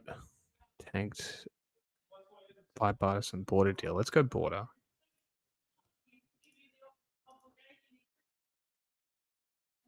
Boom. What ahead? Senator, you are a moderate Democrat or a conservative Democrat. You've been very central to so many legislative compromises between the Democrats and Republicans since 2010, but especially since Biden took office. Is this dysfunction worse that we're seeing this week than what you've seen in the past? And who do you ultimately blame for the failure of the border bill to become law? Well, let me just say this. First of all, Jake, I'm an American. And I think that's how most of us should be feeling right now. What do we do to bring our country together? Next of all, what we saw on the floor today of the United States Senate, which I can't even imagine. You've been covering it so many different ways and angles, and I think you've been spot on. This reaffirms why I did not run for re-election, because I have come to the conclusion we're not going to fix the political posturing in Washington, here in Congress. Joe Manchin quit. Womp womp womp. Fucking nice. It's so funny that this guy of all people is like, we're not going to stop the posturing. It's like, bro, you were literally that guy. You and Cinema were those two people. That's why it's so funny that both of them are like highlighted today for being absolute like dickheads to the Republicans. Awesome. Because they're like, they're just bitter because they don't get to be those guys now. This is absolutely unheard of, what you saw happen, and a reversal of absolutely proportion that we've never seen before. 18,000 Border Patrol agents have all said this would be the best bill they've ever seen in at least the last 2 decades or more. It'll control the border. Is he talking about how the GOP tanked the border bill? Yeah. The So border like, that's the whole thing is the Democrats are like, I can't believe they did this. Right? That's what's just funny about it. Yeah, because they're not paying attention, or they're doing it for political points. Do you think they're aware of why they're doing it, or do you think seriously was supposed to go through? Like it was all set to go through and everything, and at the last minute, Trump did this. So like, of course, everyone is pissed about it. Right. Okay. So it's not so much like they're not aware. It's that they thought it was going to go through, and then it got torpedoed at the end. Yeah. Okay. For no reason. Yeah. Catch and release. It's changing the interpretation and definition of asylum. It holds people. It doesn't put anybody back in our country. It puts 1,800 new agents out and 1,500 new ICE agents out. The big thing on this, what's crazy about this, they wanted the goal of the bill is to streamline the asylum process for 6 months. Right now, it takes years. Mm-hmm. Isn't that crazy? Yeah. Like, why would you? It's so funny. It literally gave them everything. Are they streamlining immigration as well, like legal immigration? Because that takes forever to get a green card. Well, that was Chuck Schumer's thing. That's the left wing Mhm. part. So Okay. it's going to get a shitload of work permits. Okay. It opens up all those work permits and stuff, and Well, people can apply for work in Mexico. That'd be as sick. well. That'd be sick. As soon It's as that literally happens, if it Chuck happens, Schumer's when it happens. proposals is literally what Reagan did. Yeah. Okay. It's So like I mean, Reagan like, too. it's going to get refiled and put through and probably pass. Well, But, what's important is that we'll get to it, but they did split because they tied the aid to it because that's how they said they wouldn't do aid Yeah. without it tied to the border because Mhm. they wanted this border bill. So that's how bad they wanted this border Yeah. bill, right? Yeah. So think about how much leverage they had here, right? Where they tied all the aid they needed to the border bill just to get it passed because the Republicans are like, we won't pass anything without the border bill. Yeah. Right? They got And they still torpedoed it. everything they wanted. And now they have to sell it like it was a bad bill. And Yeah. because you know how they have the narrative, it's like, I haven't read anything. I haven't read anything. Yeah. They don't let us read the bill. And that's all they say on the conservative news leading up to it. They don't Mhm. report what they actually are negotiating on the bill. Yeah. No, there was so much of that where they're like, we don't know. Yeah. What do you mean? We don't read it. But they did pass aid. Okay, interesting. Well, the Senate did. It has to go to the House, Mm. but we'll get to that. Yeah, I mean, if and when this border policy eventually passes, because it will, Well, they want to hold it up for Trump. obviously they want to hold it up, but like it will eventually. Good news, great news, excellent. Streamlining the green card process, fantastic. The fact that it's like a wait list and 5 years long is fucked. Like it's just As ridiculous. quickly as possible, people that have been let go to make sure whether they deserve to be here or not. All of these things is everybody's talked about forever. Now, they're blaming the Biden administration. They have a right to. The Biden administration from day one, I've disagreed with on their border.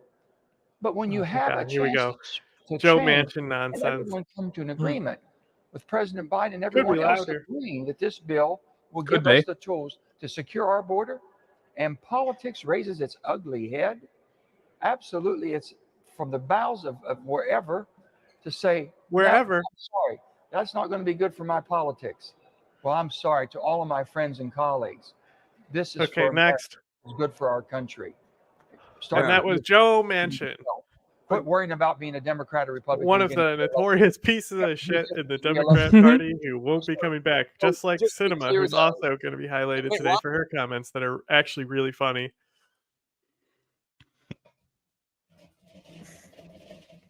And the ongoing GOP dysfunction in the halls of Congress. Today, Senate Republicans blocked the bipartisan border security deal that they had originally insisted be packaged with aid for I'll be back Ukraine, in a second. Taiwan, and Israel. It's the same Volume's deal good? that Republicans were demanding until a few Could be days louder. ago. But as it It's turned not. out, Donald Trump did not want it because he wants to use the border issue. It was against just a recap from TAP. It's the TAP this recap. dashed the bipartisan dreams. That's right. It's Tappy. Longingly when campaigning for office. The thing will fundamentally Yogurt. change. Oh my god, bro. Can they get this dude not eating ice cream or something one time? Among many of my Republican So friends. you can't get Trump off the golf course. You can't get Joe Biden out of the ice cream bar. Zuzanna, who joins us from Capitol Hill. Bro, she's got a leather jacket to match how cool she is on the inside with the outside. About the border and compromise legislation that is now going down in flames. Yeah, that is certainly the feeling here on Capitol Hill, where we are seeing politics winning out over policy. Just 4 Senate Republicans ended up voting on that Senate bipartisan border security deal that some of their own members helped craft. But there were probably more Republicans who actually would have supported it. But once they knew that it was dead on arrival in the House, they didn't want to put a target on their back, especially with Donald Trump coming out so publicly against this deal. Trump, of course, wants to preserve this as a campaign issue for November, and that has really sparked some frustration on both sides of the aisle. Just listen. I already said this. Some analysts. Damage Republicans have done this week to their Oh, look. credibility cannot be understated. There are other folks. We're going to be looking at this guy from read Oklahoma Facebook a little posts bit more, too. and He had some Twitter interesting posts. stuff. They basically threatened to kill this guy. And saw different facts that they thought The Republicans did. So he's Republican from Oklahoma, and they basically are threatening him, saying they're going to, he's a traitor now. for some reason we still believe everything we read on the internet. If you want to continue to use the southern border as a backdrop for your political campaign, that's fine. Good luck to you. Don't come to Arizona. Take your political theater to Texas. Partisanship won. The Senate has failed Arizona. Shameful. And Jake, one of the voices you Like heard her, so we got clips from Kristen Cinema, of all people, being like the badass for once and not annoying. Isn't that crazy? What world are we in? Joe Manchin and Kristen Cinema are up here being like, hey, these Republicans are pieces of shit. future. So the tensions right now. Can we start calling it the Trump party? Well, that's what we literally do. Biden is very clear about MAGA Republicans, and he's like, not all Republicans are MAGA Republicans. Langford's facing Republican backlash. And that's the thing is that Democrats and independents. nobody, like what Tapper said, is nobody wanted to put a target on their back when they knew it would be dead on arrival in the House. 25 years of covering this issue. It's unbelievable. So Anyway, Melanie, the Senate, there is this standalone bill being offered now, which is originally what Democrats wanted to offer in the fall, standalone aid for Ukraine, Israel, Taiwan. What's going on with that? So the Senate right now is taking a procedural vote, but the key test vote is not going to be coming up until later. Right now, senators are engaged in an urgent round of discussions to try to come up with an agreement on a path forward, but it is still really unclear whether they are going to have the 60 votes they need in order to advance this in the Senate. And it's also facing questions about what would happen here in the Republican-controlled House if a package like that were to come over. Speaker Mike Johnson, so far non-committal about what he would do if that were to come over, but Jake, yeah, Trump hasn't told him what to do yet. 4 months of negotiating that border security deal. The Senate now exactly. Yeah, that's one thing that I cut from today because I knew the Putin interview was going to take up so much time. But there is updates for the Santos race, so they have polls out and stuff for who's going to be replacing Santos. I went to get a drink. I went to get a cup of water, and my mum is like, "What's this about Biden finding documents? And then, well, his vice president not getting charged because he's old." I told you, bro. I'm fucking pissing myself laughing. I'm like, just man. watch what we said. I will exactly send it to you. Fucking hilarious. Literally like 10 minutes after we stopped doing it. Burn. Melanie Zanona on Capitol Hill. Thanks so much with us now. Senator Chris Murphy of Connecticut. He was one of the three lead negotiators on the border compromise. He was. Don't care about Chris Murphy. Are we moving on? Yep. Well, there's a bunch of stuff More in here. border? Like whatever's More next border? in the thing. I have to look Okay. because like the cinema stuff is so funny, but where who she's talking shit to, it's so funny. Curtis Lewa. Do we want to watch that one? I have to pull it up. I have to look. Just go to whatever was underneath this one. Okay.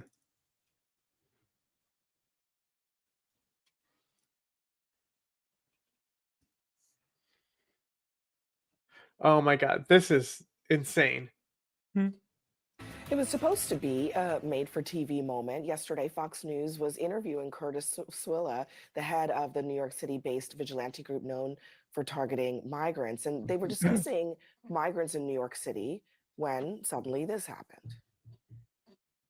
Guys have just taken down one of the migrant guys right here on the corner, 42nd and 7th. While all this Can you pan the camera? They've taken over. They've taken over. You'd like the camera over there if at all possible. Yep. Oh, you got your key open, guys. What is happening? They're getting literally they're filming a hate crime in progress while they're doing an No interview with shit. the vigilante group. Bro, it goes on. There's way more. They throw him to the ground and start kicking the shit out of the guy. What the fuck? Yeah, I'm glad they're not showing the whole thing because I don't want to get fucking like clipped for violence and Yeah. stuff.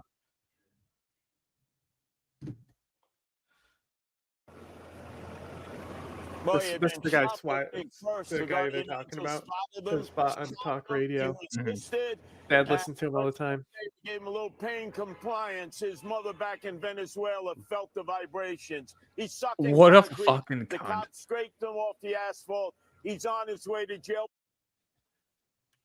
So according to the New York City Police Department, Yeah, these two. There's the GOP senator reveals that he's working on the border bill. Who is the commentator that threatened to destroy the Republican Party? Those are both. You want to do Those are those? skipped. That's important. The Republican senator in those videos. All right. Either one. Probably the second. Do the Young Turks one.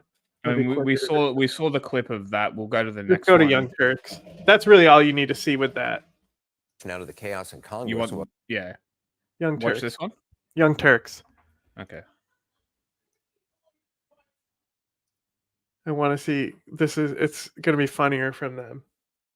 Okay.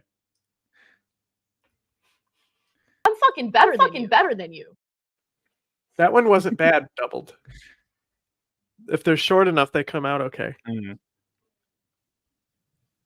fact, I had a Jesus popular commentator 4 weeks ago that I talked to that told me flat out before they knew any of the contents of the bill. If you try to move a bill that solves the border crisis during this presidential year, I will do whatever I can to destroy you. Because I do not want you to solve this You can call me whatever during the the presidential election. At this point, I don't By the give way, a they have shit. been faithful to their promise That one wasn't as good. and have done everything they can to. How was that one? Not good. Doubled. Okay. Only the first one was good so far. Most of these can't be played. So. Oh, here she comes.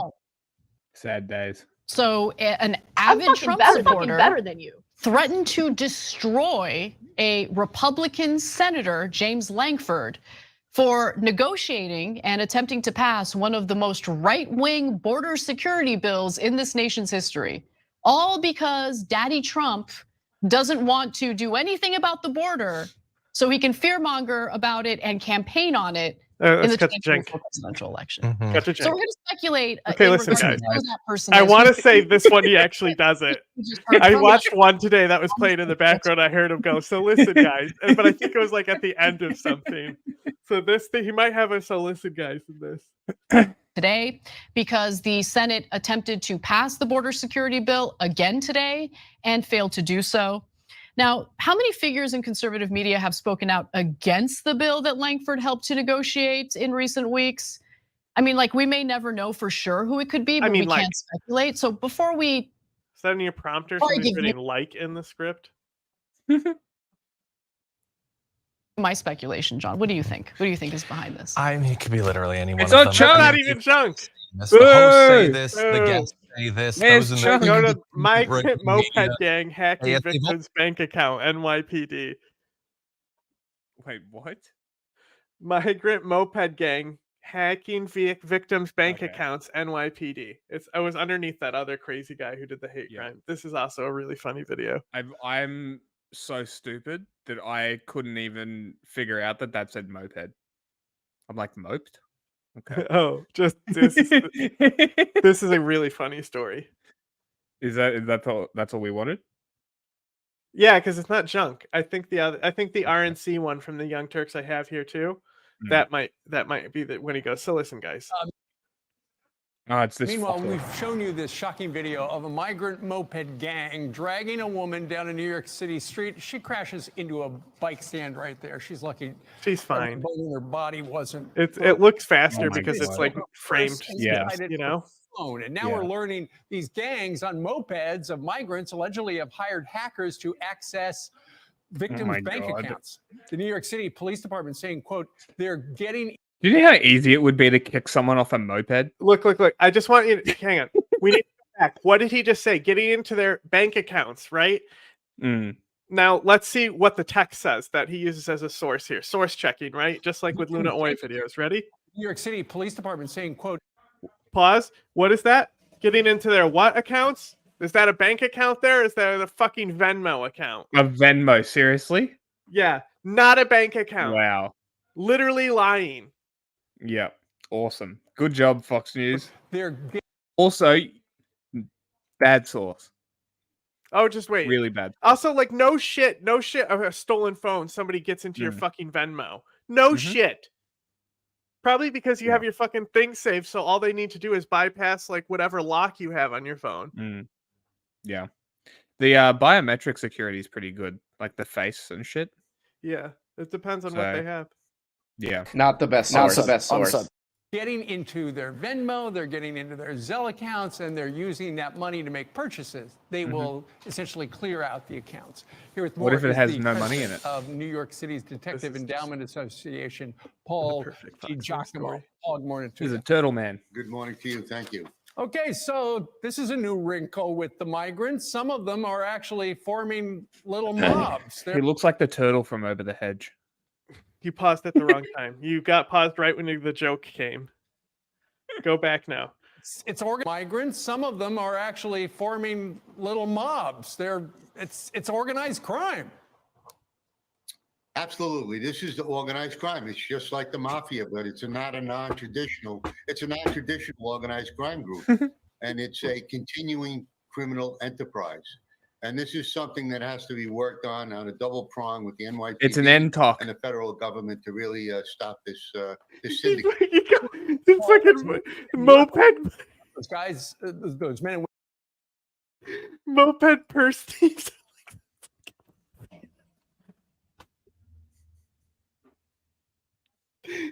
Moped migrants are like the mafia, is what he said. Oh my god. It's just so funny.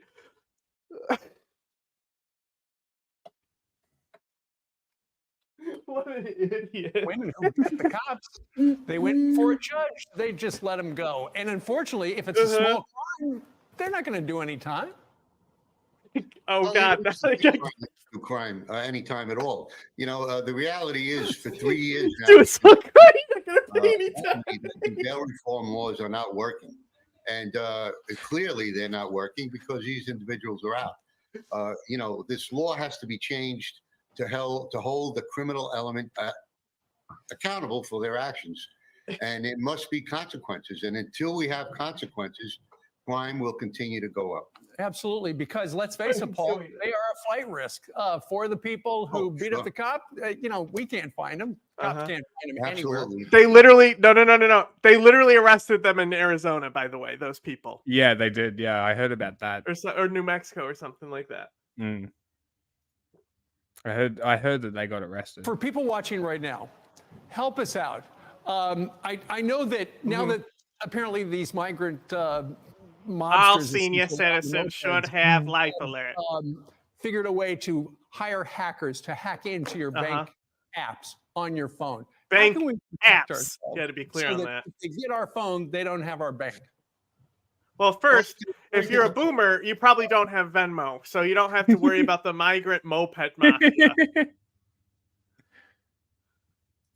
But I will say this: New York City detectives will apprehend these individuals. They will track them down, and they will bring them to justice. I hope that they bring it on a federal level, because if they bring it to the courts in Manhattan, nothing will be done. It's not. And that's the problem. This is has not to a be an federal. effort by the NYPD, the federal government, and we have to work hand in hand. This is sure another that these lesson in individuals- don't try to fight back when you're getting robbed. You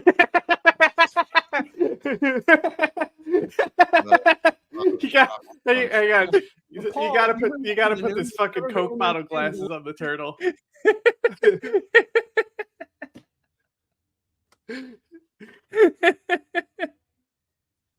Hang on. I'm not gonna tell you what I'm gonna Google search.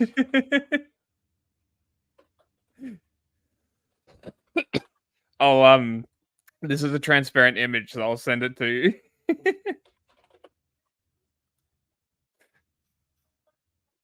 Localities that are It's all I sanctuary can. cities, It's they're all not working together. I've been You know, looking. they That's all I've essentially been let them picturing. into the country, and then they have carte blanche in many instances. Nobody knows what that Unfortunately, means. Now they've gamed the system where they can rob people with impunity. Well, we have task That's forces right. here at That's right. The NYPD. law doesn't exist FBI. anymore. It's just migrant moped mafias running everything out here in New York. Anarchy. They stole my pizza. And it's better than it's going on a federal track, because at least the AUSAs will prosecute these cases. If it goes to we need to take up federal he'll be time. out in 10 minutes. Man, no kidding. All right, Paul, thank you very much. We know you guys are working on that. Thank you, sir. I'm Steve Ducey. I'm Brian Kilmeade. Thank you, sir. I don't care.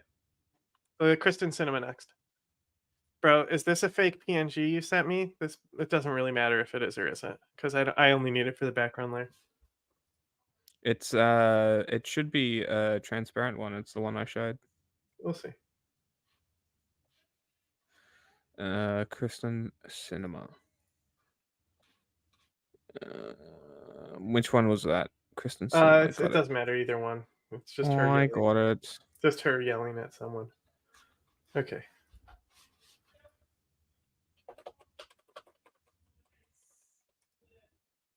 Probably useful just to take a couple of moments and do a quick refresher on how Senate process and procedure. You should look at how Lindsey Graham opens this before she interjects because it's kind of funny.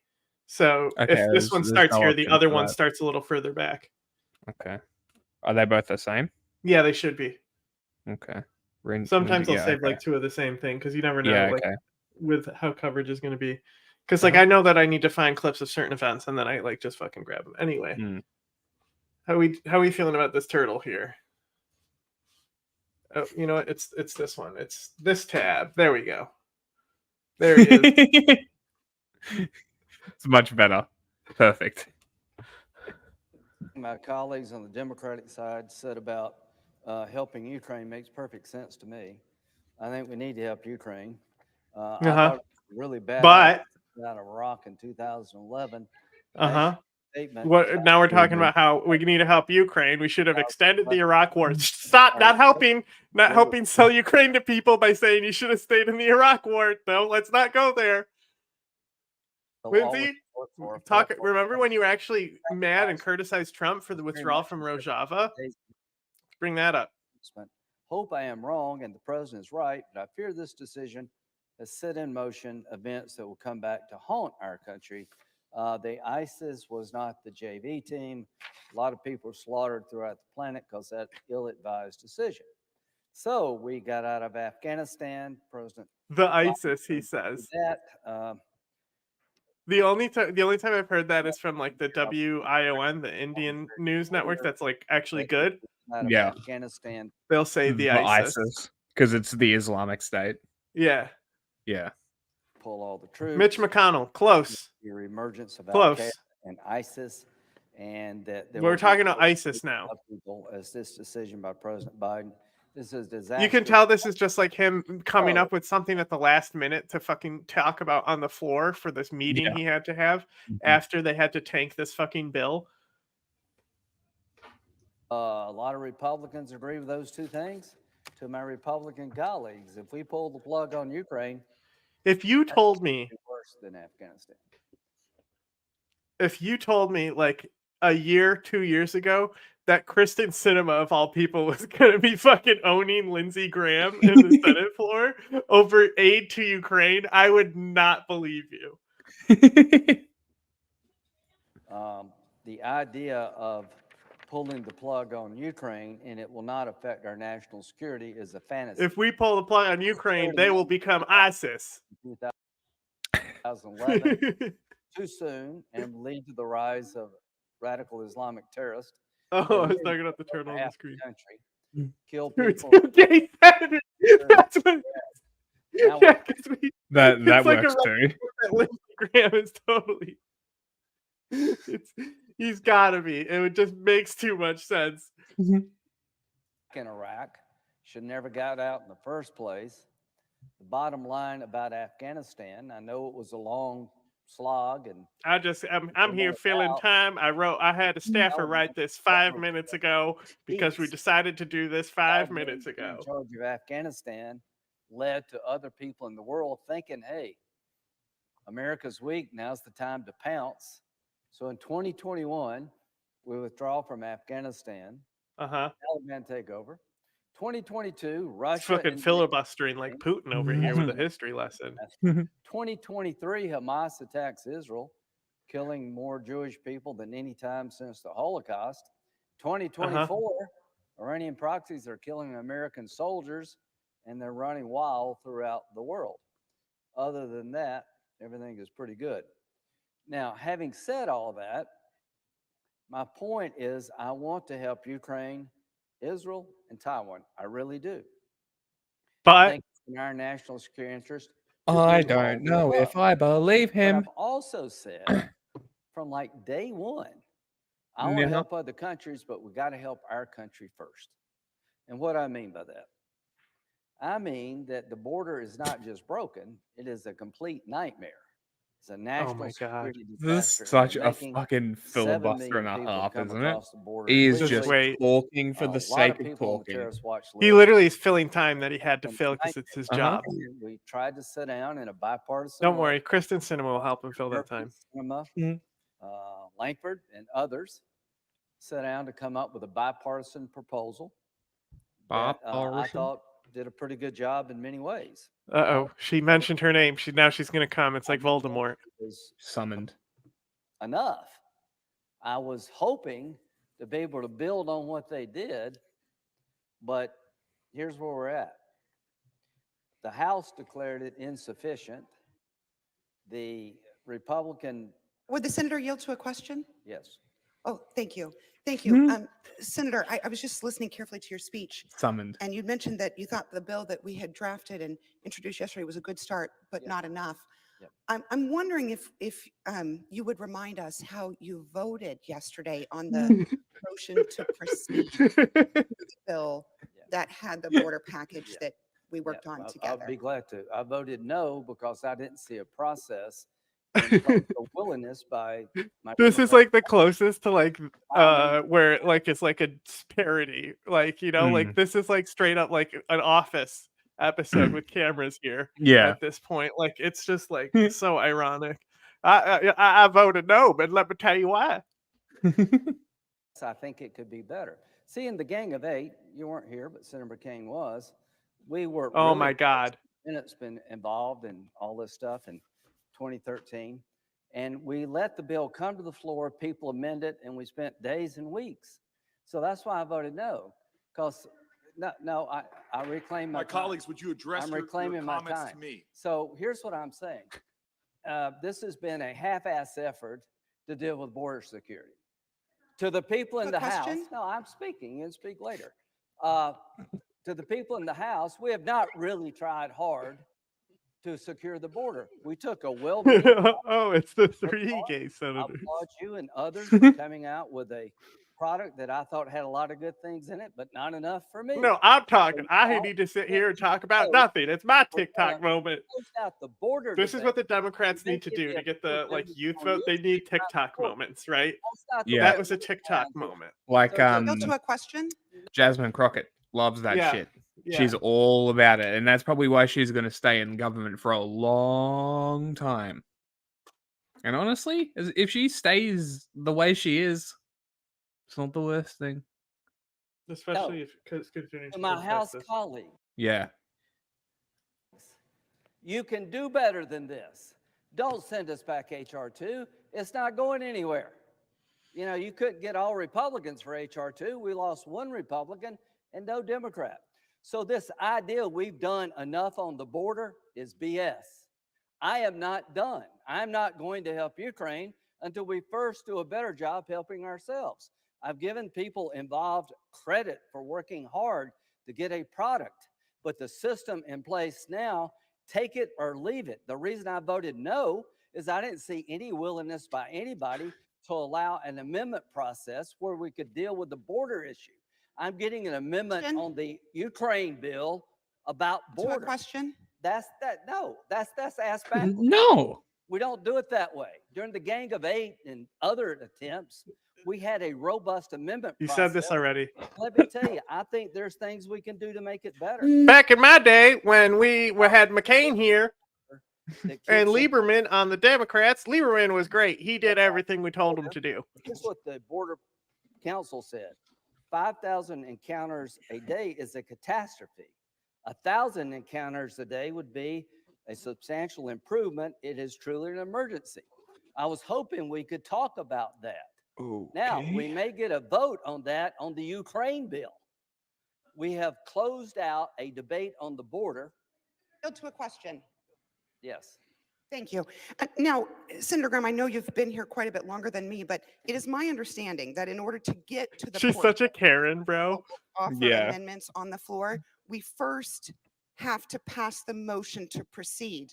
And it is also my understanding Did that he vote it yes was to offered proceed? by leader. Is that what she's getting at? I didn't watch this whole thing. I just knew that she was badass and I saved it. I have a feeling that he voted yes to proceed, but no on the bill. And that's Probably. what she's getting at. Leadership and the three Let's sponsors see. of the Let's border see if bill, I, which your team nailed gratefully helped us create, that we would have an open amendment process. So could you help me understand why you voted against the motion to proceed I'll be glad before we were able to offer any amendments, Yeah, 'cause including I your think- amendments? Yes, I think the fix is in. I think people on our side and your side wanted to do the border thing as quick as they could so we could get to Ukraine. And I don't trust the system here to be able to allow us to have the debate that we had for the Gang of 8 bill. Oh That's my God, bro, shut up. Can you imagine, like, people will be like, why don't you get into politics? This is why. Yeah. Like, I imagine would just dealing be- with this, bro. Literally, like, the poor staffer that had to write up that bill 100 times. Yeah. Yeah. Like you know that clip from South Africa's parliament that the China Oh show my has? God. Like that dude just making noises at people would be me. Have you Like seen, if you know this the is video what of I you deal know with, the video I showed I'm of the just Irish making government? noises at people. I'm just making noises at people. Like if you're gonna do this shit and not get anything done, I'm just Start making barking at noise them. sounds at you. You know the video I'm talking about in the Irish parliament? Yes, yeah, the one you showed me that they don't fucking make any sense. Yeah. You can't Of course that has understand it. a single goddamn fucking word. Of course that has it. Yeah, I remember that one. I remember it very well. It proved to be correct because now the Republican leadership has joined with the You don't have a Democratic leadership. leadership You have a to shut dictator. down debate on the border bill. Or maybe I'd take a megaphone and just go, boring. I really just hope they keep on memeing and trolling on the Republicans. I do as well. It's great. Bill, throwing a few amendments on the Ukraine bill and saying, aren't you happy now? No, I am not happy. I am not Hey, happy. you guys know I'm that going to people in secure Ukraine are dying every day, and Mm. you know, besides our Patreon, we also have 2 links going across the bottom of the screen. One of those is an urgent vehicle repair for a team in Ukraine. You can go to the link and see more information about it. border before I helped Ukraine. Everything you say about Ukraine is right. I was not kidding to our colleagues in the House. We've done Mhm. a half-ass job here trying to secure the border. What if We it, shut they're so everything down. fucking pieces of shit, bro? I fucking hate these people so much. Unlike any other time I've been involved in immigration, I've taken a lot of hard votes. You've taken a lot of hard, you've been kicked around. I understand it. Senator Langford, I admire the hell out of him. I thought y'all produced a pretty good product, a really good product in some areas, but it wasn't enough. I want a cap on parole. Let me tell you why I want a cap He's on got the parole. drip. During the Trump-Obama years, the average people paroled into the country was 5,600. In the last 2 years, Wow. President Biden's paroled over 800,000 people. Oh my God. So the parole was better, but we need a cap to stop the abuse. I'd like to have an amendment on whether or not we should cap parole at 10,000 per year, but I'm getting that on the Ukraine bill. So to my colleague from Arizona, no, no, no. This has not been a real effort to find border security in a bipartisan way. We took your product, take it or leave it. The reason I voted no to proceed is exactly been reaffirmed. Because it's like it's like they know what's going on behind closed doors. Like we all know that, but like, bro, I can barely smile at customers when I was like a manager and had to go like deal with problems. Right? Yeah. It'd be the worst part about being a manager. The rest of it would be fucking piss easy, and it's a miracle that people function because the people that are managers can't do their job. Awful. Truly awful. We're jumping to Ukraine. We're going to do it this weekend, and it's going nowhere in the House. Would the senator yield to a question? To those of you who want to help Ukraine, you've made it harder. We're going to lose a handful of Republican votes over here because they felt they were shut out in the debate about how to secure the border. Would the We're senator going to yield lose to a votes. question? No, please. We're going to lose votes over here. You don't have a snowball's chance in hell of getting it through the House because we took the border issue and we didn't address it the way it should have been. I just love the one with Marjorie Taylor Greene. They were like, "What about a dumb question? What about an ironic question?" The game being fixed. I am here as a proud supporter of Ukraine, telling you that you Shut up. Ukraine by trying to He's such a piece shortchange of shit, the bro. debate on the border. Your product was good, but I want to make it better. I've got a national border. Who is this for? Letter about 3 things that would make it Like, better. how do Republican people, like Republican voters, don't watch politics at Thank this you level, very right? much. They can't. Close this thing out. Here's what's going to happen. You may get this bill passed without any border, but it's going nowhere in the House. The House has made it crystal clear to get money for Ukraine and other foreign countries, we got to help our own. Our border is on fire, and I'll give you credit, Senator from Arizona, you've been trying to fix it. I appreciate what you've tried to do, but the system we've employed, to my colleague from Arizona, is unlike any I've ever seen. That we're going to take a consequential moment in American history trying to secure a broken border and not even bring it to the floor for a real debate. And the reason I voted no, We don't go back, jump to like when she's talking at him again. If he does again, if not, like, I mean, we got it, bro. You literally yapping for 10 minutes. Something I want to do it now. I don't want to wait till November. Would the senator yield to a question? Sure. Thank you. Senator, are you aware that the only way to offer amendments on a bill being considered in the United States Senate is to first pass the motion to invoke cloture on the motion to proceed? The vote that we took yesterday at 1:59 p.m. Are you aware of the fact that people routinely vote not to proceed until they get some kind of understanding of what's coming next? And here's what came next. Not one effort to sit down and talk to the 41 of us. What would you like to change your vote? The fix is in. We're jump right into Ukraine. We're going to do it this weekend.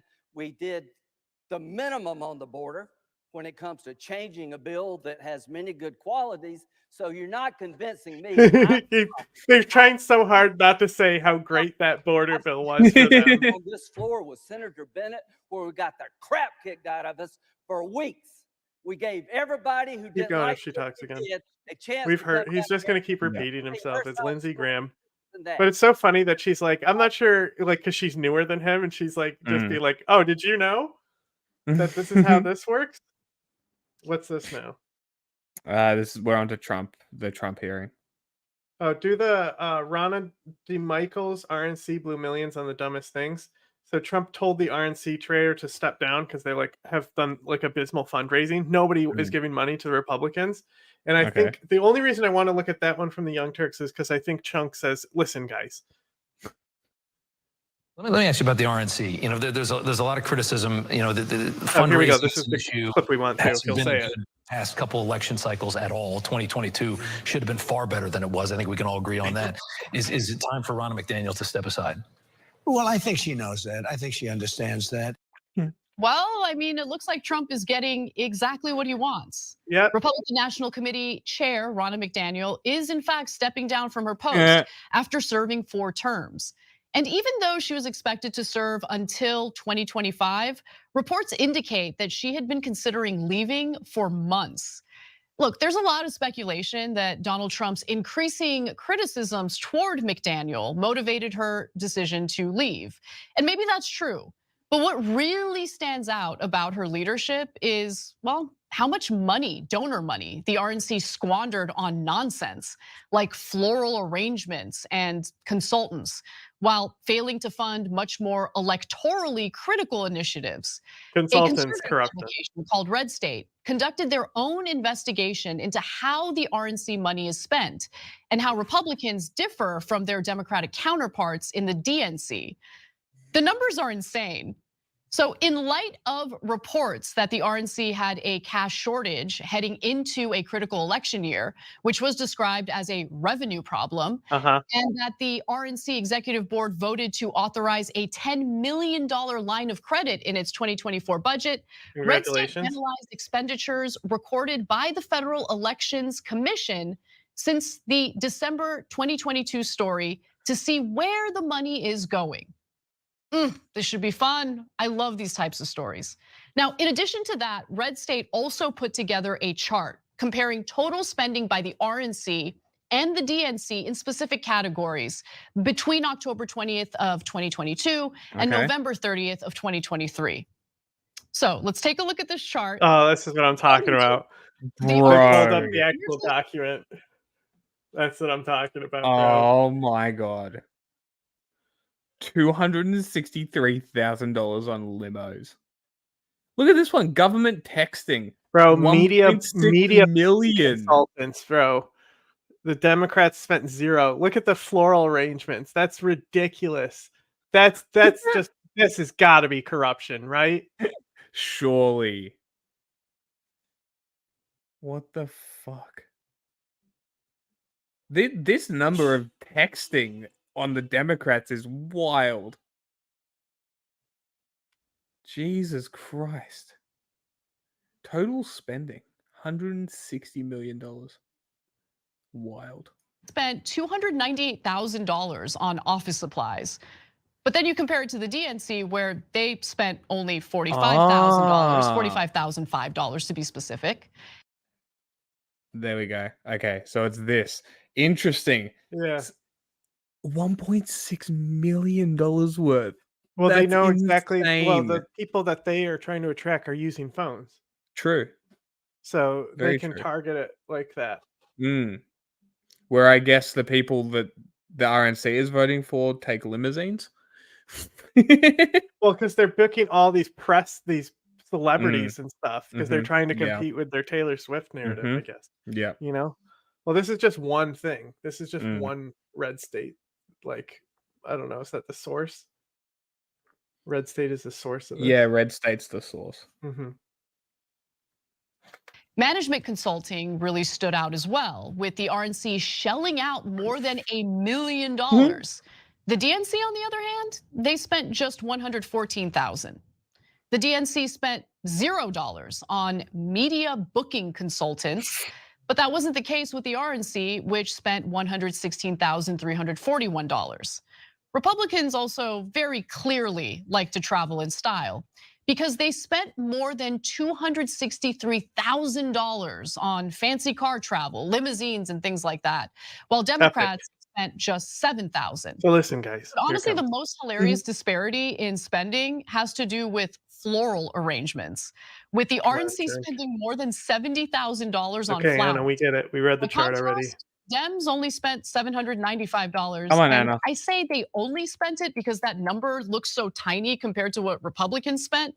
But why are you spending nearly $800 on flowers? What are we doing here? I'm fucking better than you. There are some areas where Democrats did in fact spend more money than the GOP. We did. We saw it already. Oh my Focusing their God. resources, that donor money on things that can help them, like I told you it is at the end. I'm telling you, there's a "Listen, Guys" by Cenk in here somewhere. I heard it. I remember it. It's in my brain. I can't believe it. I'm wrong. Where would it be? I know I heard him say, "So listen, guys," and I started laughing because I was like doing something in the background. We just need the soundbite so we can do it whenever he comes on screen.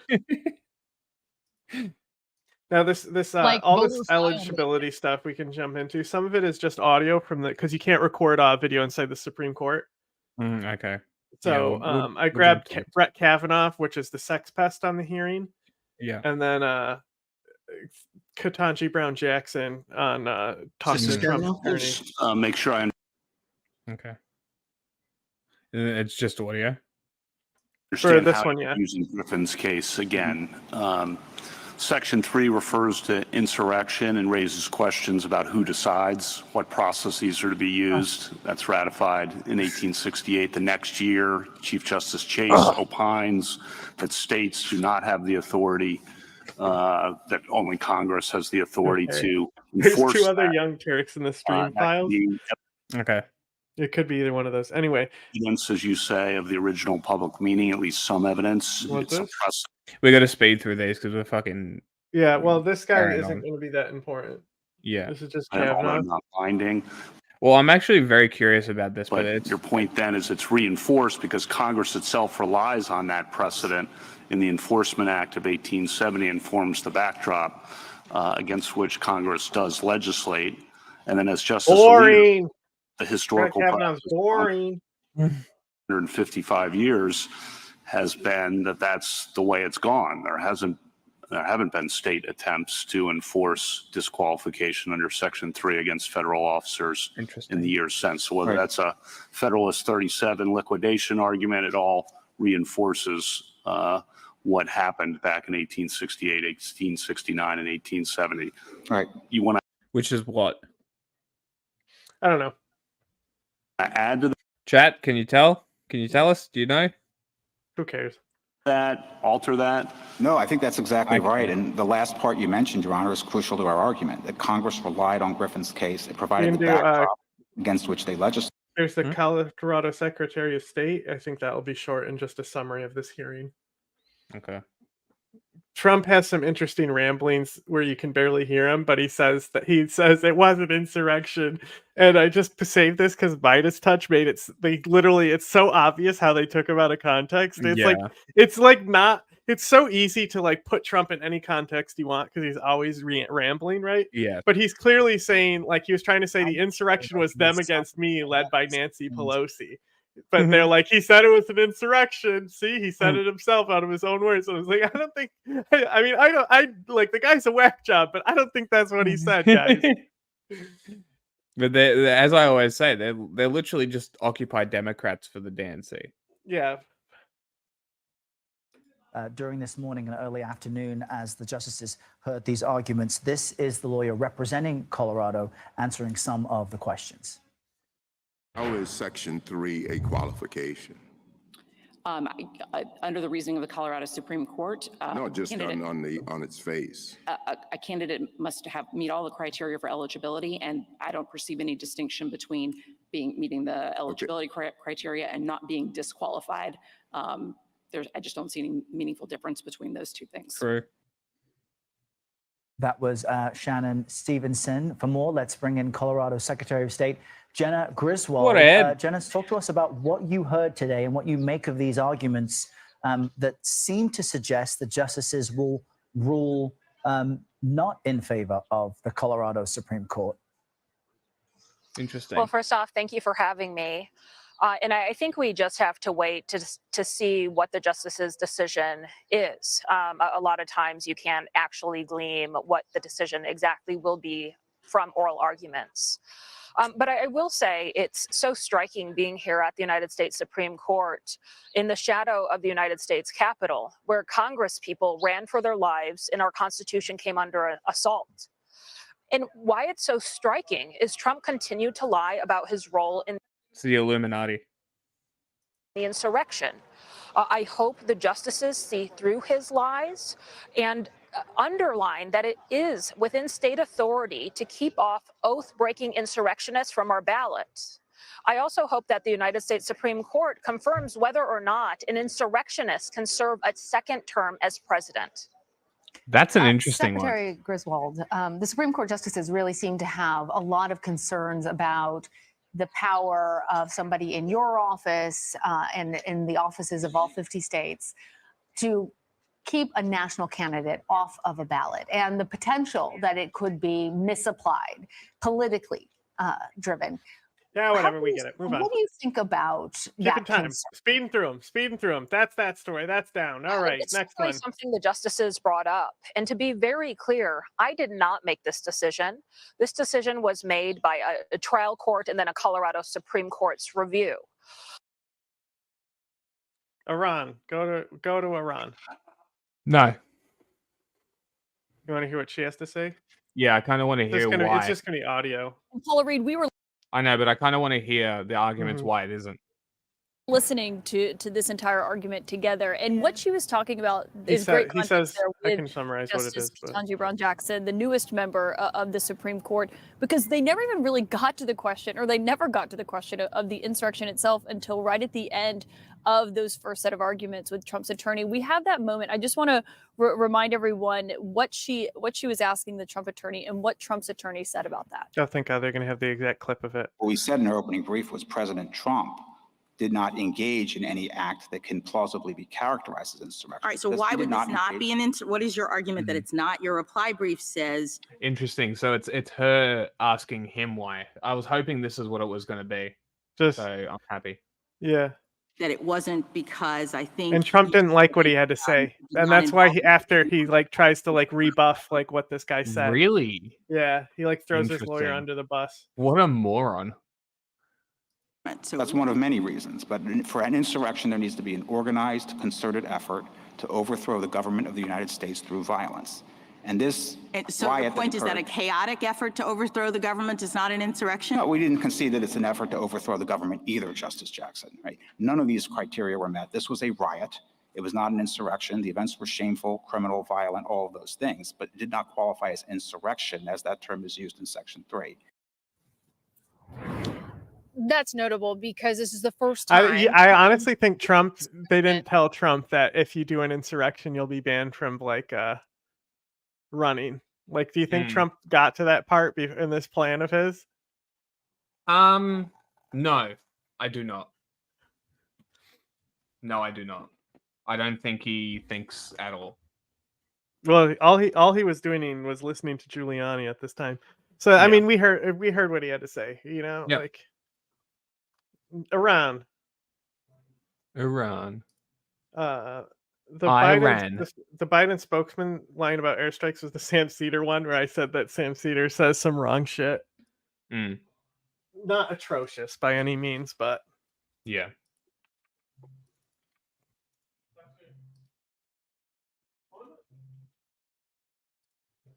From the beginning, primary concern should have been on some level, like the innocent people dying in Gaza. Second, do we know who the reporter is? He says it there in the beginning, the wrong shit. Right now, obviously, the U.S. is contemplating retaliatory strikes. Don't skip over this one with Sam Cedar in the beginning, because we need him to intro the clip because he's super wrong about stuff.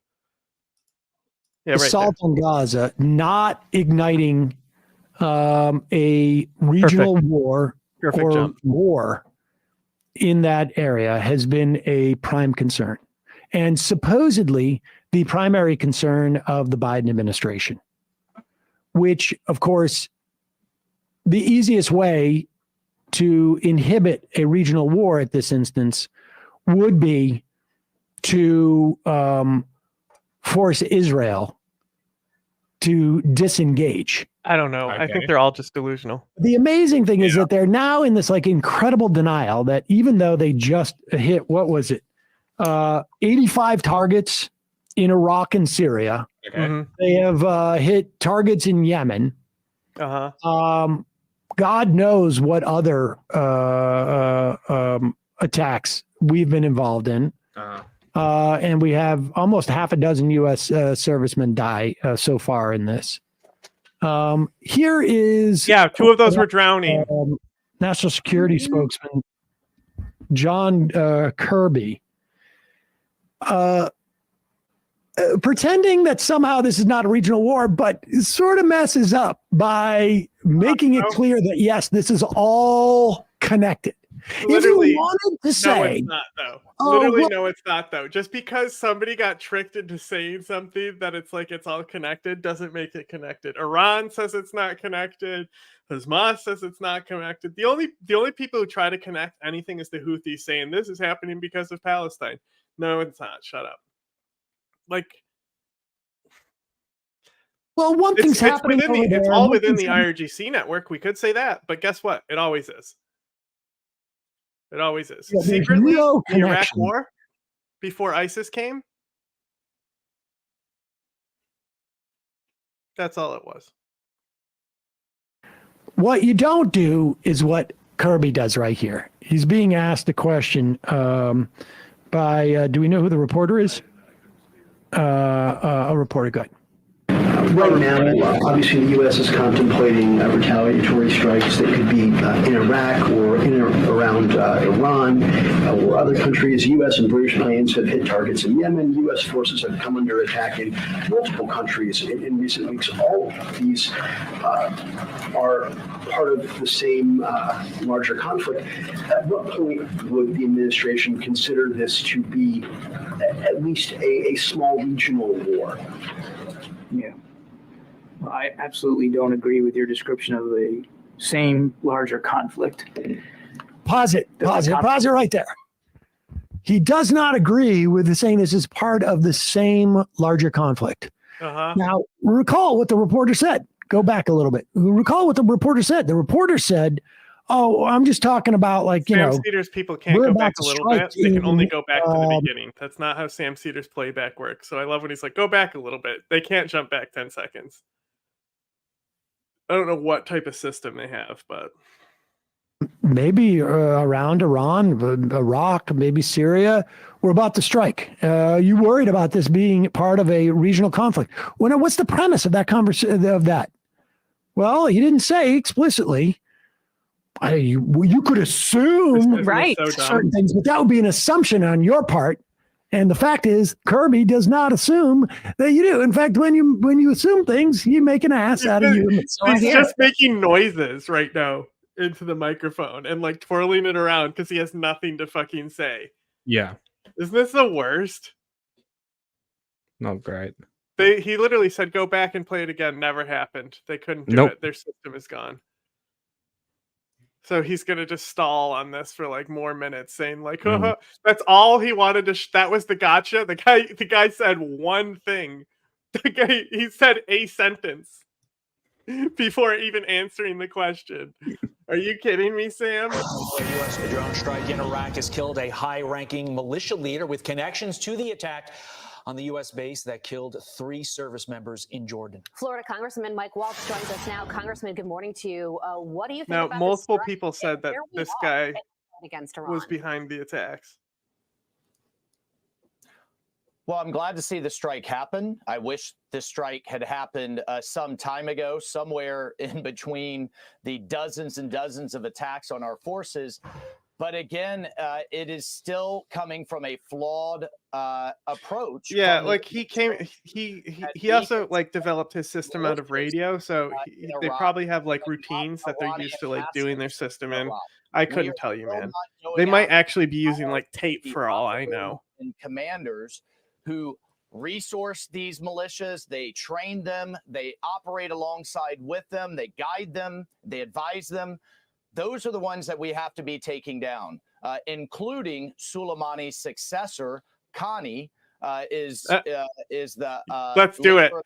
Let's do it. Let's get the next leader of the Quds Force. That would be badass. All over the Middle East, doing what Soleimani that would be so funny. Orchestrating all of these attacks. Those are the things, those are the operatives that Iran cares about. And Iran will trade them all day long for American casualties. I just don't think it's going to work. To that point, Congressman, you focused on the who. I want to focus on the when.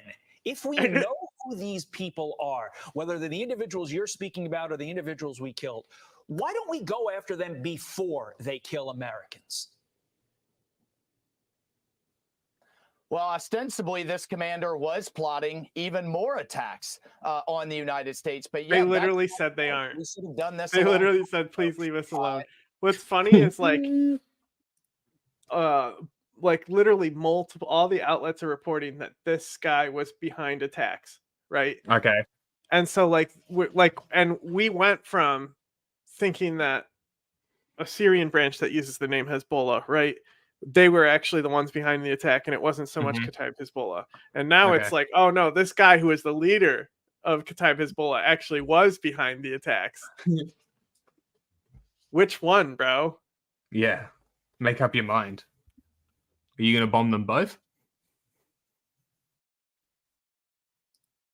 Before they launched all of these attacks. But at the end of the day, guys, Iran doesn't care about these militias or even their senior commanders. Now, it may degrade their ability to attack us again for a while, but at the end of the day, in order to restore some semblance of deterrence, you have to go after things Iran cares about. And Iran cares about its intelligence operatives and its IRGC commanders, not these Iraqi militias or Yemeni militias or even the Hezbollah operatives that Israel is attacking. But remember, as we've said before, there's no evidence that actually links Iran directly to these strikes. Yeah.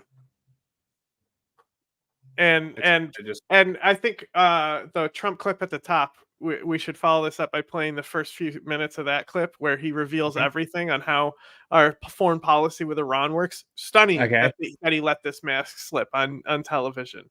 It's the first one at the top. You know what I'm saying?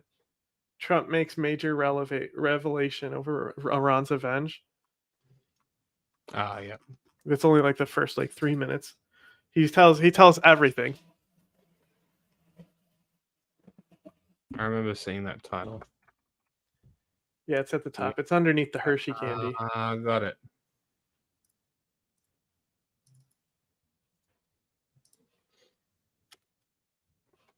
Mr. President, I want to get back to Iran. We lost 3 service members last week. May they rest in peace in Jordan. An enemy. Okay, obviously he's going to say it wouldn't have happened if I was there. Strike killed our heroes. That's his standard What should response. be the proper response? Before you go too far, would have never happened with me. I had Iran in check. You know, we hit them very hard for something that they did, and they had to hit back. They feel they have to do that, and I understand that. Do you know they called me to tell me we're going to hit a certain location, but we're not going to hit it. It's going to be outside of the perimeters. Who called you? Iran called me. Iran called me, called for me. And they let us know, and we had 16 missiles went off. I believe it was 16. 6 or 7 failed in the air. When was this? This was prior to the attack on a fort that we had where they hit back. A fort. Remember when they sent 18 What is missiles this, the or 1600s? missiles? 5 failed. They let us know, don't move. We're going to have to hit you back. Psychologically, we have to do that because we hit them on something. You remember, they sent 16 or 18 missiles, and we knew they weren't going to hit inside the fort. And the media was going, and now I reveal it, the media was going wild because they say it's strange. They're very accurate missiles. How come they all missed? Nobody was killed. He's literally said, and now I'm revealing it. This is so mask off, bro. This is like one of the most mask off moments. They said, please don't attack us. We're not going to hit you. That was respect. We had respect. When we took out Soleimani, you know, Israel was supposed to do it with us. 2 days before the takeout, they said, we can't do it. We can't do it. I said, what? We can't do it. Then I had a certain general who's great. I said, so General, do we do it ourselves? He said, we can, sir. It's up to you. I said, we'll do it. But Israel was a part of it. You know, Bibi was a big part of it. And we had everything planned, everything, because what he has done is terrible. What he did to us was terrible. Killed so many of our soldiers. Killed so many people. Is he talking about He's the Israel father or of the Iran? Soleimani. You know that, right? Uh-huh. And Soleimani, we can't, it was just incredible. And al-Baghdadi, I wiped him out too. We took out al-Baghdadi, the founder of ISIS. He died like a dog. Not the founder of ISIS, but go ahead, you're fine. Now, and beyond that, killed many people. He was going to attack 5 of our military bases. And we took him out. And we took him out without Israel, because Israel, 2 days before the attack, they said, we cannot participate. They bitched out. Wait. Israel bitched out. Of the hour that was from our president. Israel bitched out. Yeah. You heard Isn't it that here a fucking first. great interview, bro? That is pretty good. He does have some banger interviews. I will give him that. There are a few that are pretty fucking good. The one that everybody hates, the Charlottesville one, is one of my favorite ones. We can skip robocall. That's like a story we can do next time. It's not going anywhere. It's a funny story. Skip to Senegal. Skip's news. Ukraine's fight to recover 20,000 children stolen by Russia. Okay. 2 minutes long. All these Ukraine clips are under like 2 minutes. See that? But actually, for a while now, they're going to be under a few minutes. Okay, great. You can just power through these in a row. I'm never going to full screen it. They came to the U.S. to tell their stories. I speak Ukrainian. Their abduction by Russia, the cruelties they endured before they became the few fortunate Ukrainian children finally returned home to their families. Rostislav Lavrov, who's now 18 years old, said when he refused to sing Russia's national anthem, he got 3 weeks of solitary confinement. Hear that? Humanitarian aid group Save Ukraine managed to bring him and more than 200 other children home, but Ukrainian. Very cool. You know what could also solve this problem is not so much moving us, but moving this. Officials I already fixed it, bro. 20,000 of their now it peers looks like shit. We can see your background. Russians. Yeah, but it's cars. It looks cool. Ukraine's top official tasked with returning them, Dmytro Lubinets, is here in Washington asking for help. What kind of help and support do you need from the United States? We need assistance recognizing all activities of Russian Federation as genocide of Ukrainian nation. Nice. Genocide as a war crime has 5 elements. One of them is forcibly transferring children from one ethnic group to another. 100% correct. We were saying this push from the Ukrainian beginning. children to identify themselves as Russians. Such a declaration might be interpreted by some as a commitment to direct military intervention. That's why Congresswoman Sheila Jackson Lee has introduced legislation allowing the president to expand sanctions to any Russians involved in the illegal forced assimilation, adoption, He should do it. placement in a foster home of This Ukrainian would be a children. huge thing. If he can't get billing, he needs to do this. To do. My legislation is to ensure that there are sanctions, real pain that Russia feels by taking these children, and you don't utilize children as a tactic or a tool of war. Children shouldn't be bargaining chips. Absolutely should not be bargaining chips. It is really almost bears on torture of the heart. The longer this goes on, the harder it will be. Am I correct? Yeah, you're absolutely right. Children grow up and we can't confirm that's exactly these children Ukrainian. That's especially true of the nearly 50 babies Scripps News was first to report as having been abducted in 2022 from an orphanage in the southern Ukrainian city of Kherson. Their whereabouts remain unknown. Ukraine wants the U.S. to do more to pressure Russia to return them. Jason Bellini, Scripps News, Washington. Good story, bruv.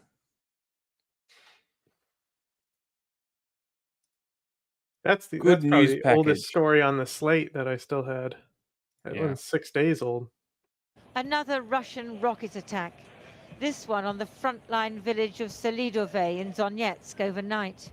The Ukrainians are on the defensive, running out of anti-aircraft shells and short of most ammunition, unable to move forward. So is this the right time to change commander-in-chief? President Zelensky has decided it is. I am grateful to General Zaluzhny for 2 years of defense. I am grateful for every victory we have achieved together, and thank all Ukrainian soldiers who are heroically enduring this war. Today, we had a frank discussion about what needs to be changed in the army. Urgent changes. Tension between the president and General Zaluzhny has grown. The general angered the president by saying the war was at a stalemate, which was true. Then he said they needed to mobilize 500,000 new troops, which the president said was impossible.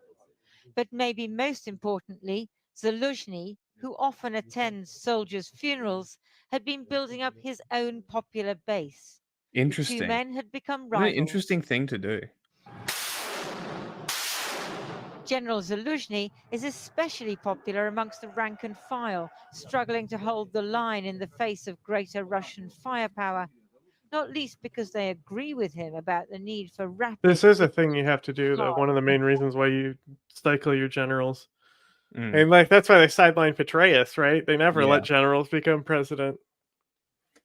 I think this dismissal would not be appropriate now, because in the field of battle, you do not change commanders. The mobilization is necessary because we don't have enough people. That's you do change commanders though. Soldiers. Like rarely you'll have the same general throughout the war. Yeah, they always change. New recruits training last month. Zaluzhny is surely right about the need for far more, but Zelensky says there's not enough money to pay and train such a large intake. And Ukraine's Western backers aren't providing enough weapons for them to use. So can the new commander-in-chief, General Alexander Syrsky, trained in Soviet times, make a difference? As ground forces commander, he led the defense of Kyiv, but he doesn't have his predecessor's popular appeal. Soldiers say he kept them under fire for too long in the Battle of Bakhmut, but he has the president's trust. What is that? A Jew with lasers?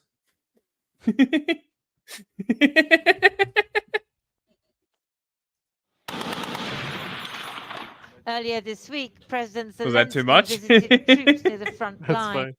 fine. The Europeans and Americans are nervous that his shakeup of the armed Bro, forces. did you see he literally showed up literally like in a bunker that's like way deep, like in the lines. Really? Yeah.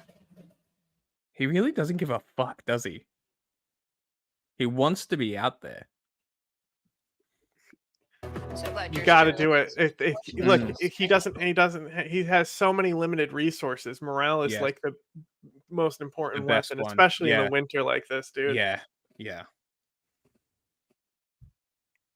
The capital of Ukraine, and multiple other places across the country, killing at least 5 people, destroying homes, and temporarily knocking out power for thousands of people. Ukrainian officials say the air raid began about 6 a.m. local time and lasted for about 3 hours. Defense Ministry there reports at least 20 drones in the air, 44 missiles fired, all Iranian-made. For more, let's bring in our Patrick Rebel, who's been following this story for us. So, Patrick, this was definitely a Hey, massive. let's get Sam Cedar in here to say how this is connected because Iranian backs Russia. Definitely Iran connected. Yeah, it's the IRGC. Mm-hmm. And Hamas. Hi, Kira. Yeah, this was among the largest of Russian missile attacks of the past few weeks. As you say, at least 5 people killed, dozens of people injured, nearly 40 people injured, and a lot of buildings damaged, both in Kyiv and cities across the country, not only in Kyiv, but in the east and in the south. And, you know, this is just, we're seeing more and more that more Russian missiles are getting through, in part because Ukraine is increasingly running low on ammunition and on air defense missiles. And this just underlines that this is happening as U.S. aid has dried up because of the deadlock in Congress. You know, as we say, we're waiting right now on that bill. That, People dying while supporting people more fuck aid around in for America. the border, but also for Ukraine. So you And hear how they even like implicated that the general shakeup has to do with American funding? Really? Because Zelensky said that the reason they can't mobilize is because they can't pay them. True. Right? Mm. So like they need the money. Oh wait, hold up. Yeah. Are you guys on Putin's side? No. Nah, dude, no. Right? So like if they're holding up the bill, it's withholding funding. And it's like that's what that guy was like, we need this and this and this. And it was just about like money, money, money. And it's like Zelensky is like, there is no money, man. So it's like you could think of like, even though the guy's trained in the Soviet times and he doesn't like exactly have as good a reputation. I mean, you could think about like Soviet commanders are kind of cost efficient in certain ways. Yeah. So but there's a Soviet army because you just get paid in bread and water. yeah. So that's also a pretty like it's a pretty long history of military service as well. Yes. Yeah. So who knows? We'll have to see how it develops. Mm-hmm. The Democrats have put forward a separate bill suggesting aid for Israel and Ukraine, but it's unlikely that that will pass either. And the longer this goes on, just the greater there is the risk that Ukraine suffers more damage that we see today, but also on the ground war that things become more and more difficult for Ukraine. I know a chinchilla who was almost hit with these. Strategic city in eastern Ukraine. I mean, I is was in the now area where the chinchilla lives. intense pressure and also ammunition shortages. So just talk about this part of the country and how it plays into the impact of this war and also Ukraine's just fight to survive here. Yes, we support Putin. Get it? No, we don't. Get out of here. Right now, we're seeing in the city of Avdiivka in eastern Ukraine that Ukrainian forces there are under extreme pressure. And basically, journalists and military analysts are warning that at the moment it's getting increasingly close to falling. I mean, Avdiivka is a key city out there. It's one of the most fortified places on the front line, and Russia since October has been trying to take it. It's been throwing huge numbers of forces at it, and they have been suffering enormous losses. We know that according to British intelligence, they've lost over 1,000 tanks and armored vehicles just since October. Several thousand Russian troops have been killed, but despite those enormous losses, they're still pushing forward.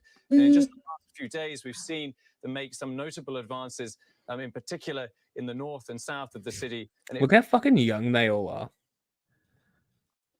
Look at that. That's wild. Yeah, they're killing the old ones mostly. They send the old timers up there. All right. In the day's other headlines, a new wave of Russian missiles and drones struck 6 I already regions removed this across from the Ukraine list. and killed at least 5 civilians. Yeah. I'm removing stuff as we go and using the list Okay. itself.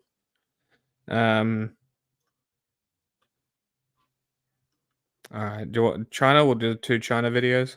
They're both kind of the same thing. Oh, okay, we'll just do the. But actually, the CNN one is funny. Okay. Like the other one is intelligence bulletin is that we had Chinese hackers in certain things. No shit, we did. Okay, go ahead. We have Chinese hackers, bro. Of course we do. Yeah. But there's also this Senate bill. What a that fucking was approved. thumbnail. Jesus. There's also this one. The Senate approves bill for funding for Israel and Ukraine.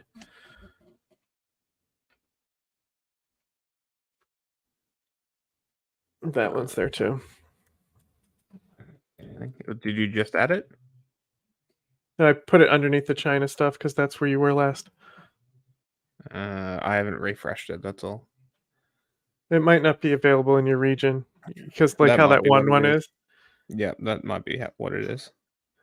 Now I have to find where the fuck I am. State of war. Headlines like this are actually being blasted across China. Their media censors are doing very little to stop this, even though, of course, it's Wow, law. crazy. So why does the Chinese government do that? What's happening? Rip is out front. What? Can we just talk about that intro? Why'd they do that? Why China do that? Whipley here. She talk now. Collide, a digital drumbeat of disinformation. Bro, this is literally Michael the Murderers. That's what his apps be looking like right there. Yeah. Government says threatening the very fabric of the free world. 有美国的舆论担忧，联邦政府和德州的矛盾或许将演变。One of Beijing's fucking awesome. Focusing Yeah. on Texas, a tidal wave of disinformation surging across social media in China in recent Texas. weeks. On Zeroing China. in Who on gives a tensions shit? between Texas and the White House over illegal migrants spilling over the border from Mexico. If Texas declared independence from the United States, Chinese social Oh my media God. was captivated by videos like this, speculating about Texas declaring independence.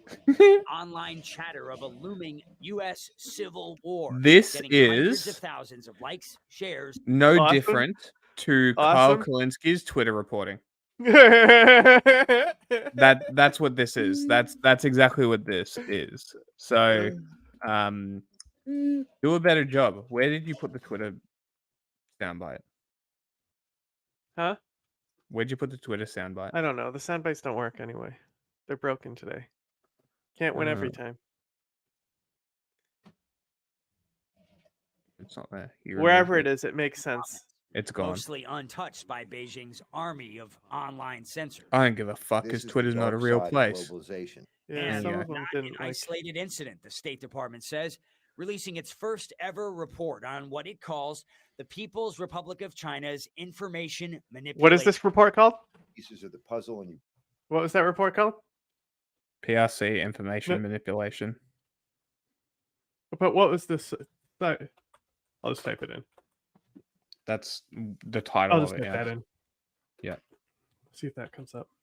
People's Republic Normally, of you have to look China's up the name of the. manipulation. You look at the pieces of the puzzle and you put it together, you see a breathtaking ambition on the part of the PRC to seek information dominance in key regions of the world. Key What regions. the U.S. calls a multi-billion I gotta dollar get dominance in the key regions.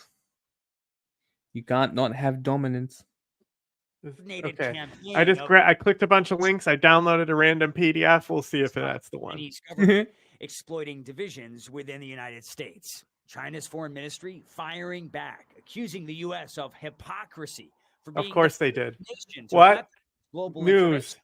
Beijing blasting the State Department report as About the disinformation. press. China that called somebody misrepresents hypocrisy. truth, Yeah. labeling America. I did. an This is the empire report. of It's from lies. Homeland Security. U.S. Ironic. says China's digital authoritarianism accelerated in recent years, It did. magnifying perceptions of chaos in America. It did. Chaos in America. For Beijing's communist leaders grappling with Hey, look, it's a taller person than Vladimir Putin. Lol. Just like Mao was taller than Stalin. from China's real estate crisis, new homes never finished, prompting protests by angry buyers, to a plunging stock market, skyrocketing youth unemployment, and rapidly aging population. Beijing and Washington battling for information dominance. So dramatic. Information dominance. Tonight, one key point on this. Oh my god, that is not what I expected him to look like. Holy shit. Cool. All right, what's next? Trying to open this file. Pakistan? Yeah. I love Pakistan. It's going down in I will die for Pakistan. Pakistan. We should. I'm sure people have seen that video. Well, I'm gonna play a couple break videos before we hit Pakistan and probably I finally got it finish, open. right? Yeah, like the Bud Light will be a good finisher though. True. We are doing places to visit. Emmy, spin the wheel. This is so funny, bro. I found this today. Like, I don't know who any of these people are, but like, this is like clearly like some weird promotional thing. Like, you see this on like whatever the E3 show was, not E3. Yeah. What was G4, right? Ah, okay. You know, that's it. Gives me this energy, and like you look at it, it says places to visit. I even know what this says. Like, it's way too obvious. Yes, Pakistani kids are the best. Watch they claim us for this shit. Oh. Hey, this is our marketing for some stupid video game thing that we did. 750 is good. 750 is good. Can I get an L? An L? Oh. Any L's? Oh, damn. Okay, not bad. That'd be real One funny if L. no L's. One L. I spin again. Is the strat to try to farm letters, or should you say it when you think? Oh my god. Just wait. It's oh so my funny. god. Oh my god. Oh my It's god. what? You know what it is. I think. I think early game is. Has she never seen Wheel of Fortune in No, her that's what's entire funny life? about this is that nobody my knows how it God. works. No, not even the host knows. None of them understand That- how it works because that's they awesome. literally like a marketing agency called and we're doing Liza P Wheel to the Chaos. We got a big wheel. You'll spin it around. And also like big rule of Wheel of Fortune. You have to have the wheel rotate fully once or it doesn't count. Yes. And she just kind of Yes. like just kind of She barely just- touched it. Touches it. Yeah, I noticed that. I'm like, was she meant to spin it? And they usually like walk around and give it a big fucking yeet. Yeah. For Cash. sure. If you But say it's it- risky, right? It's risky because I could You let pass other people it. build Yeah. all of Go them. ahead, say it. I'll You be know what it is? risky. Say it. Good. Wait, do you know it already? Wait, why am I giving you Yes, trash? I know what Never this mind. is. You You know do? what this is? I know what this is. Then I'm say like, it. That's it. Leaning Tower of Pisa. Oh! Leaning Wait. Tower of Pisa. Wait, Is just one Z in Pisa? I thought it spelled like pizza. pizza. Is it not? Am I wrong? She guessed it. Is that it? Is that it? Yeah. All right, let's get out of here. Well done. You won. It's like gotta be the worst That's awesome. precedent. That has gotta That's be the awesome. worst fucking Leaning Tower of precedent. I hate all of these people. It's so fucking good. Awful people. Literally, none of Jesus. these people care about this or want to be here. They're just like, it's our paycheck today. Holy shit. Oh, look, it's daytime news' bad girl, Jenny Milk. Russian doesn't count. This I know, is it's the only in US, the U.S. right. I know. Russian and because I'm Polish, those are like harsh. Hardcore, yes. Those are. I'm not sure how alluring. Is this the beginning or those the end? You might have to accents are, rewind. but This is a travel company, Oh, Big okay, Seven. we're good. They did a survey with about 1.5 million social media followers, so a decent drawing there. Number one, that Texan drawl. Second place went to Boston. How do you like them apples? Yes, that's right. Boston just got named the second sexiest accent in all of America. And yes, that's true. And I know it's true because I voted 400 times for the survey. That's right. I took all my Boston Red Sox hats. I put them on. I pretended I was a different person. But I do believe it's true. And here's to all my heroes. Tom Brady, I love you. The Boston Oh my Red god. Sox. Okay. There are 3 of the worst accents in the world, right? That inbred Southern accent, the Appalachia. Valley Girl from like the LA Valley Girl, and Mhm. that. 3 worst accents in the world. No particular order, but Valley Girl is the worst. This is like such a funny video for a comedian to post on TikTok, though. It is good. So this was comedian Alyssa Limperis's take on the survey. Most of social media not on board with Boston's really high ranking there. Ben Ross tweeted, "Unless first is every other accent, this poll is BS." I kind of agree. I feel like these people be drunk. Dylan Rogers tweeted, "#1, any other accent." Jenny Milkfield. Even the Boston accent itself knew it didn't Like- win in the first place. So rounding out Jenny Milk is like the dream guest for the show. #1, Boston, New York. I so vehemently disagree with this. Is this epic? Maynard, and I totally agree with this. My hometown, Chicago. Chicago. The Bears. We drink pop in the front room. Californians, by the way, came in number 10 on the list out of 50. Now we're going to go to the flip side, the least sexy accents. California Valley accent ranked 40. Aha, Valley Girl, told ya. Should be last though. 6 out of 50. Alaskan, 47. I don't even know what that sounds like. Looking at you, Eric. I think Minnesota was number. I think Minnesota just sounds like Canada, and that's why Americans hate it. Yeah, well, it's funny. 48. Yeah, that doesn't surprise me. We can't You let go of our Jersey. vowels. Yeah, Boston is the sexiest accents. Boston got #1. A-E-I-O-U. That's the problem with Minnesota. With Minnesota. I would like to Oh, we're covering Jenny. probably referring to like. Ugh, we missed her. Damn. I'm sorry, Jenny. I failed you. Also on that list, Philadelphia was number 8, and I totally disagree because my ex is from the Philly area, and they say things like "woulda" instead of "water," and like "radiator." And that is What not is the sexy. definition of sexy in this survey? Because I'm not getting that. No, I'm not either. So with your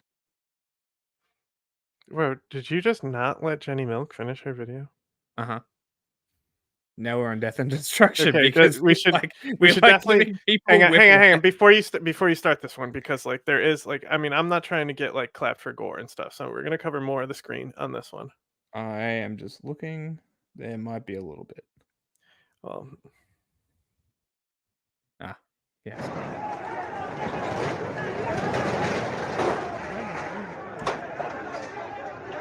You want to read the caption there because we're covering it. It says bomb blast near political officers kill at least 24 people ahead of elections in Pakistan.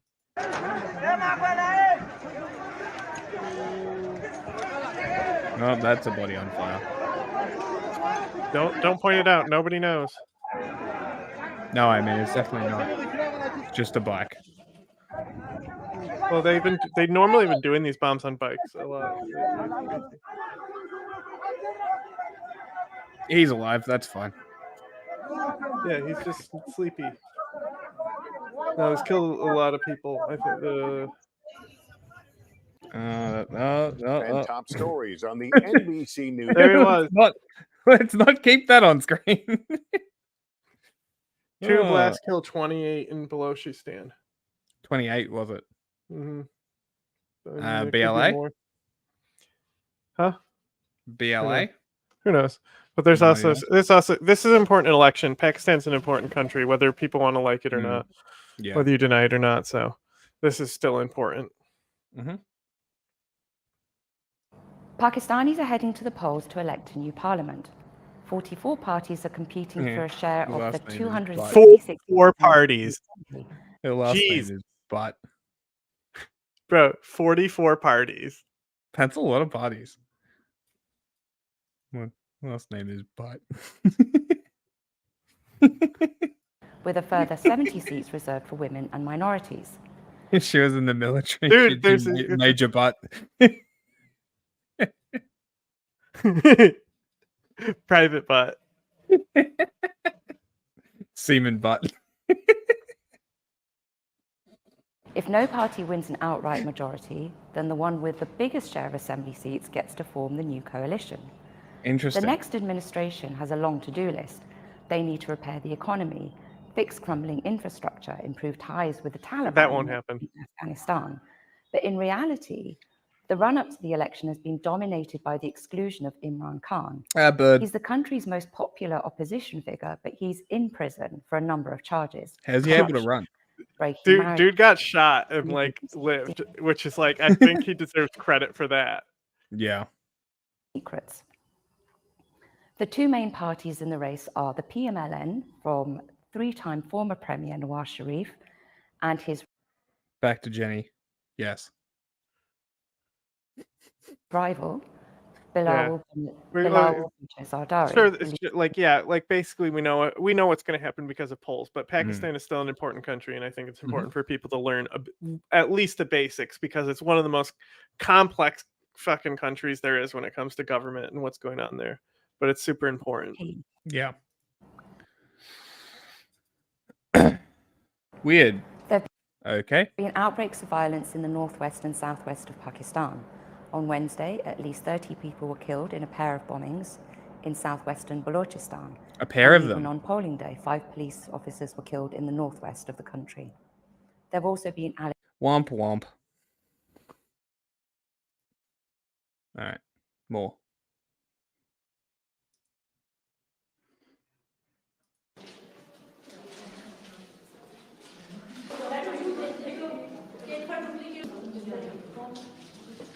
Wait, they cut phone service. Yeah, Pakistan does that a lot. What the fuck? People are being attacked, you know. Isn't that like against international law? Do we want to Or is that explain what just this the internet? election card is and why it looks like this? Go on. Okay, so why are there traffic lights and shuttlecocks on it? Well, it's like this is just like their party symbols, right? So like, while the national language of Pakistan is Urdu, there's a lot of local languages, certainly more than America, right? Yeah. So each party will just pick like a dumb kind of like symbol that you would see from Yeah. clip art, and that way people Yeah. know that's the party I'm going for. Oh So like my Imran God. Khan's is like a cricket bat, Yeah. Interesting. you know. That's very interesting. I've never seen it like this though. I didn't know they got like that clip arty and dumb. Like for all I know, that is a clip art thing, and It's not pretty even about goofy. parties. And it's like a I'm down sample for this. sheet. Just get people clip art to vote for. I'm totally for this. Well, remember what I said advertisement was going to become. Yeah. When you can't show the food anymore. Mm-hmm. Yep.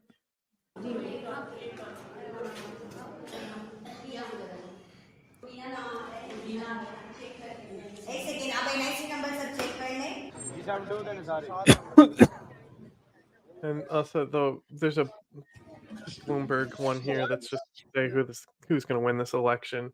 Mm. It's above the deadly bombast. It might not show up for you if you not see it. Yeah, no, it's not that. All right. With Imran More Khan, elections. who will be Wait, Pakistan Haiti? next year. Do we want to do Haiti? Yeah. Well, with Imran Khan behind bars, who will be Pakistan's next leader? No, it's yes, it is. Yeah. Okay.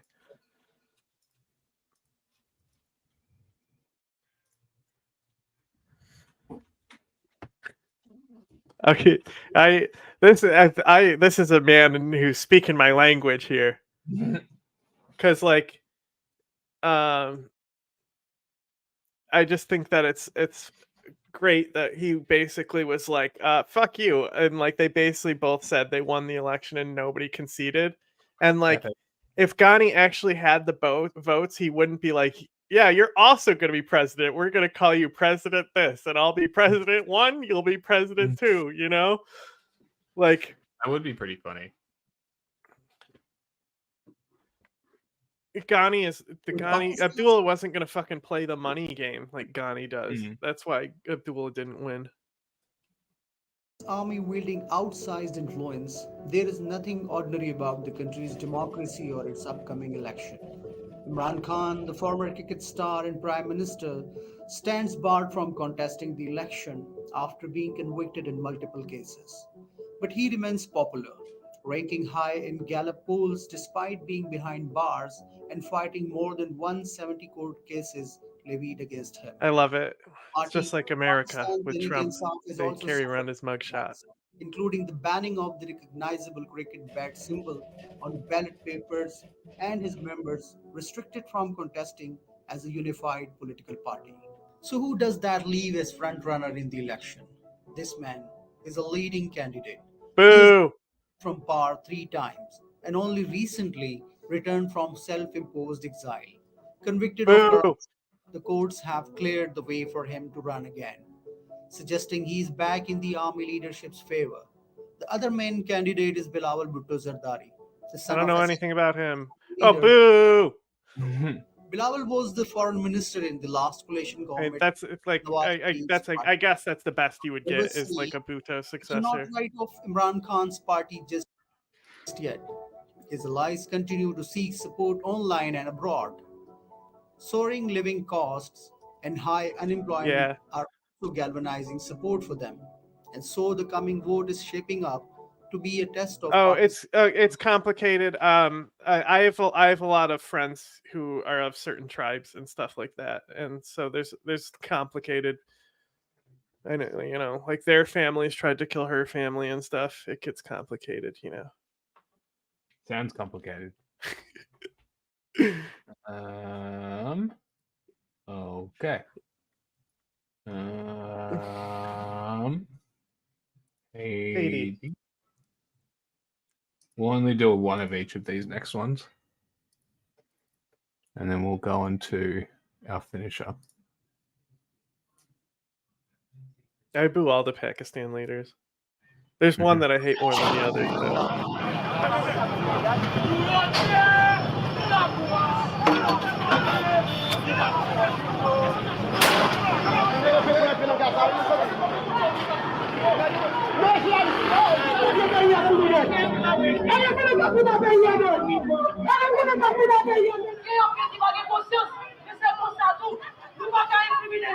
Are they speaking French?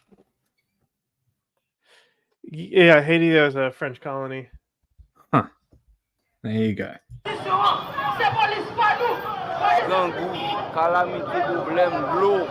think it's like a local dialect. I think it's like a local dialect. Okay. Moi-même, je dis, monsieur Ariel, en tant que grand monde, est-ce qu'il va gagner ça par Ariel là, tonton?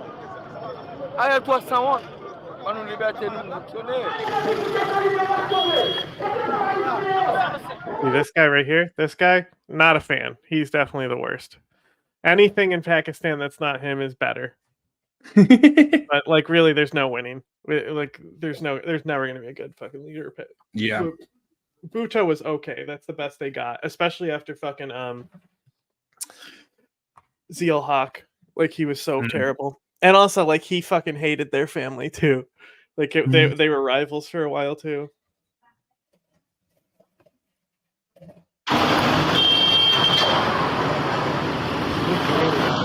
Oh, Superman shirt, badass.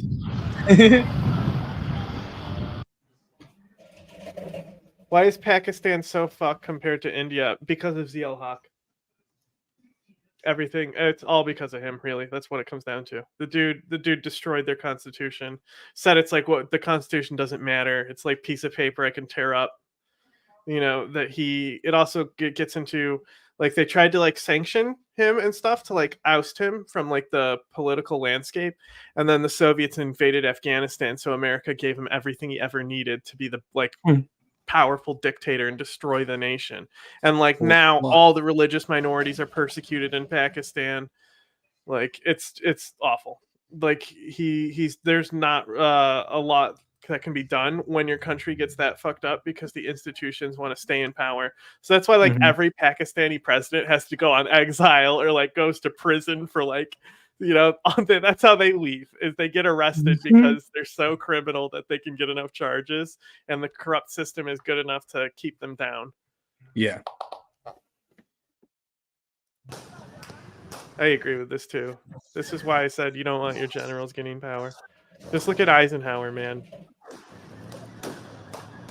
Yeah, Pakistan has an elite class that destroys the country. It's funny, there's like what's the one guy who just left MSNBC? Mehdi Hassan. I think he does an interview with somebody who is in Pakistan. It's like it's one of the female admins from like back when Sharif was in power, and like he's just destroying her the whole interview, and it's so funny. Prince Eugene was the best general. I don't know who this is. Anyway, so this is basically riots against the not government that doesn't really exist. So not great. These riots going on in Haiti. Not doing well.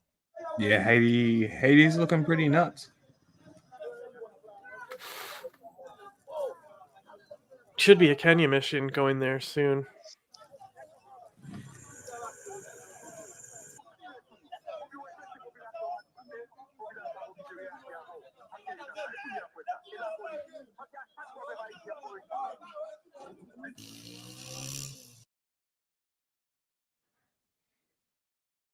Now this is important.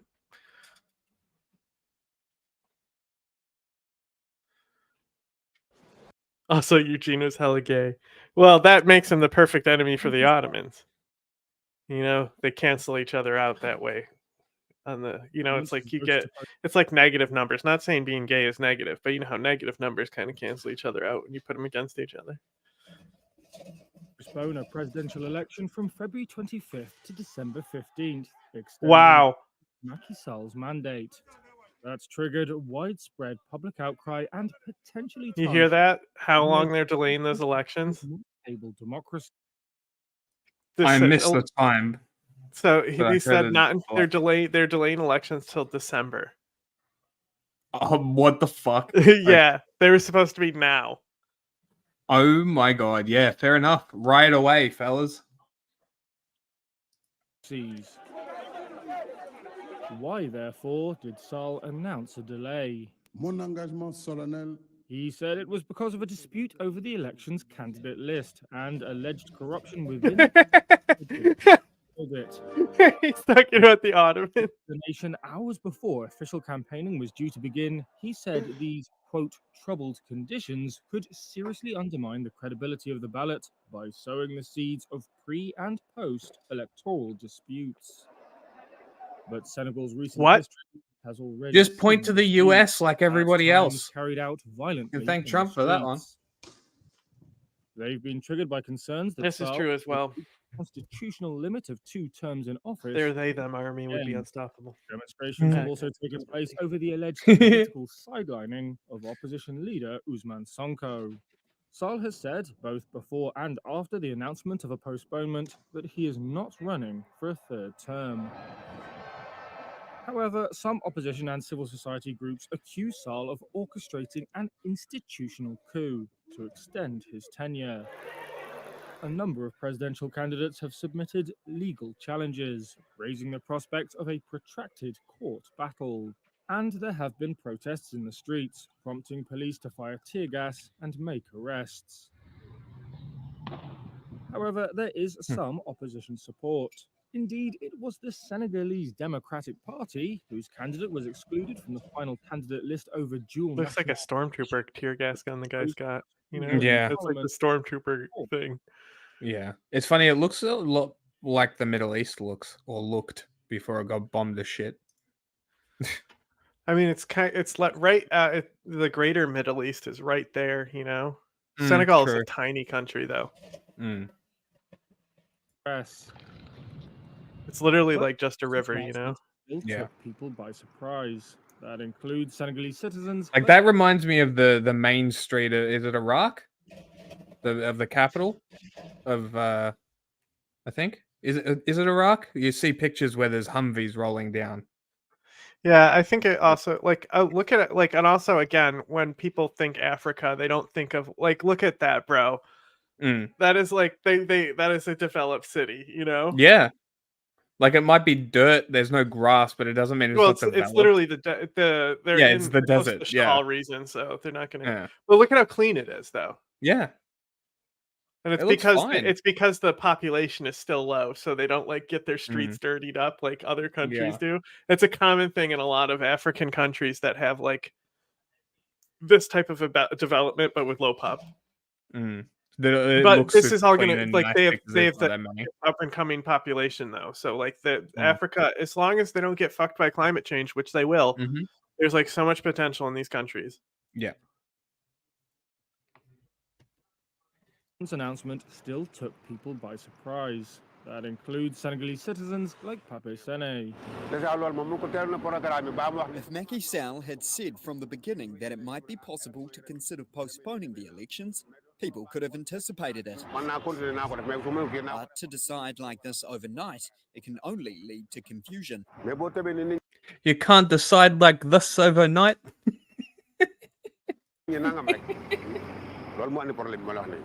But it's also potentially caught the international community off guard. How many cars do you think? All these taxi cabs, I guarantee if we trace them, they all were sold by Hezbollah and shit. Transfers of power since independence from France in 1960. Based. The abrupt postponement 1960. made those who believed the West African country would stick to a standard electoral course. That's in a region that's become a proxy battleground between Western powers and Russia, following several military coups in recent years. I missed it. What was the reason for delaying elections? Sounds like some bullshit to me. Raised concerns.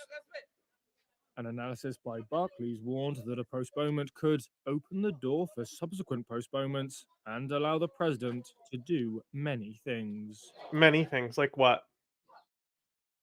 Gotta expand on that.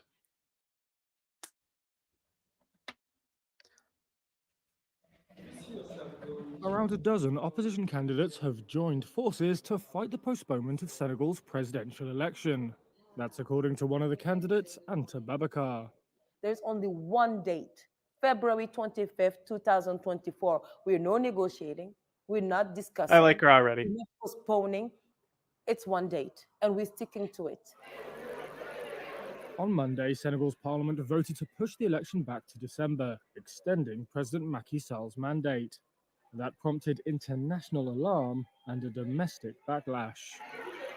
But how big of a local power is Senegal? They're not that big of a local power at all.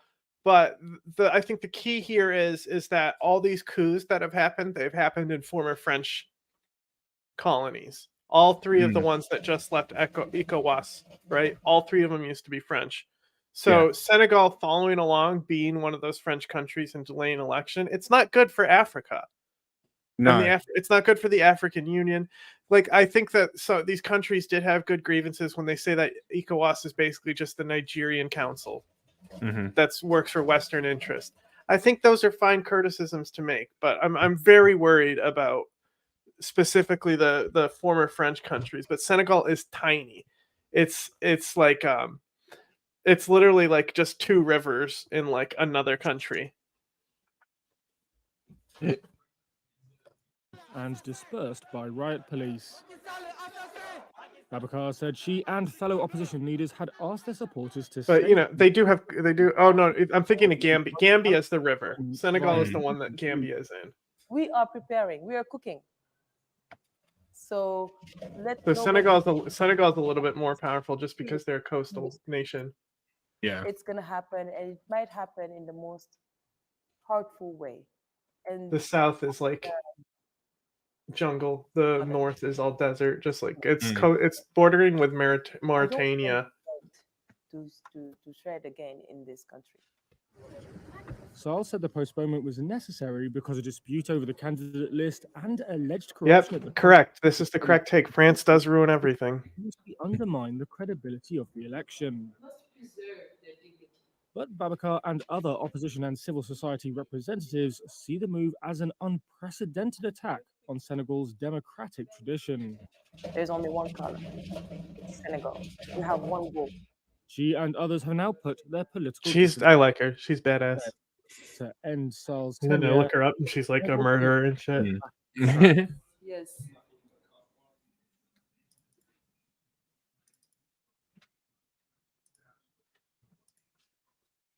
Okay.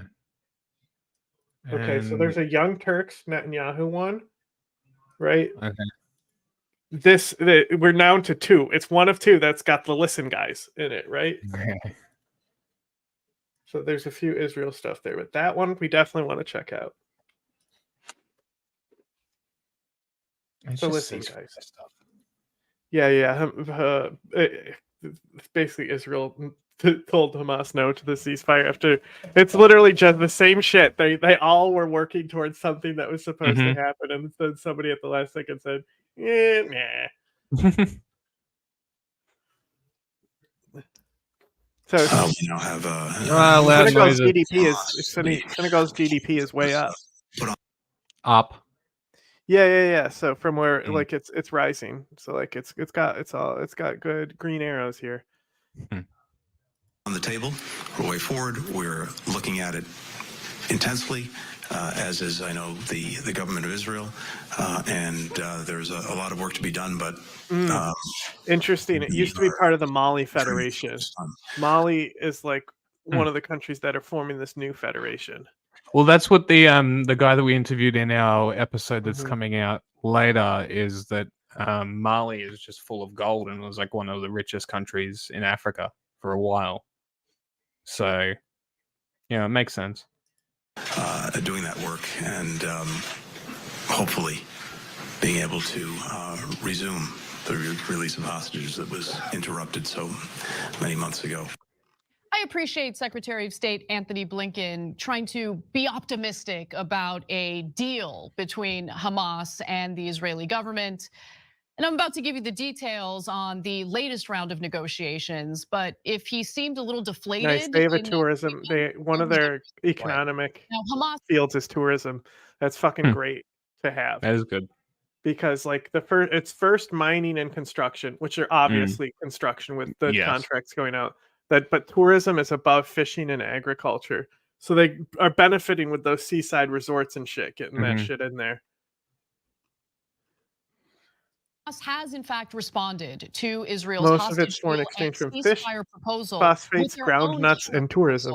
And despite Secretary of State Anthony Blinken taking his 5th trip to the Middle East since October in an effort to strike a deal between Israel and the Palestinians, Israeli Prime Minister Benjamin Netanyahu has already rejected Hamas's counteroffer. Of course he has. Now keep in mind that Hamas had already tempered some of their original demands, including cool chart. Like, see when I said their GDP's way up? Look at that. Quite the curve. That is crazy. And permanent ceasefire. Their latest offer to Israel included hostage releases. No, I'm talking about Senegal. Senegal has tourism. Pause in fighting, and eventually, the complete withdrawal of Israeli forces from Gaza. The first phase of the ceasefire would include the release of hostages in Gaza, including women and children under 19 years old who aren't enlisted in the Israeli military, as well as the elderly and the sick, in exchange for all Palestinian female, juvenile, sick, and elderly Palestinian prisoners, as well as 500 prisoners named by Hamas, including those with life sentences and convictions for serious crimes. It would also include intensifying humanitarian aid, moving Israeli forces outside populated areas, a temporary cessation of military operations, and aerial reconnaissance, the start of reconstruction work, and allowing the United Nations and its agencies, like UNRWA, to provide humanitarian services and establish housing camps. Now, they would need to establish housing camps since the IDF has destroyed so many residential buildings in Gaza. We'll get to that in just a bit. Now, it would also see the return What's the over-under for Israel going into Rafah? to their homes That's in a hard all question. areas of the Gaza Strip. Who And knows with them at this ensure point? freedom of movement without obstruction by the Israeli government or the IDF. In addition, this first phase would include starting indirect talks on the requirements necessary for a complete ceasefire and negotiations on the details for the second and third phases. Hamas has proposed that the second phase would see the conclusion of talks that would end hostilities, in addition to the release of more hostages held captive in Gaza. During the second phase, all male hostages in Gaza, civilians and military personnel, would be released in exchange for a specified number of Palestinian prisoners, and Israeli forces would have to completely exit the enclave. Now let's get to phase 3. According to what Hamas counteroffered with, phase 3 would aim to exchange bodies and remains of those killed on both sides.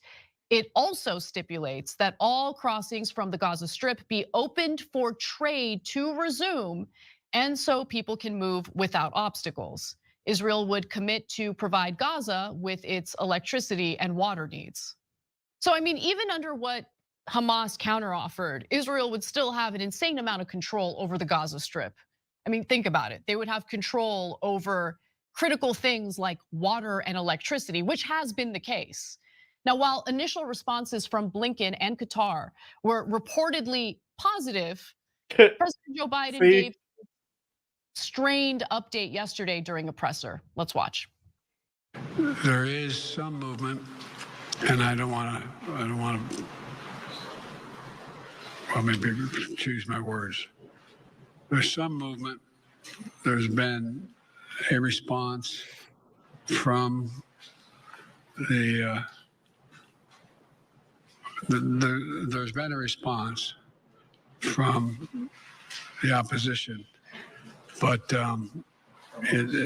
yes, I'm sorry, from Hamas, but it seems to be a little over the top. We're not sure where it is. There's a continuing negotiation right now. Yikes. And that was before details of the counterproposal were even shared. Based on Netanyahu's rhetoric, it didn't seem like the proposal by Hamas was likely to go anywhere. And maybe that's why Biden didn't seem so hot on the idea. He does tend to I've been listening. Israel's leader rather I'm than laughing at this comment. himself, after all. Another foreshadowing sign came on Wednesday, unfortunately, when an Israeli official familiar with the negotiations said that there is no way Israel will accept the Hamas counterproposal. And it looks like that official was absolutely right. Netanyahu did, in fact, reject the counterproposal outright, saying that Hamas's offer is delusional. Quote, "We haven't committed to anything. We haven't committed to any of the delusional demands of Hamas. The numbers of terrorists with blood on their hands to release. There is not a commitment. There has to be a negotiation. It's a process. And at the moment, from what I see from Hamas, it's not happening. Except there were concessions by Hamas. And this is a negotiation process. It's just that, keep in mind, Benjamin Netanyahu has a conflict of interest here. And the conflict of interest is he wants to remain in power. He has somehow convinced the Israeli people that they should keep him in power, even though they absolutely loathe him, as long as the war continues. So if that's the deal, he's going to ensure that the war continues as long as humanly possible, because homeboy loves power and he wants to remain in the position he's currently in. He said Israel's aim is complete victory, and the country will not do less than that. I told the US Secretary of State, Anthony Blinken, we are nearly there with complete victory. It's got to be the last one. It's going to be the Trump Bud Light victory is one, right? achievable. Yeah, and that's the stories we'll finish on. Years or decades. It's a matter Pick of another Israel one as well. And oh we'll yeah, I them want to that do. watch I do one. want to basically look at all those Bud Light videos. Yeah. By the way, so pick Yeah. another Israel one. Okay. We already saw that. AP. Let's go with AP.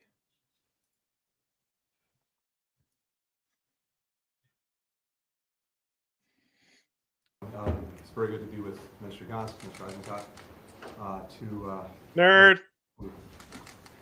talk about where we are. Do we have a Discord?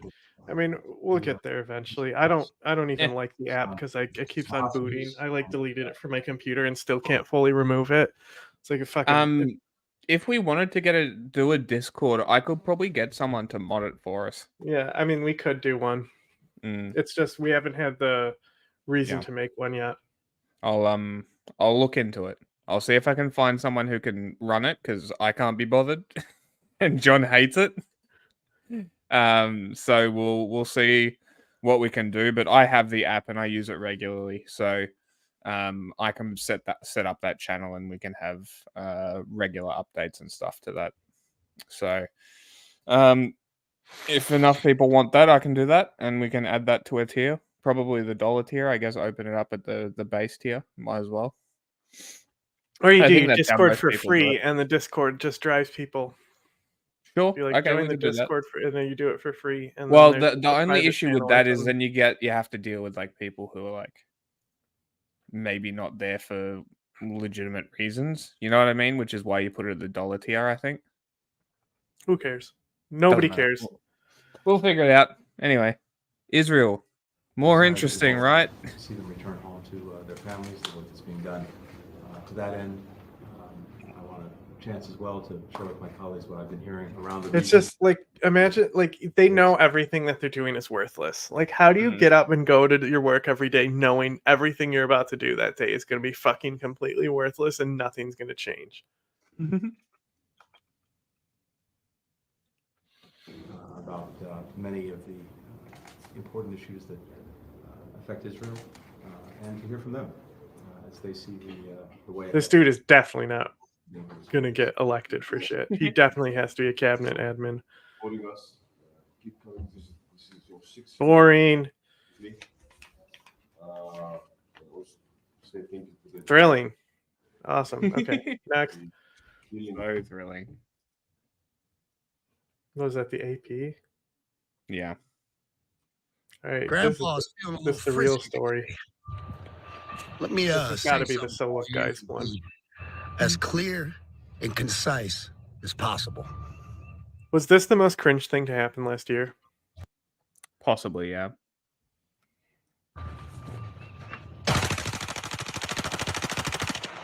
Pretty cool he has automatic weapons, though. It's kind of baller.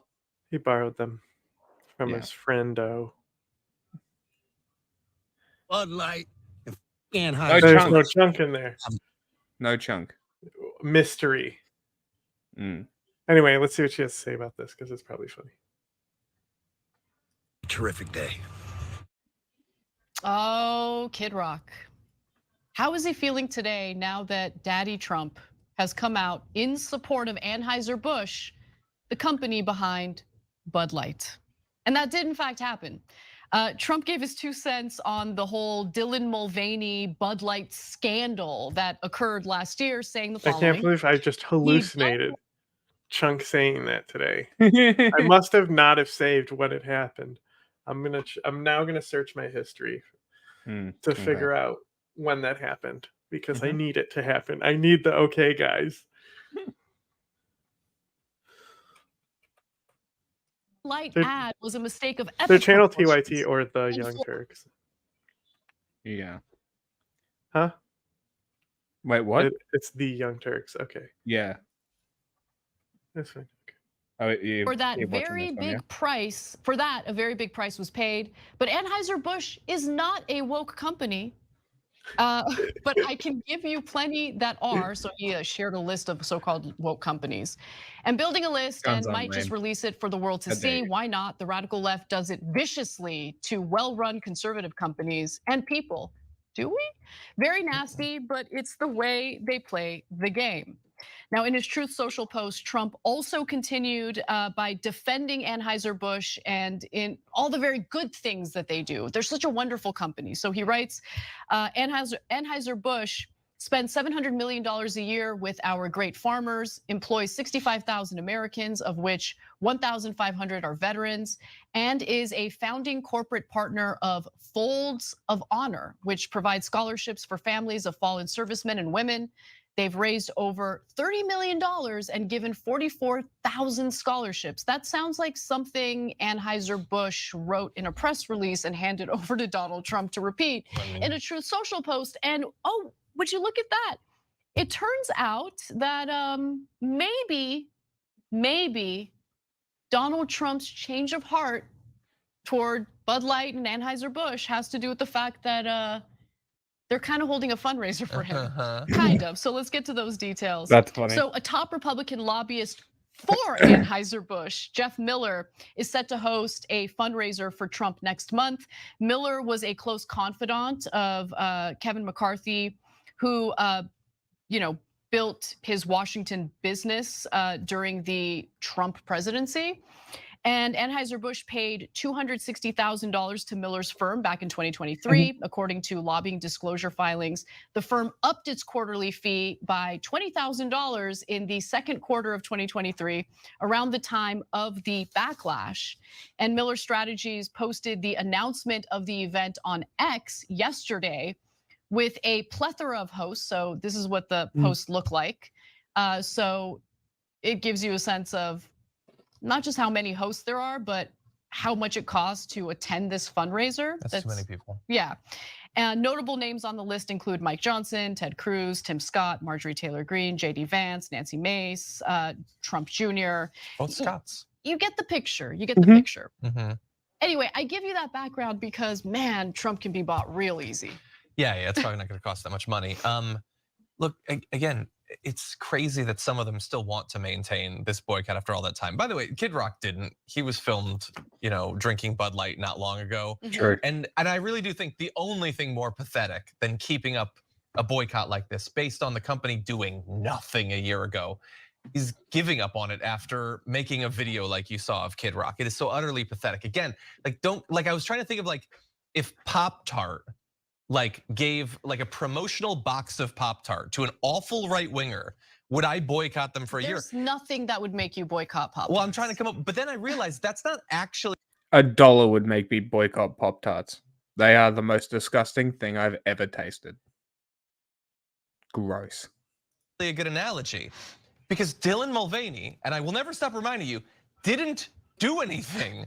Dylan Mulvaney isn't like. I think I'm really. My brain. Something's wrong here because I know I heard him. I know I heard him say, "So listen, guys, okay, something's going on in my skull cavity." Maybe. Who is this guy? I don't know who you are. I don't really care what this guy has to say. Let's see what Pim Tool has to say. Yeah, that's who we want to hear from. Donald Trump has made a very important statement. It's not a tumor. Some very serious issues here in the United States. Huh? I said it's not a tumor. States. And that is, he wants us to drink Bud Light. Oh my God. Donald Trump posted the Bud Light ad was a mistake of epic proportions. And for that, a very big price was paid. But Anheuser-Busch is not a woke company. But I can give you plenty that are. And building a list and might just release it for the world to see. Why not? The radical left does it viciously to well-run. Conservative companies and people. Okay, I don't understand that. Very nasty. But it's the way they play the game. On the other hand, Anheuser-Busch spends $700 million a year with our great farmers, employ 65,000 Americans, of which 1,500 are veterans, and is a founding corporate partner of Folds of Honor, which provides scholarships for families of fallen servicemen and women. They have raised over $30 million and given 44,000 scholarships. Anheuser-Busch is a great American brand that perhaps deserves a second chance. What do you think? Perhaps instead, we should be going after those companies that are looking to destroy America. Well, I will pause there, good sir Donald Trump, as much as I'm looking forward to voting for you. You are a far from perfect candidate. Anheuser-Busch is not an American company. Thank you and have a nice day. It's a Belgian company. It's owned by InBev. Right. AB it's not an InBev. American company. I can't believe I'm crazy. And I can respect. Huh? I'm really fucking crazy. I hallucinated that happening. They've dug into your brain. Their psyop is working. His view. Next, you're gonna have nightmares, and he's gonna pop out and be like, "Hello, guys. No, Listen, John Stossel will always be the nightmare. Listen, guys. Oh, look, Listen, guys. Here's the thing. Listen, guys. You know, right? And I think the reason he's doing it is Anheuser-Busch probably does give a lot of money. And so a lot of you think politicians are like, we need the money coming from Anheuser-Busch. And now Donald Trump has come out and said it is time to end the boycott. It's time to give in to the global fascism. What say you, panel? All in favor of ending the Bud Light boycott, so saith Donald Trump? I don't even care because I don't drink beer. Yeah. If I was at a Wow, Also, guys, you're all guess so what? principled. If you don't wow, drink beer, you're God. not boycotting anyway. Then you're not a potential customer they can have. So Exactly. Like, fail. oh my Way to God, fail, bro. you guys are so good. You guys are doing the good thing. You're doing God's work. Oh my God. situation if someone handed me a beer and it was Bud Light, I would drink it. I'm not going to buy the stuff. That's where I'm at. So And many unless I people didn't want to drink Epic, it, then I bro. would. You'll show many people them have that. responded directly How good's his input? You really couldn't do without it. to the post saying no, not until there's an apology. And I 100% agree. Fair. I actually Okay, so I don't know if Karen. you guys saw the Super Bowl ad they made. Isn't it really stupid that they put Super Bowl ads out before the Super Bowl now? Yeah, that was what I was thinking. That is What? I think we broke Bud Light. I think we broke them. I think there's like a guy sitting in like the marketing department in his underwear smoking cigarettes with like bags under his eyes rocking back and forth. I want to smoke cigarettes. Refreshing the speed over and over and over. Yeah, just so basically they did this ad campaign with Miles Teller and some woman, I don't know who she is. And she's on hold and he's like dancing towards her with two cans of Bud Light and then they dance together and then laugh and drink Bud Light in the living room at like 9 in the morning or something. No way. I don't know what time it's supposed to be in the commercial, but it's stupid anyway. They're both not at work, so I'm assuming it's maybe late. But it's cringe, and everyone made fun of them for it. Yeah. A few months later, they launched the Dylan Mulvaney thing and nuked their own company. Twitter isn't real life. Fucking idiot. Touch grass. Trying to recover, they launched a partnership with Harley Davidson. We're manly beer. We drive motorcycles, and everyone made fun of them. And then I can't remember who it was. Well, they got made fun of. Then they partnered with UFC, and everyone made fun of them. Sean Strickland came out, said, I'm going to fix you. And many people started saying, hey, look, it's fine. Joe Rogan was like, who cares? The beer's fine. Then they sponsored Shane Gillis. And Shane Gillis is not a woke comedian. They, I don't know what capacity they're working with him, but he got canceled for, I think he was doing like an Asian accent. No, he didn't. And still, people are like, I don't know. He got canceled for doing an Asian accent? Yeah. So good. That's what it was. No. What he did was use a racial slur in the context of telling a joke of someone else. So someone else has told this joke, I believe is what it was. And he has said a racial slur of some sort. I don't know what it was. What, are we talking about Shane Gillis? I was listening to Jank in my other ear. Yeah, he made like an Asian joke on a podcast that he made that nobody was watching at the time. And they went back after he got like a big job to look at those early episodes. You know what I found out recently? The person who dredged that up was a failed stand-up comedian. Epic. Yeah, a failed stand-up comedian who had applied for Saturday Night Live and got rejected. Literally the same story with I think it was when Tony Hinchcliffe got cancelled. It was the same thing. It was like shit. I got taken it. out of context. Oh, you got the I zeroed episode in on it. Mm-hmm. I found it. I knew I wasn't crazy. I knew I heard him say it.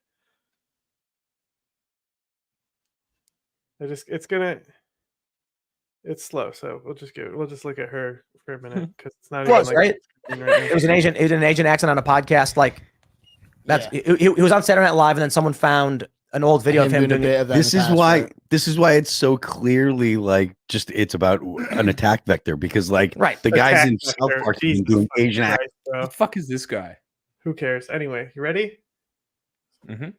I'm gonna jump back even a little bit just because it's gonna lag because my computer's like slow. Kill him. Yeah. Kill him more. Yeah, As long I as agree the with you check on that. cleared. Kill him. See, I prepared for this. Now it's not gonna lag when he says it. Hopefully, it misses it entirely. Here we go. The anticipation is killing us. I know. Just to hear Jenk's catchphrase. Come on, YouTube. Their website is experiencing interruptions. Yeah, I know why. It's because your website is terrible. Kill him. Yeah. Kill him more. Yeah, As long I as agree the with you check on that. cleared. Yep.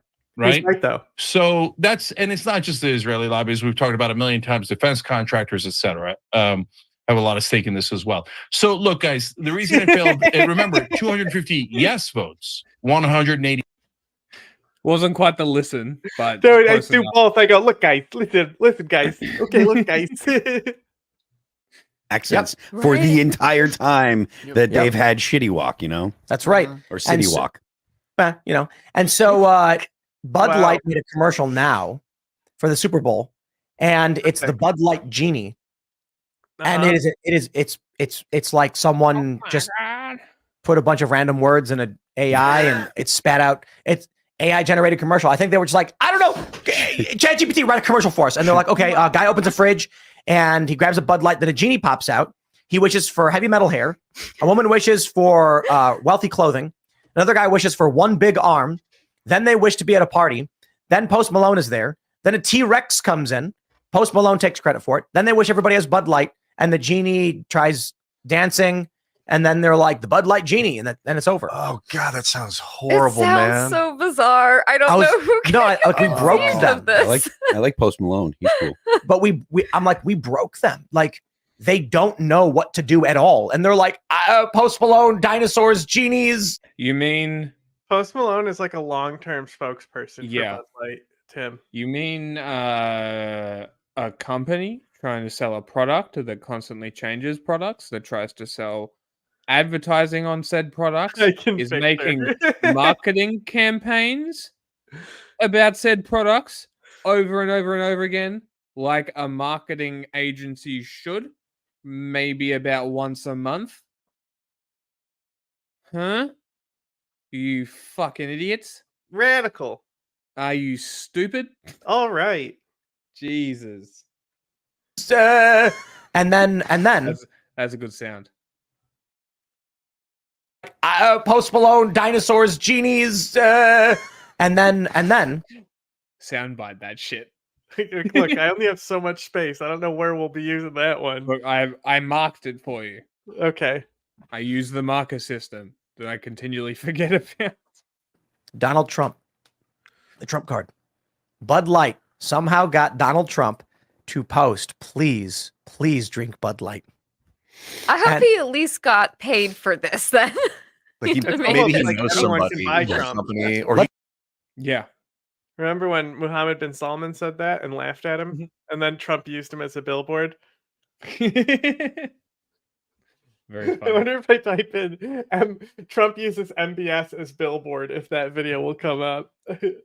That would be very funny. All right, let's see what Matt Walsh has to say. About money. Anheuser-Busch does have a factory in the United States, at least one. I think the headquarters, it's a subsidiary of a Belgian company, so technically it's Belgian, but it is in. Nobody cares. Oh, look, a pedophile. Politico has this report. Former President Donald Trump offered an. What happened? Okay, so if the thing is, if I just put MBS as billboard, it doesn't come up. But if I said Trump uses Saudi Arabian prince as billboard, first thing. Interesting. I know, baby. Olive branch to Anheuser-Busch on Tuesday, issuing a post on a social media platform calling on conservatives to drop their opposition to the besieged beer company. Trump wrote, the Bud Light ad was a mistake of epic proportions, and for that, a very big price was paid. But Anheuser-Busch is not a woke company. Anheuser-Busch is a great American brand. This is my favorite Trump clip. And we are bringing back hundreds of billions of dollars into the United States, and we understand that, and they understand that some of the things that have been approved and are currently under construction and will be delivered to Saudi Arabia very soon. And that's for their He's looking at him like, bro, what are you doing? In terms of dollars, $3 billion, $533 million, $525 million. That's peanuts for you.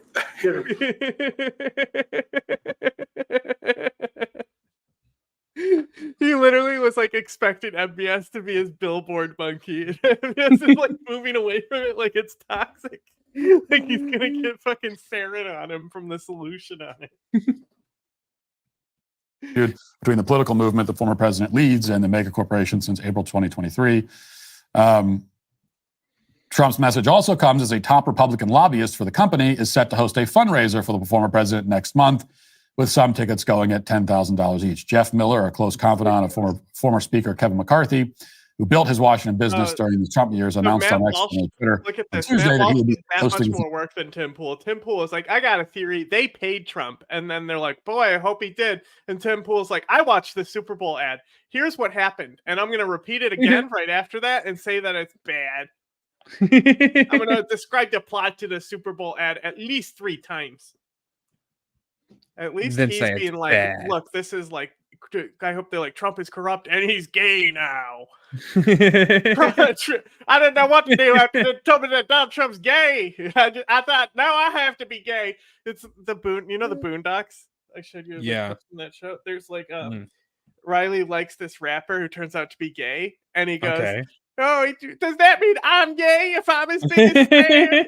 And Huey just goes, "Yep," and walks away. That's so funny. And then Riley goes, "I'm gay," and starts crying. And Granddad runs in and goes, "Oh, it's okay. We knew this time would come." Fundraiser. All right. Let me be among the many here to say no. Hell no. Definitely not. The Bud Light boycott is not ending. There is no strategic reason to end it. There might be a content filter on YouTube or something if you wrote something. Who knows? But I still see messages. Who knows? And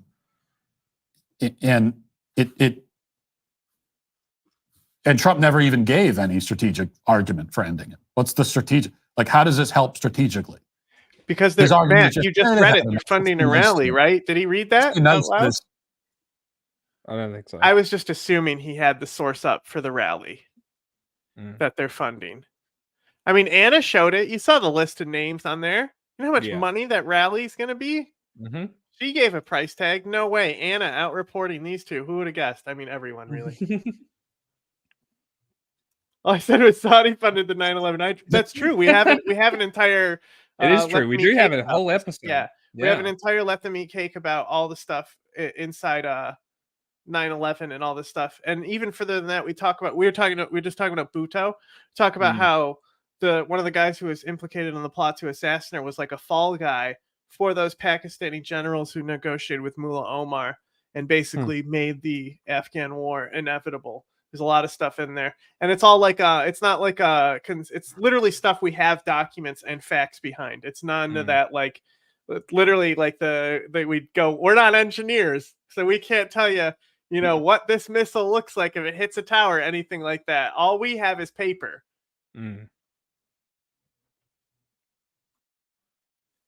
This international. Who done it? That's what the thumbnail is. It says who done it. It's a very funny one. It's one of my favorite. Corporate brand. And by the way, they are not an American brand. Anheuser-Busch is a foreign-owned company. It is not an American company. So this is a foreign-owned company that boy, they really went woke and decided to push transgenderism. They're writers in response. Exact same. Like, oh my God. Same brain. Just repeat the same thing 3 times. I don't know. I'm filling in space. I needed a word count here. Jesus, my guy. Conservatives organized for the first time ever in history to launch a successful boycott that actually worked. Sir, you clearly haven't heard of the Ku Klux Klan.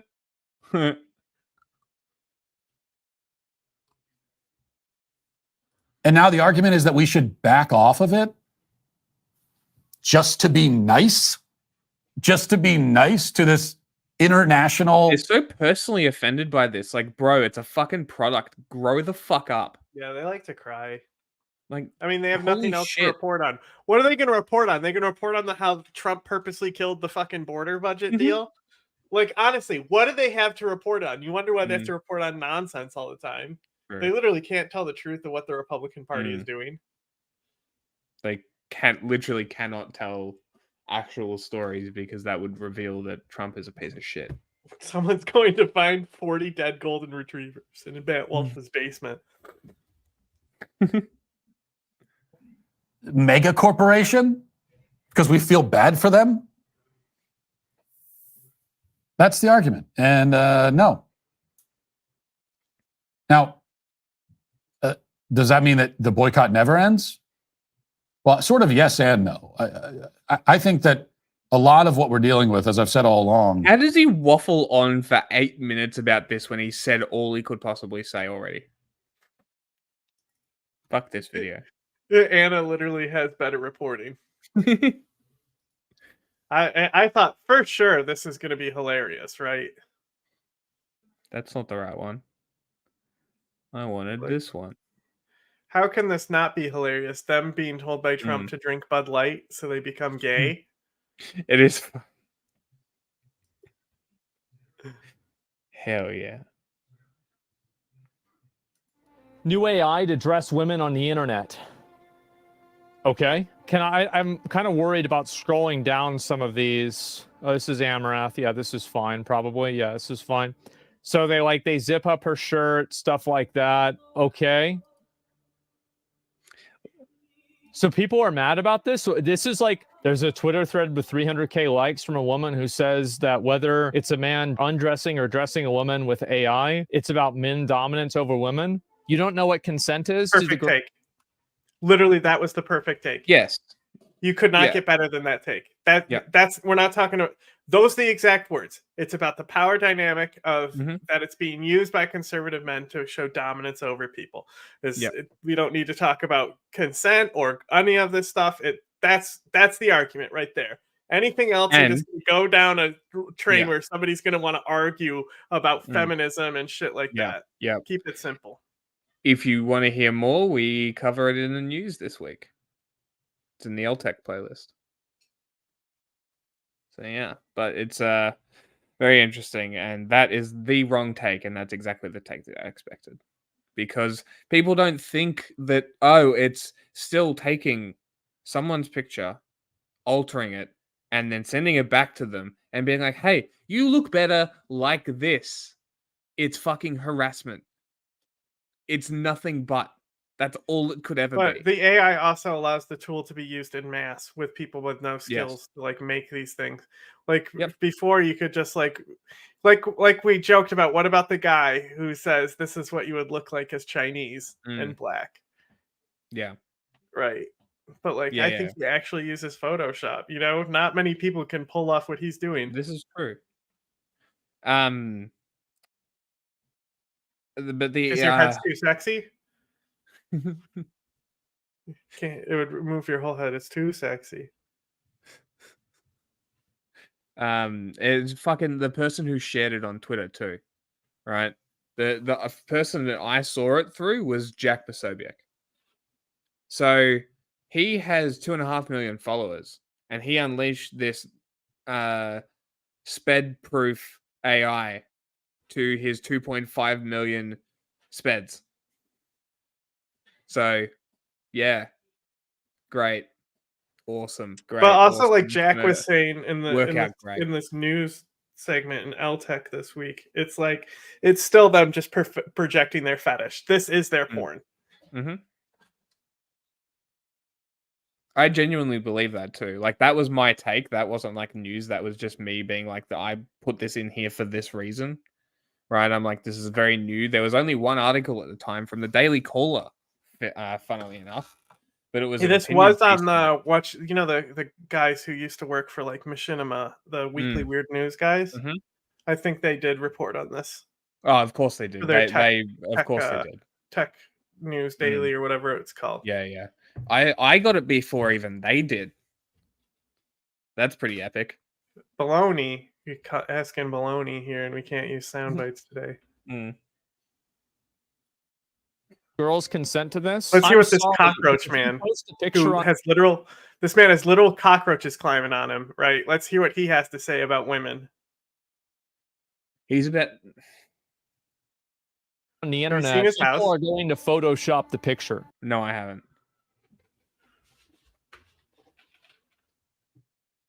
This isn't just because it happens doesn't mean it's fine.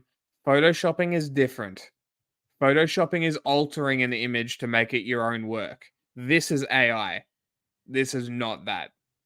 It's very different. I would argue that an altered image like if that dude that does this is what you would look like as Asian or black actually uses Photoshop, I would say that's his own art. But for consistency's sake, right, which is what I said in the news, I would say it should also not be okay.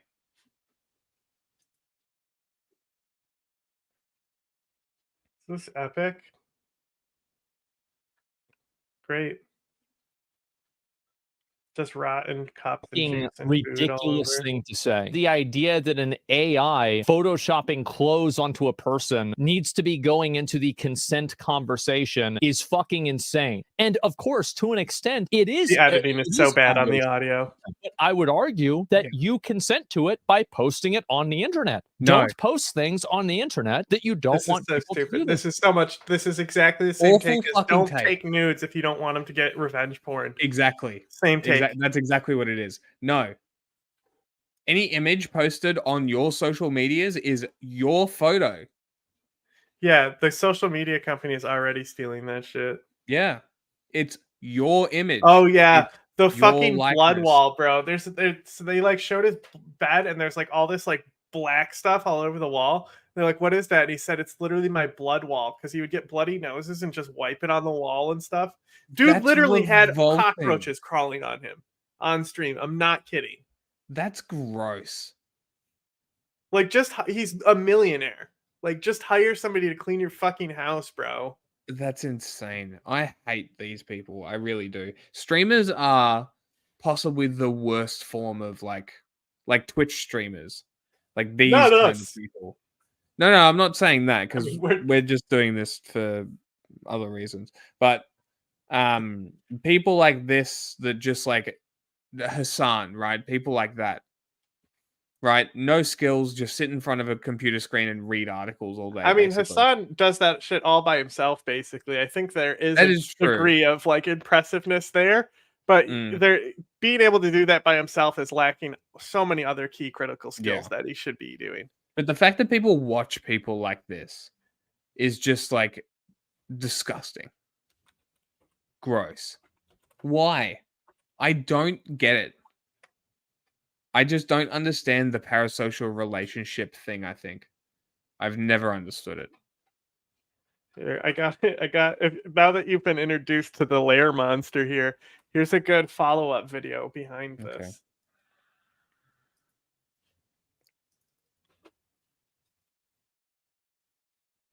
Ayn Rand. One time I had to tell the Taliban what Ayn Rand is. How good is all the streamers coming out and being like, if you don't pay me, you're poor, fuck yourself. How good is that? Hey, did you know YouTube demonetized us? And they did. And if you Pokemon don't Blank. pay us, you're poor. As low as one bone. Literally, it's one bone, and you get everything. You don't even have to pay more than 2 bones. Anyone who's paying 2 bones here, like the name scrolling across the bottom right here, they're suckers. They're paying extra for the same privileges right now, just because they love us. 1 bone. Please. Manosphere, red pill bullshit for ditching Twitch. What's this? I'm gonna For say ditching something that Twitch. might get Bro, me in some trouble, but I'm who gonna say edits this guy's videos, bro? The audio is all over the place. You could tell it's like chopped together. is just don't see the Twitch scene developing in the direction that I would like for it to. And especially with the rise of so much manosphere, red pill, Fair enough. bullshit. I feel like that stuff has flourished within the male-dominated live streaming sphere of things. I have a Like, solution. take shit for this. I have a solution. Show you your tits. Problem solved. Get rid of those cunts. Isn't she? No, she wasn't. Like, she's one of the ones that has like definitely like been in. Don't want to say AI porn scandals, but like, you know. Oh no, I think she was in that one where the dude was caught with AI porn of her. No, that was Cutie Cinderella because was Ethan it? fucked up and had to do a big apology, and that's why I remember. Oh, okay. But she was definitely a part of something like that. Yeah, she's always getting harassed. Yeah, but she was also one of the ones that was like, "You're poor, I'm better than you, fuck you." She was So Pokey? Huh? Pokemon was? Yeah. Yeah, I could she care did less. that. Yeah. Pretty disappointing, honestly, but what can you do? Streamers all tend to be the same. After this, we're gonna watch Sniper Wolf until we laugh, and then stream will end. That's a joke because the stream will go on forever. See it be normalized, the kind of bigotry and shit spewing. Like, how are you gonna say this shit and then go to YouTube? Like, are you kidding me? You're gonna go and say this about Twitch and then go to YouTube? It's like there's like some YouTube short and like it fucking there's like some guy that says like women shouldn't be able to drive. And then there's like a clip of a woman crashing into a tree. And then it's like a sequence of like Thomas Shelby walking away from like an exploding car with like electronic music playing in the background. And then like every comment is like, yeah, my mom's a fucking bitch too. She doesn't know how to drive either. Like, that's it. So how the fuck do you go from Twitch to YouTube and blame Twitch for having red pill stuff whenever the red pill stuff is primarily on YouTube? I don't know. Is it? Why would you clip that? Isn't that guy epic? Awful. He's the best. What are you talking about? Awful. Anything else we want to look at? I don't think so. Pretty tired, pretty hungry. What about the prison labor case there? No. It's a minute long. Mm. It's at the top. All the food brands in prison labor and slavery. This is what we'll end on here. Prison labor. It's 4 minutes. Okay. Well, we'll look at the headline for it and not the whole video. We'll look at the headline and how many brands are involved.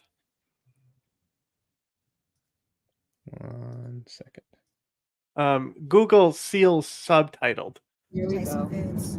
A hidden, intricate web links hundreds of popular food brands to work done by U.S. prisoners. A 2-year Associated Press investigation found that everything from grains, meat, eggs, and milk had been grown, harvested, or produced by incarcerated people. And their labor finds its way into the supply chains of some of the most recognized brands. Boom, there you go. All slaves make this stuff. Good hard day's fucking work for them. Literally slave labor. That's basically what the story is about. You only have to look at the beginning because after this they go into the amendment and how the amendment differs, and then they'll interview a guy. But just go for the first minute. Cargill and General Mills sound familiar. I don't know what some of these are. Tyson is already like notoriously bad though. They're like one of the worst meat manufacturers. Companies in the world. These types of agricultural programs are being run at prisons across the country. Dozens of them generate revenue. Those are the green dots you see there on your screen. One penitentiary highlighted by the AP is the state prison in Angola, Louisiana. The fuck is going on? Everything. YouTube is fucked. I know, right? They're trying so hard to kill ads that they're destroying their whole code. It's great. Like, burn it to the ground, you fuckwits. And like that, it's only going to cause a breakup. Yeah. Spokesperson there pushed back on the slavery comparison, saying Angola has transformed with large-scale criminal. It's literally called Angola too. Jesus Christ, you know? Yeah. I think, like, realistically, if we're thinking about this realistically, I only think there's one company that could probably afford to buy YouTube and run it, and that's Amazon. I mean, I think I genuinely believe. Doesn't Amazon already own Twitch though? Twitch, yep. Imagine if they got Twitch and YouTube. But Twitch is also going to shit too. Mm. It's just capitalism. It's reaching its critical. Yeah. Justice reforms. The official pointed to other programs like educational and spiritual options that prisoners can choose from. NBC's Lester Holt met with one prisoner who took that route back in 2019. Watch. What is it like? Are we watching or are we done? No, we can stop. Huh? I said no, we can stop here. Okay. We're just Sound under fine. 6 hours, which is par. So we have 4 minutes. Here we go.